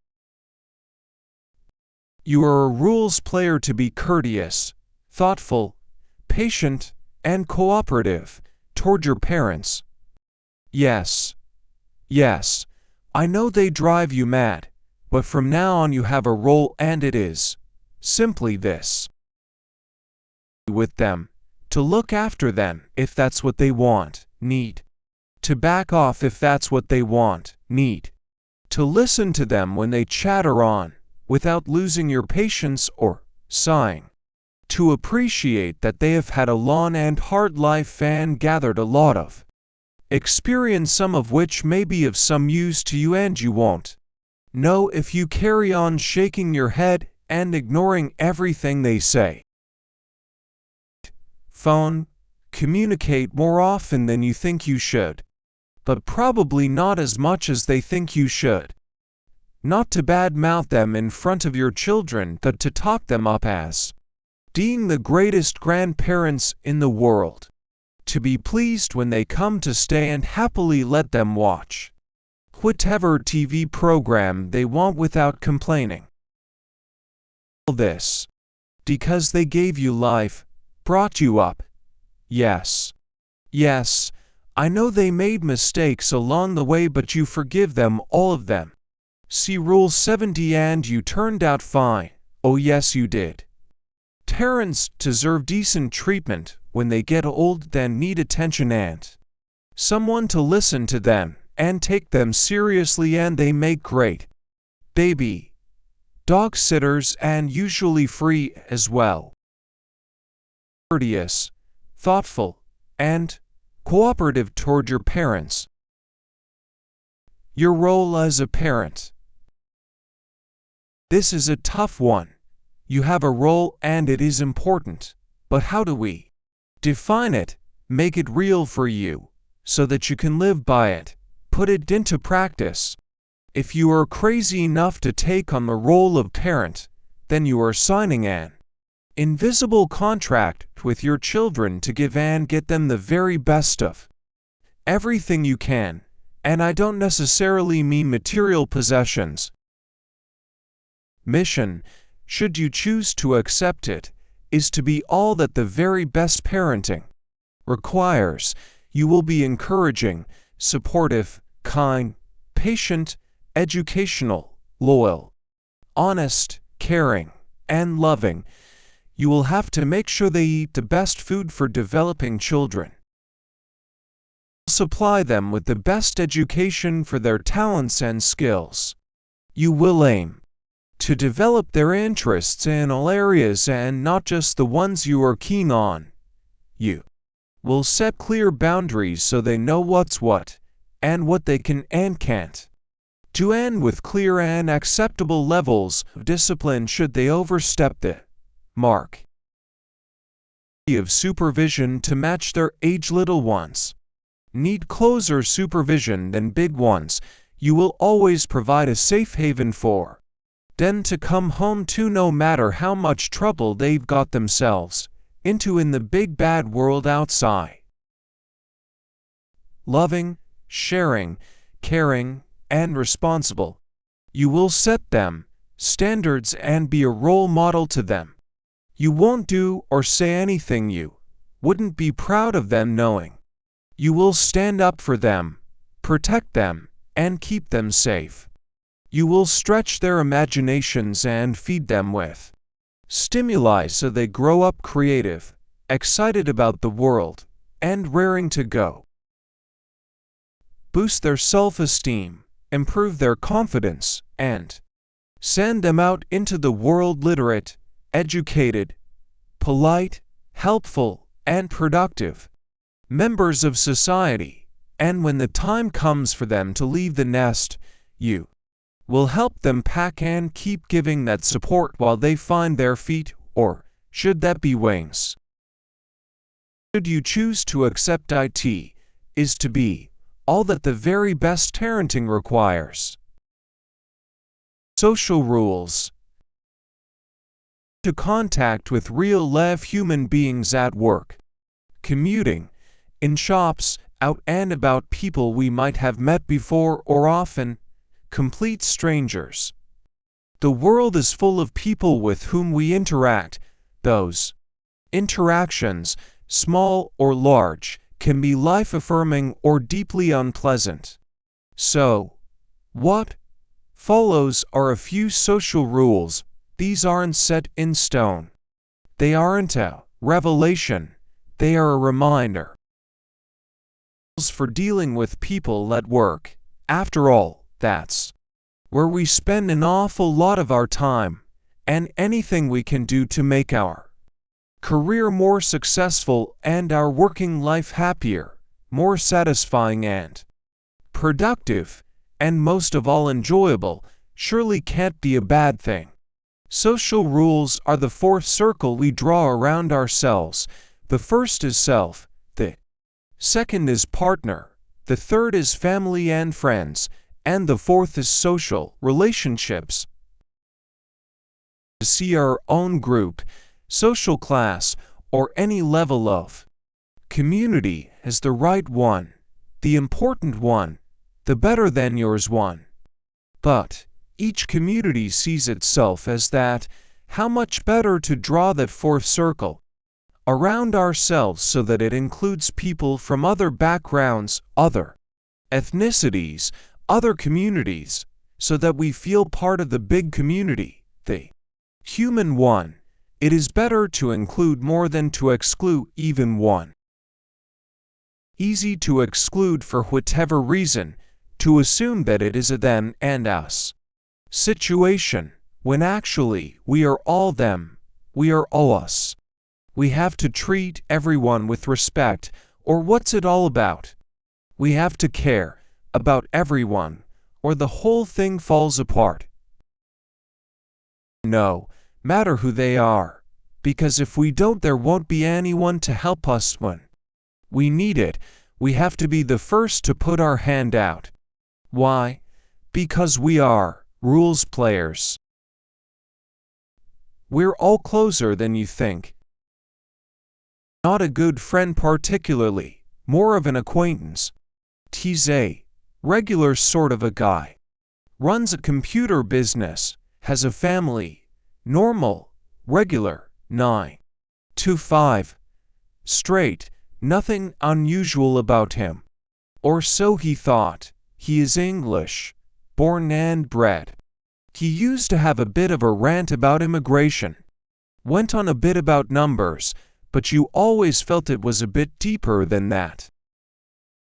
Back that he was actually adopted, nothing wrong with that, plenty are, but it set him to tracing his family. Yep, you've guessed it, his Father was a foreigner. Asterisk now you wouldn't know it to look at the man, but he's only half as English as he thought he was. Interesting. One's history. It's going to throw up a lot of different bits. From different communities and ethnic groupings, none of us is in any way pure. The whole thing has been melted, shaken and stirred, and blended until any one of us would be hard-pressed to swear where we originated. Go back far enough, and we all contain something a bit different. Apparently half of all European males carry a line that can be traced back to Genghis Khan, and he came from Mongolia. Don't judge others, because we are all human, all drawn from the same melting pot. We are all related if you go back far enough. There is no difference. We have to accept other communities, other cultures, even if they are very different from ours, because the difference between us is so very little. When you wipe away the veneer, we all wear different clothes and speak different languages and have different customs, but we all fall in love, all want someone to hold and hug, to have a family, to be happy and successful, not to be afraid of the dark, to live a long time, die a good death, to be attractive and not to get fat, old, or sick. What does it matter if we wear a suit, a sari, or a grass skirt if deep down we all cry when we are hurt, we laugh when we are joyful, and our stomachs rumble when we are hungry? Away in a second, and then we are all the same, all quite lovely and quite human. Is so very little when you wipe away the veneer we all wear. It doesn't hurt to forgive. It's easy to get riled up and mutter, or to make rude gestures and swear. It isn't so easy to be forgiving. And I'm not talking about turning the other cheek here or any of that stuff. I'm talking about seeing it from the other person's point of view and being forgiving. Recently on vacation that basically involved a very wet cyclist mouthing off because he thought someone, no, it wasn't me, had driven too close to him and nearly forced him into a ditch. He was loud, rude, aggressive, out of order, and foul-mouthed. I tried to speak to him reasonably on behalf of the person he was being abusive to, and he gave me a mouthful as well. He got off and shook his fist at me, which made his bicycle wobble, and inside I laughed a lot. I found it easy to forgive him, not in any religious sense, but because I could see he had chosen the wrong vacation. He had obviously been persuaded that the cycling vacation would be fun, but it was in hilly, really hilly, countryside, and it had rained all that day. Wet, aching, and very unhappy. How could I not forgive him?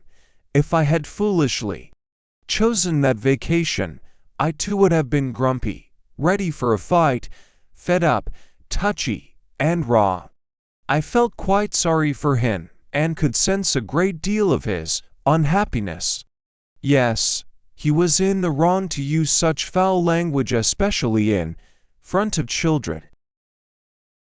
Ready for a fight and intimidating and aggressive.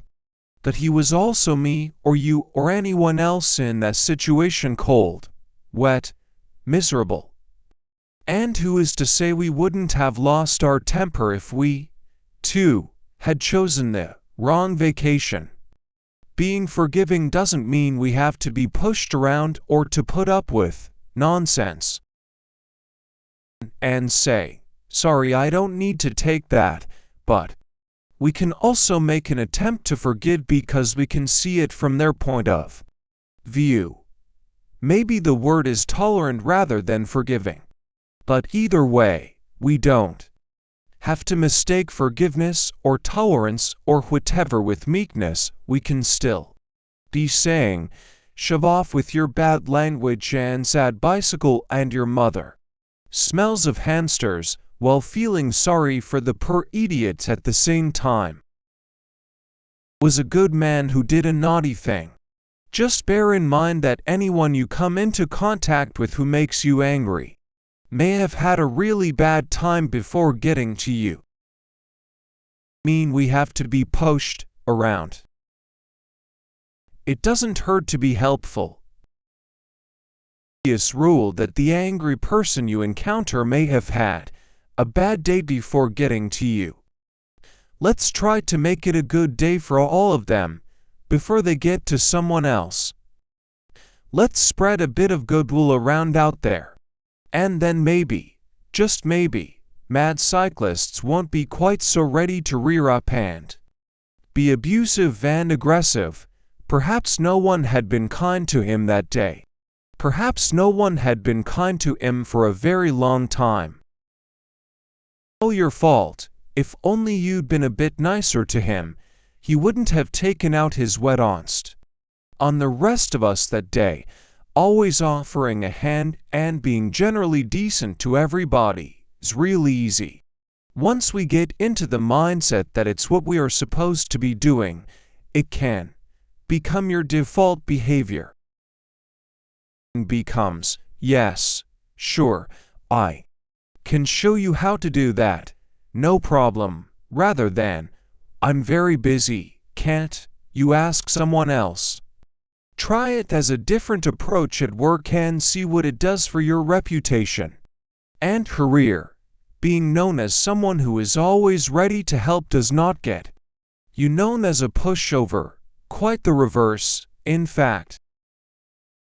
Trouble even if it's only that they've spilled their groceries getting it into the back of the car. You can always go up and say, can I help?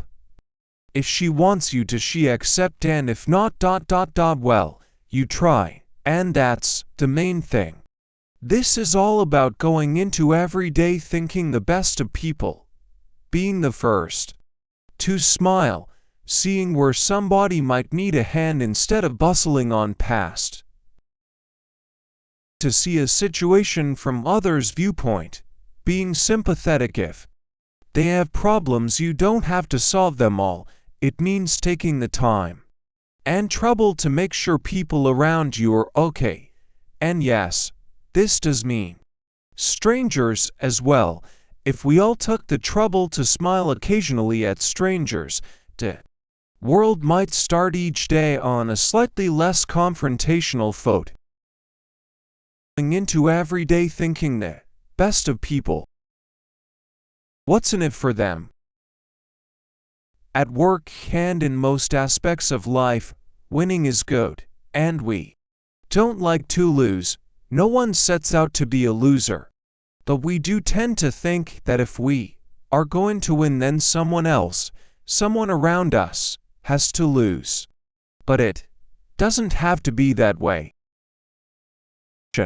The smart rules player weighs up the circumstances and asks, what's in it for them? If you know what's motivating others, you can help steer the situation and your actions so you get what you want, but they feel they've gotten something out of it, too.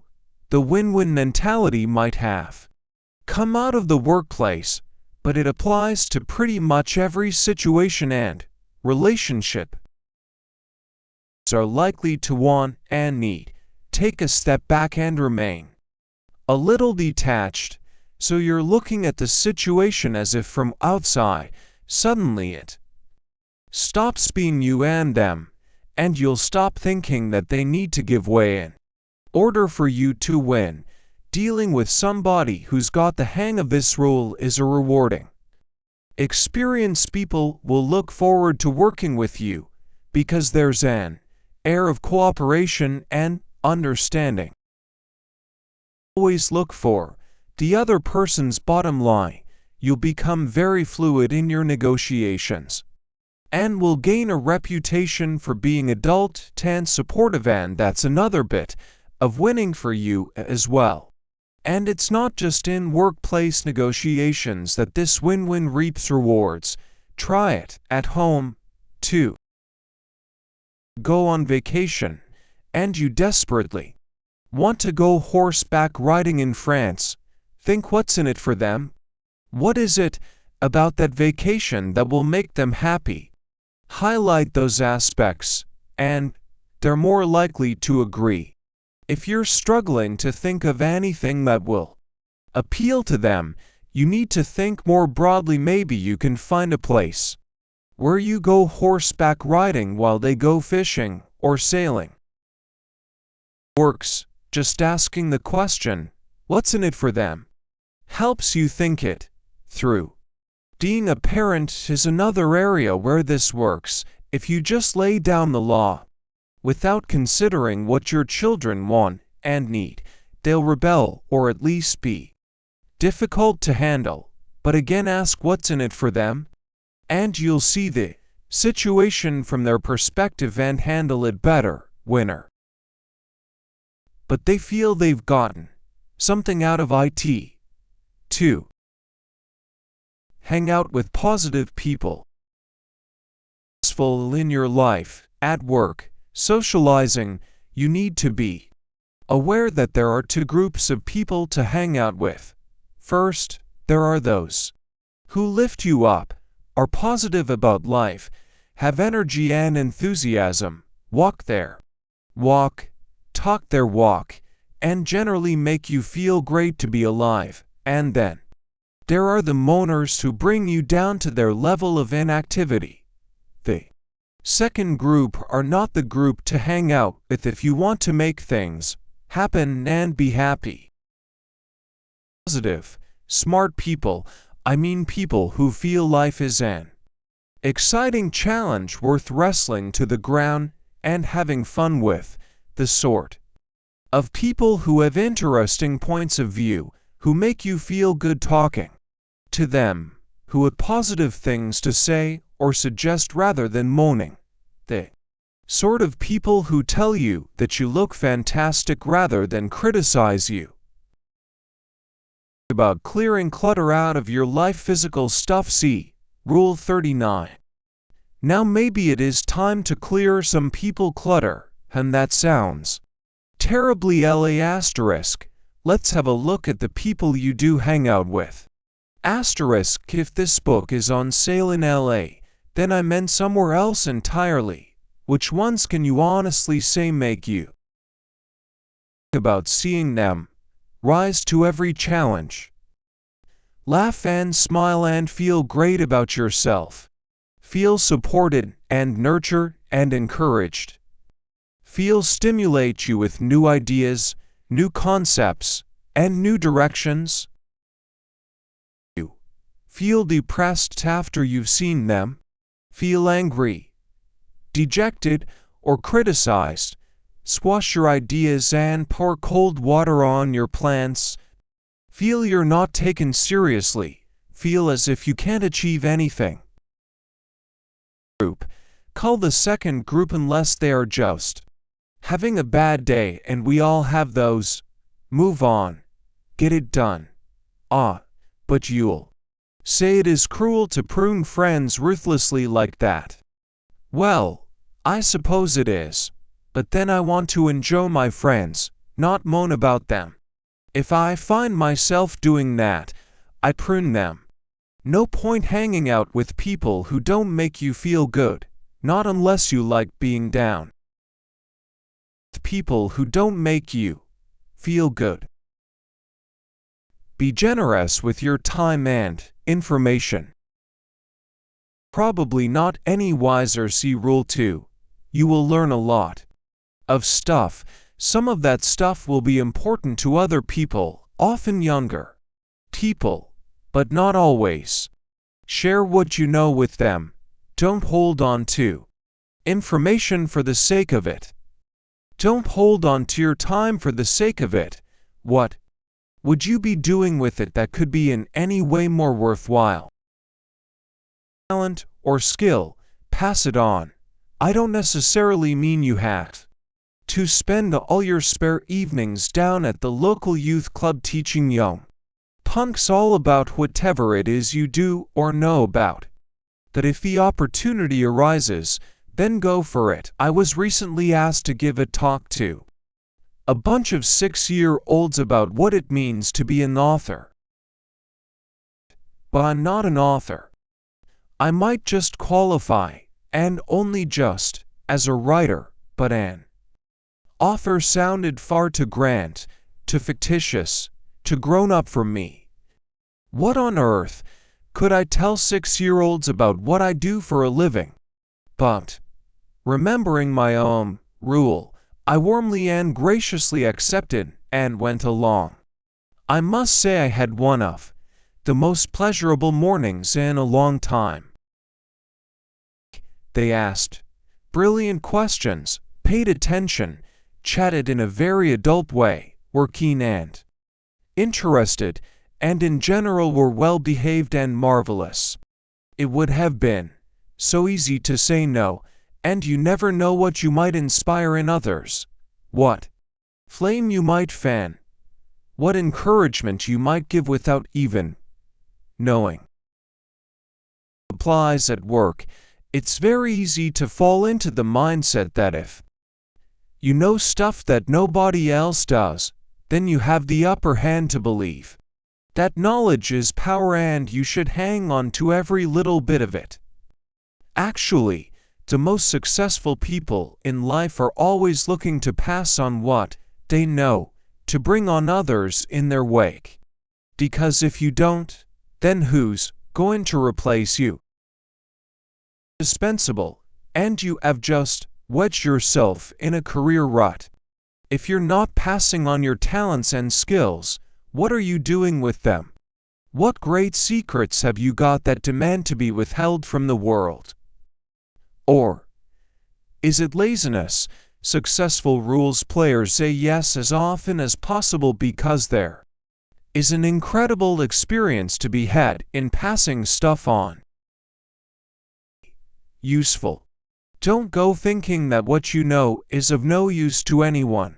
I guarantee it will be quite the opposite, because the second you say yes, you become one step up from all those who say no.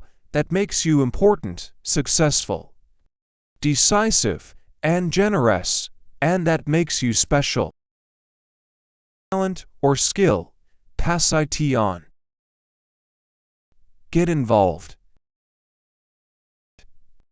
Anything really, or at least almost anything.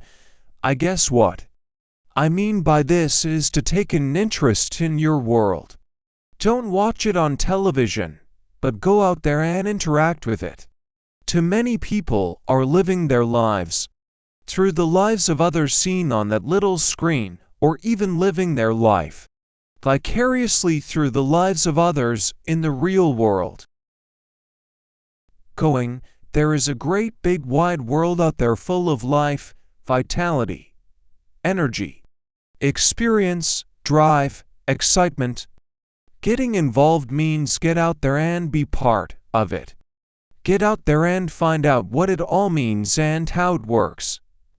Watching TV is warm and safe and comfortable. Being out there can be scary, cold, uncomfortable, but at least you know you're alive.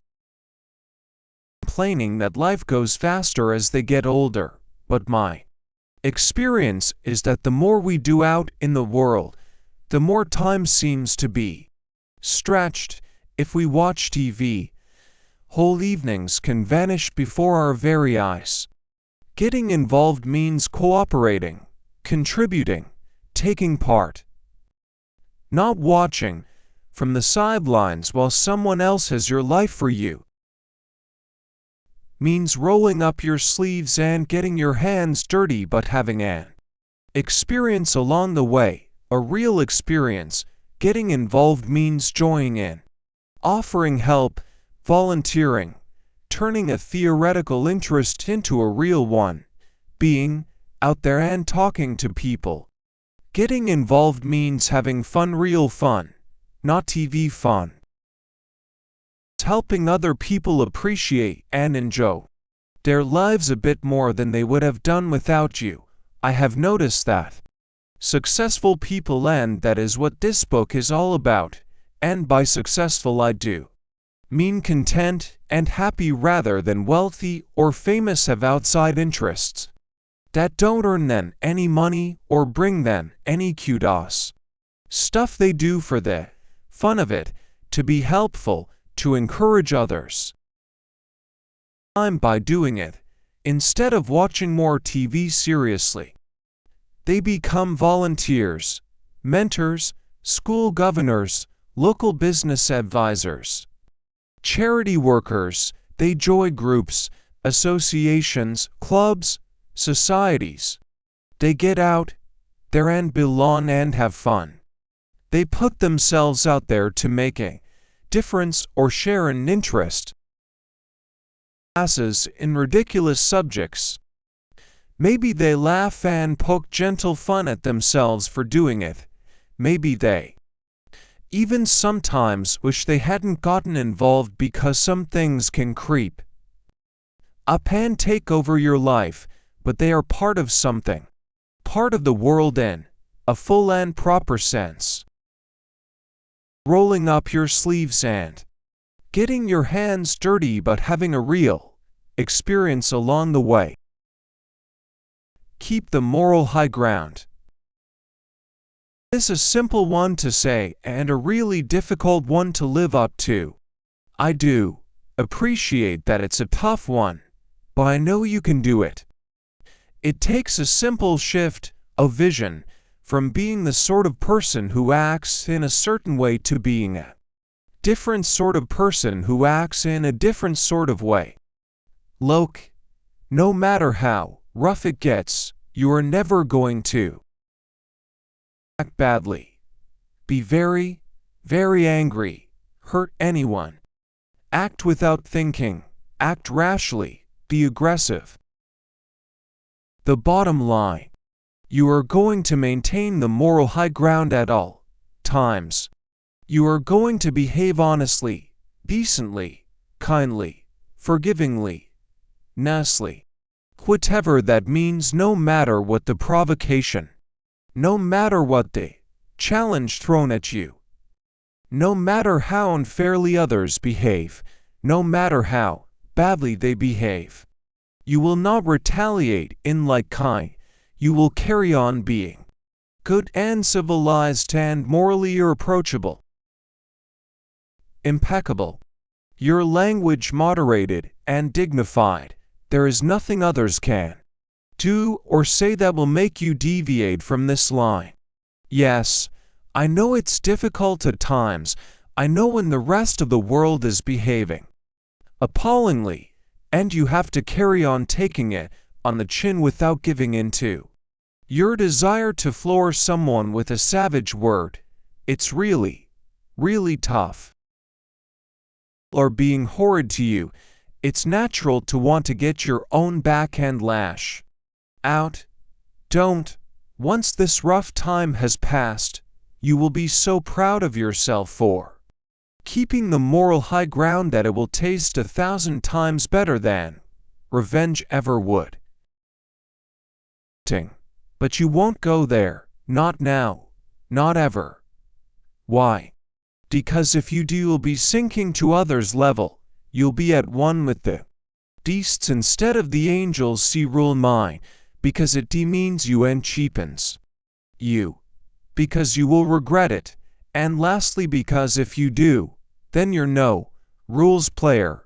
Revenge is for losers. Moral high ground is the only way to be. It doesn't mean you're a pushover or a wimp. It just means that any action you do take will be honest and dignified and clean. Will taste 1,000 times better than revenge ever would. Just because you have doesn't mean they have to. Guy whose family had relatively little money when he was growing up. Actually, compared to many people in the world, he really wasn't that badly off, but compared to most of the other kids in school, he had less. This is partly what drove him to get a high-powered city job eventually, and he is now very comfortably off. Most of the people he was at school with. But boy does he have a chip on his shoulder about money. He hugely resents anyone having money they haven't worked as hard for as he has. And he makes cutting remarks to friends, such as, "It's nice that you can afford to go to the Bahamas for a month on vacation. Not everyone can. You know, that's certainly true, but he can." Has troubles to cope with, now and in the past. You can't give other people a hard time just because they haven't suffered like you have. Whether you had a rotten childhood, are poor, have a relationship that doesn't make you happy, didn't get the job you wanted, or can't have a dog because you're allergic, whether your troubles are big or small, the point is that it's not their fault. Else your friends have had to contend with in their lives or will so in the future. They may not have it any easier than you on balance. If you go round trying to make your friends feel guilty about having some things easy or good, you'll just end up damaging your friendships. Then are you going to go round resenting people with more friends than you? No. I know you wouldn't do that, but some would.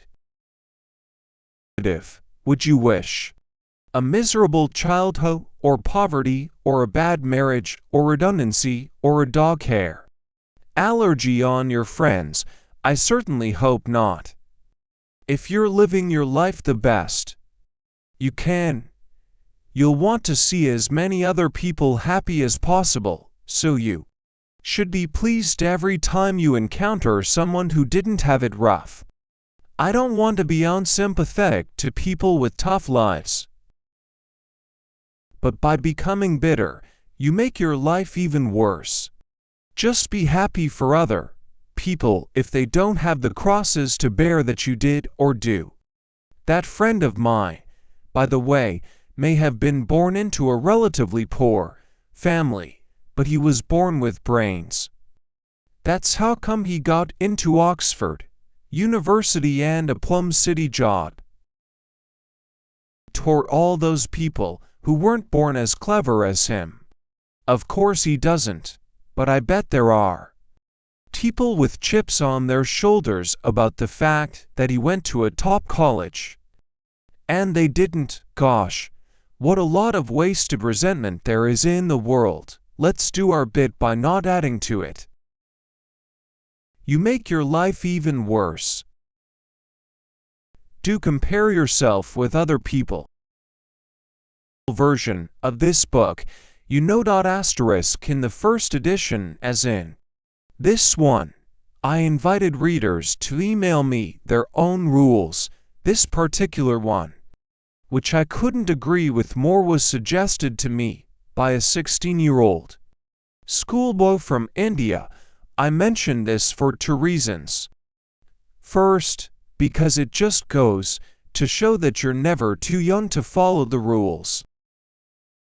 Because I think it's significant that this comes from someone who is still in education and therefore expects to learn from other people. It's a rule that demands a measure of humility that all of us could do with. Well, alright then, I could do with. It's not to compare ourselves with others. The argument for this is that it's arrogant if we think we're better, and demoralizing if we think we're worse. Also that we're all different, so the comparison can't be accurate. However, when you're at work, you're constantly set targets for performance, and quite right, too. We should set our own targets in our personal lives, as per Rule 29, and this applies not only to our plans, but also to our own behavior and development. None of us is perfect, we all know that. We all wish we could be more patient, or kinder, or more tolerant, or harder working, or better parents, or more sensible, with money, but how much more? Where to aim is to use someone you respect as a touchstone. I'd like to be as well organized as this person, or as calm as that person. You see, you're comparing yourself to other people, but in a positive way. It means you can see how much work you have to do, and you can see that it's achievable. You don't have to tell them. You're using them as your guide, although you can certainly ask their advice if it would help. Be depressing always to be comparing yourself with people who are better than you, but as my 16-year-old friend wisely points out, one is good and the other is better.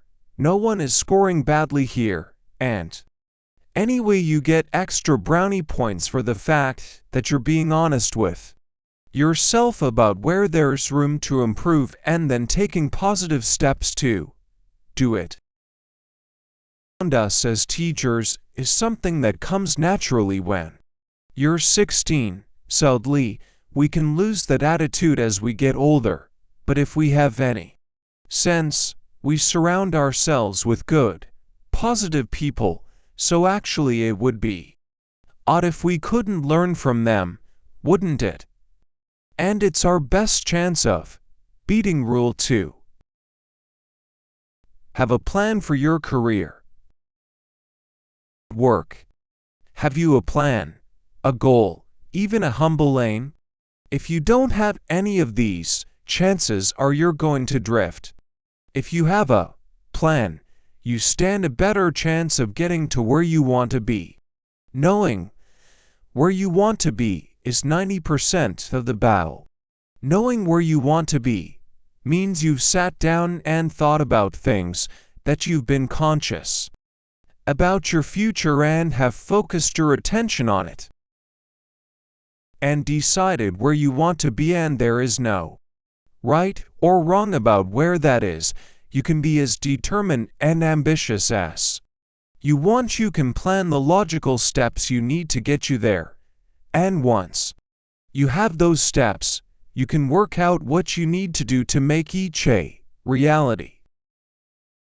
Educations, experience, to change jobs, to change the way you work, whatever it takes for you to make those steps is what you have to do. Don't stagnate. Don't get stuck in a rut. We all need to work to earn a living. Staying at home watching daytime TV really isn't an option. Work keeps your mind fit and active as well as gets you in touch with other people, and work presents a daily challenge. Believe you me, we are better off with it than without it. You could end up anywhere. Yes, sure, that might be exciting, but I doubt that many people end up happy and successful merely by chance. It's something you have to work at consciously. And having a plan is part of that conscious effort. I know luck plays a crucial part in some people's lives, but only a very few. Plan and working hard while you're waiting for the luck to turn up doesn't mean that it won't, or that when it does you aren't free to throw away the plan completely. If you're not busy planning and working toward the next goal, there is a real chance you can fall into a downward spiral of despondency and apathy. Have get up and go, and when they don't have it naturally, they artificially create it. They pretend to, if you like, but the very act of pretending gets them up and about. Try it, it works. Watching daytime TV really isn't an option. Look at the long-term ramifications of what you do for a living. It has an effect. So, too, does what you do for a living. It is no longer safe or responsible or ethical to carry on working without thinking about what we do and the effect it has I'm not going to question you about what it is you do. That is entirely for you to do. As a writer, I am aware that a lot of good trees could die young because of me. Positive effects, I hope, of what I write, and people who are employed as a result of the writing. But I have no control over their working conditions, so I'm off the hook there, or am I? So, for me it is dead trees, the electricity I use in my office, and the pollution caused by trucks delivering books to bookstores, to name but a few byproducts of my sitting here tapping away. Handled any hazardous waste lately? Or designed a missile guidance system, or logged an entire rainforest? Or does your work provide an essential service or product? Does it make people happier, wealthier, or more successful? What we do for a living has an impact. We can be working in an industry that pollutes, causes harm, is unpleasant and bad. Working to help others, to benefit people positively. Knowing that what we do causes an effect, for good or bad, doesn't mean we have to instantly check everything up and change jobs, nor does it mean we can sit back and relax and think we're doing okay just because we work in a caring job. Every industry has some ramifications, good and bad.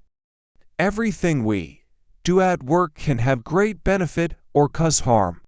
We have to weigh it all up and check how we feel about it. And if we are unhappy, we can leave, but not too fast, because there's a great chance we can change things from the inside. For a while, where I was aware that things were a bit dodgy, so I adopted the line of asking, what if the press got hold of this? What would that do to us? I wasn't whistleblowing or opposing anyone, merely asking. But it did draw attention to the fact that what was happening was slightly the other side of a fine line.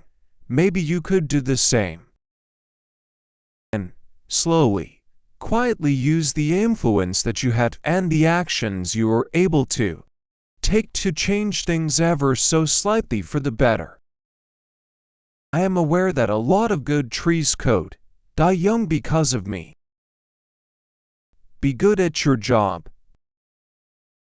Has an effect on our colleagues. We need to have standards and stick to them, of course.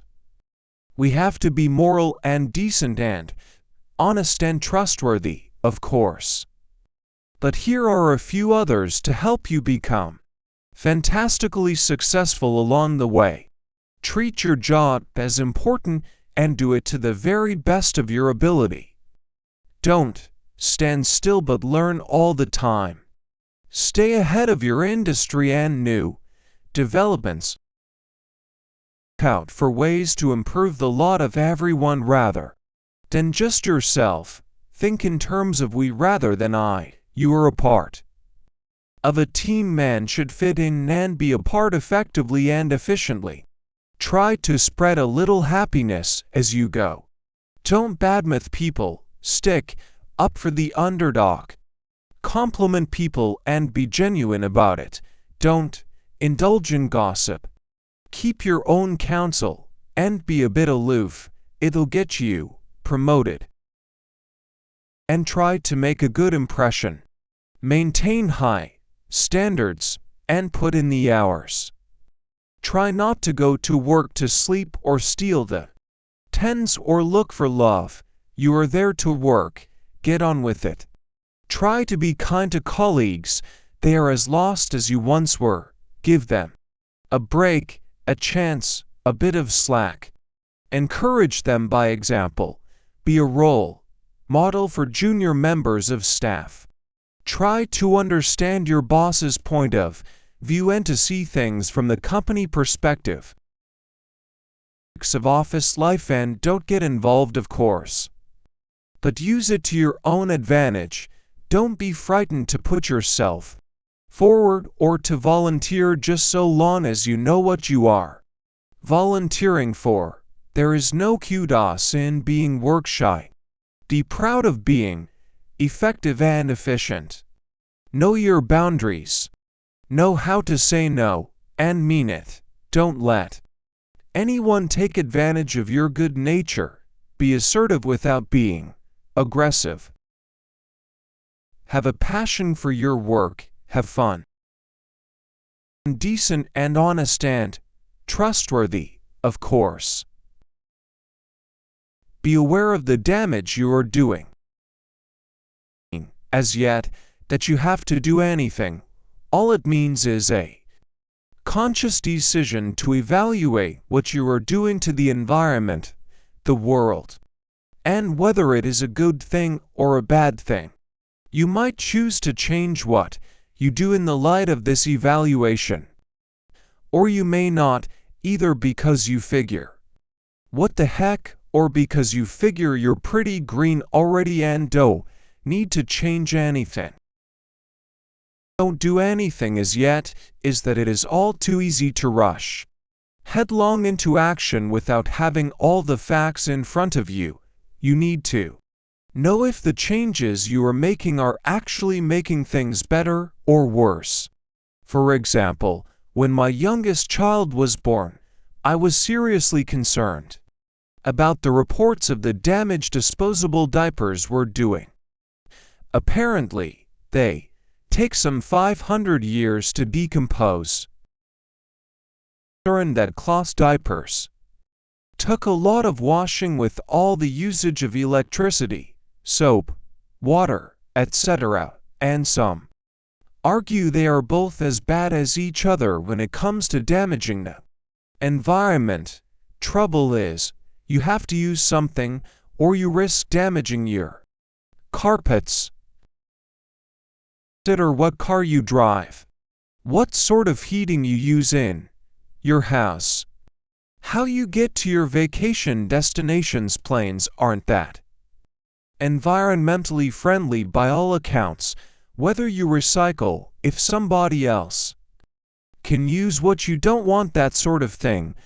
I leave the details entirely up to you. Heaven forbid that I should lecture anyone on these matters, but it's good to have a conscience about these things and to try to minimize the damage we are doing. Big theme underpinning all of the rules, namely that we need to go through our lives with our eyes open, conscious and aware of what we are doing and the effect we are having on the environment and on other people around us. We don't have to become goody-goodies, but we should be at least giving it some thought. Complacency is over, and it really is time to consider the impact we make quite carefully, and once we have considered it, we might like to start making a few changes to improve things. If we all did a little bit, it would make a grand difference. Come goody-goodies, but we should be at least giving it some thought. Be for the glory, not the degradation of humankind, or we can try to bring it all crashing down into degradation. Shakespeare is for the glory. A crack house is for the degradation. A neighborhood party on a warm summer's afternoon is for the glory. Stealing someone's purse is for the degradation.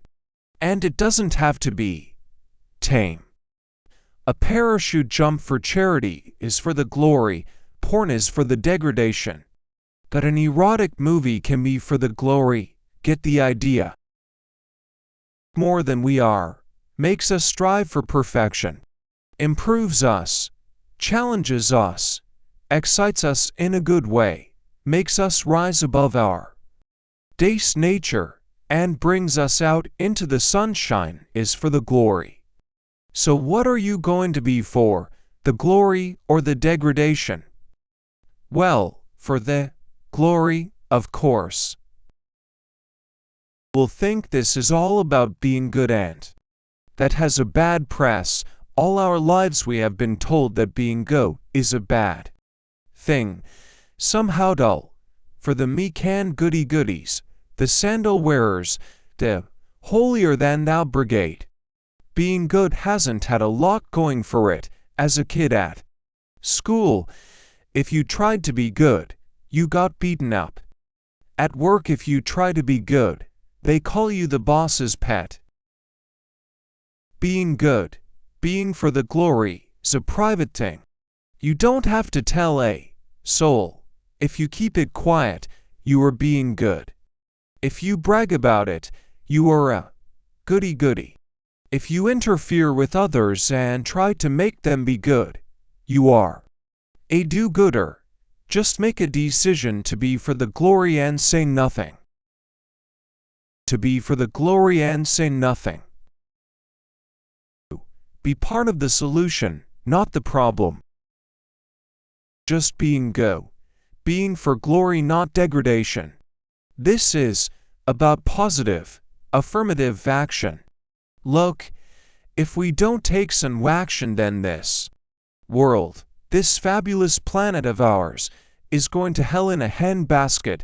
I was reading an article the other day about the Easter Islands and how they could stand as a perfect metaphor for our own sad predicament. Settled by a Polynesian race around 500 years ago. They found an island heavy with wildlife and heavily wooded with trees. Within a few short years, they had eaten away through the wildlife and chopped down all the trees. They also polluted the rivers and were on the verge of extinction. The only thing that has rescued them is tourism. Tourists. No one is going to rescue us so they can take our photo. We all have to start being a part of the solution now and stop adding to the mayhem, the destruction, the problem.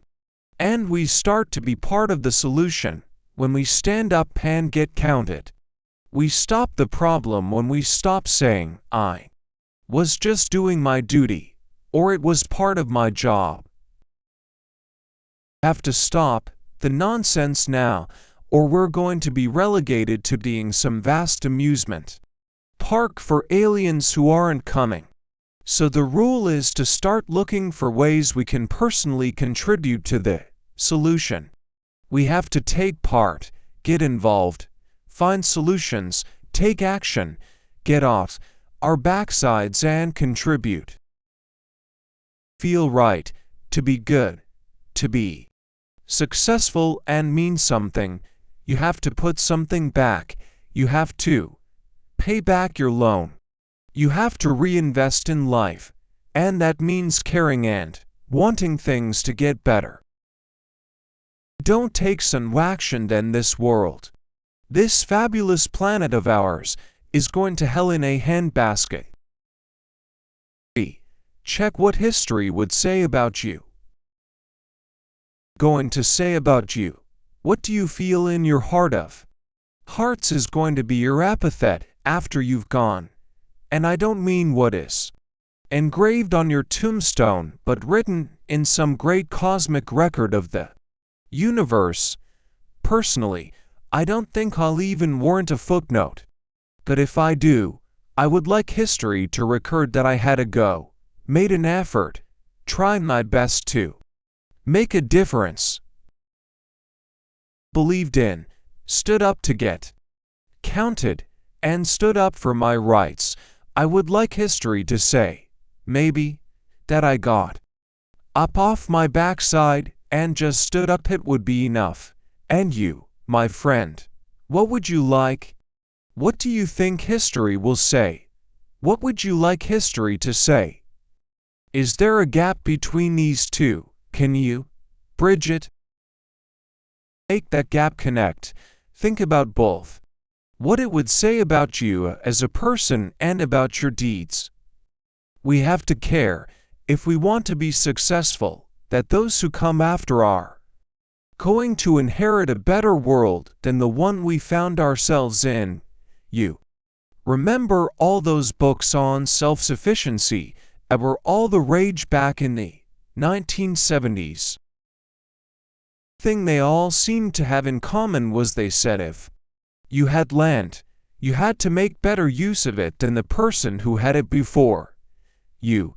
You had to improve it. Same with this world, we have to consciously make the effort to improve it before we go. We have to take responsibility for what we've been given and make a better use of it before we shuffle off and pass it on. Polluted oceans, to dried up rivers, the melted ice caps, and say to our metaphorical children, one day all this will be yours, and sorry about what we did with it. I think they may be a little angry at us. History may indeed write us off as termite people, and polluted and slaughter and made a pretty poor show of things. Individually, we can make a difference. We must make a difference. Individually, history must hold us accountable. The trouble is there are so many people who won't change because they think they won't be held accountable. If there is no one watching, they think they can get away with murder. History will make short work of them. Indeed, write us off as termite people. Not everything can be green. An asterisk who invented shoes that recharge your mobile phone battery while you're walking. Brilliant. I want a pair, but they all look like rugged walking boots designed for areas where recharging equipment isn't available, such as jungles and deserts. I'll have a pair when they make them in Oxford Brogues. Not everything can be green. Not everyone can be as organic and as green as we would have them be. We've gone through the rant about the state of the world and what we're doing to it. Now I'm going to give you a tiny get-out clause. Not everything can be green. There has to be byproducts. There has to be some pollution. There has to be some damage. We are vast in number. Billions of humans living on the planet have to have an effect, and we have to live. Damage. Our job is to limit it, but it is unrealistic to attempt to eliminate it altogether. It's all a question of balance, of priorities. It is unrealistic to demand the immediate elimination of all motor vehicles in the world. It's not going to happen, but we can do our bit by buying cars that use less fuel, emit cleaner exhaust fumes, use recyclable materials in their construction, but they won't be totally green. They can't be disaster zones to lend a hand, but we will fly there. And aircraft emit huge quantities of exhaust fumes. You see, we are making choices all the time. Driving to work, heating our homes, what we wear, what we eat. We can't expect everyone to be as green as we want to be. We can't expect everything to be as green as we would have it. Achieve a reduction. It helps if we all do our bit. It helps if we are all conscious about what we are doing. It helps, but we can't expect perfection.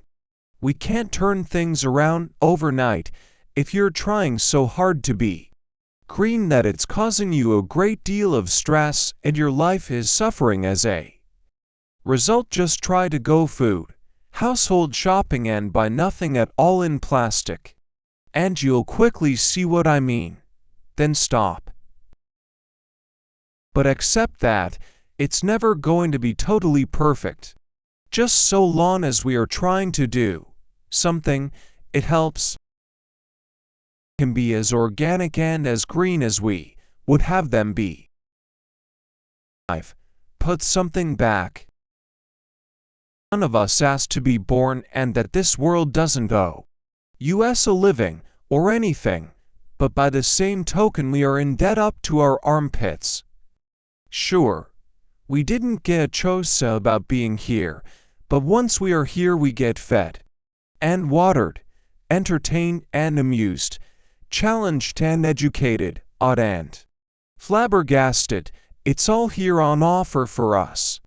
We can do pretty much anything we want. World all it has to offer. And this world has an amazing amount to offer all of us. We can take and take and take. There is nothing to say we can't. What I am suggesting is that we sleep better at night if we put something back. After the show, be one of the volunteers clearing up. Be generous with your generosity. You don't have to give money, but rather your time and care. If you have a special talent, use it to help others in some way. If you have facilities, lend them to others who need them. If you have the power to effect change for the better, then use it. If you have influence, use it, and if you don't, I'm sure that we all can make a difference in our own small way. Or use our imagination a bit, or be creative in how we define giving something back. We don't all have to become charity workers or missionaries, but we could sponsor a child in need. We don't have to turn our house into a shelter for the homeless, but we could start a wildlife patch in our garden. We don't have to become totally organic, but we could recycle a bit more, or just ask questions about the companies we choose to buy from. Ask ourselves, is this world a richer place for me being in it? Will I leave it a better place than when I came into it? Have I made a difference to someone's life? Have I put something back? If we put something back, find a new rule every day, or occasionally at least. Out of 106 rules for a successful and fulfilled life. Few, but don't think it's over yet. There is no time to sit still. There are no coffee breaks for rules players. As soon as you think you've got it handled, you'll fall flat on your face. You have to keep moving forward. You have to be inventive, creative, imaginative, resourceful, original. To keep thinking up new rules, not to stand still, to carry on developing this theme, adding to, improving on, evolving and growing and changing these rules. These provide a jumping-off point. They're not a revelation, more a reminder. These rules are a starting point for you to pick up and run with. The pedestrian time is a great healer and the humorous. Never tip anyone who isn't looking, and the impractical love everyone. The plain daft turn the other cheek, you get hit twice that way. Better to run, I say. The wimpy everyone's a rainbow. The obviously wrong, there are no victims. And the very, very difficult, spend 35 years in a cave, and you'll find the secret of the universe and get a wet bottom. Pride, it'll be alright on the night. My experience is it never is, and the unpleasant don't get mad, get even. I hope you, too, will follow a similar plan when you formulate new rules for yourself. I guess the main thing is that you need to continually formulate your own rules when you learn something from observation or just an illuminating moment, then absorb the lesson and see if there's a rule there for future use. Every day, or at least occasionally, and I am quite genuine about wanting to know what you come up with if you want to share them. Being a rules player is a lot of fun and quite fascinating to try and spot other players. Whatever you do, though, don't go telling everyone about it. requires dedication, hard work, perseverance, keenness, ambition, enthusiasm, devotion, and sheer doggedness. Keep at it, and you will live a fulfilled, happy, and productive life. But go easy on yourself. We all fail from time to time, and no one is perfect. Time most certainly not. Enjoy, have fun, and be good. Point for you to pick up and run with. Of life into 4 areas: you, your partner, your family, and friends, and your social circle including work and friends, to represent the 4 unconscious circles we all draw around ourselves. Most important of these, the rules for ourselves. Personal rules for us. These are the rules that will help get us out of bed in the mornings, face the world with a positive attitude, and navigate our way safely and successfully through our day, no matter what may arise. These are the rules that will help reduce stress levels, give us the right kind of outlook, encourage us to set our own standards, and have goals to aim for. Every one of us, these rules will have to be adapted to take into account our upbringing, our age, and our situation. We all need to have personal standards to live up to. They will vary from person to person, but it is vitally important to have them. Without them, we are adrift and unable to monitor how we are doing. With them, we have a firm center, somewhere we can get back to, somewhere to touch base and recharge.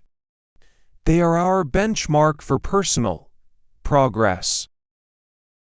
About standards, it's also about lightening up, having fun, and enjoying life. Keep it under your hat.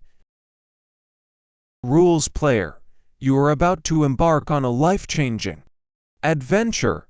Possibly, if you choose to accept your mission, you are about to discover ways to become positive, happy, and successful in everything you do.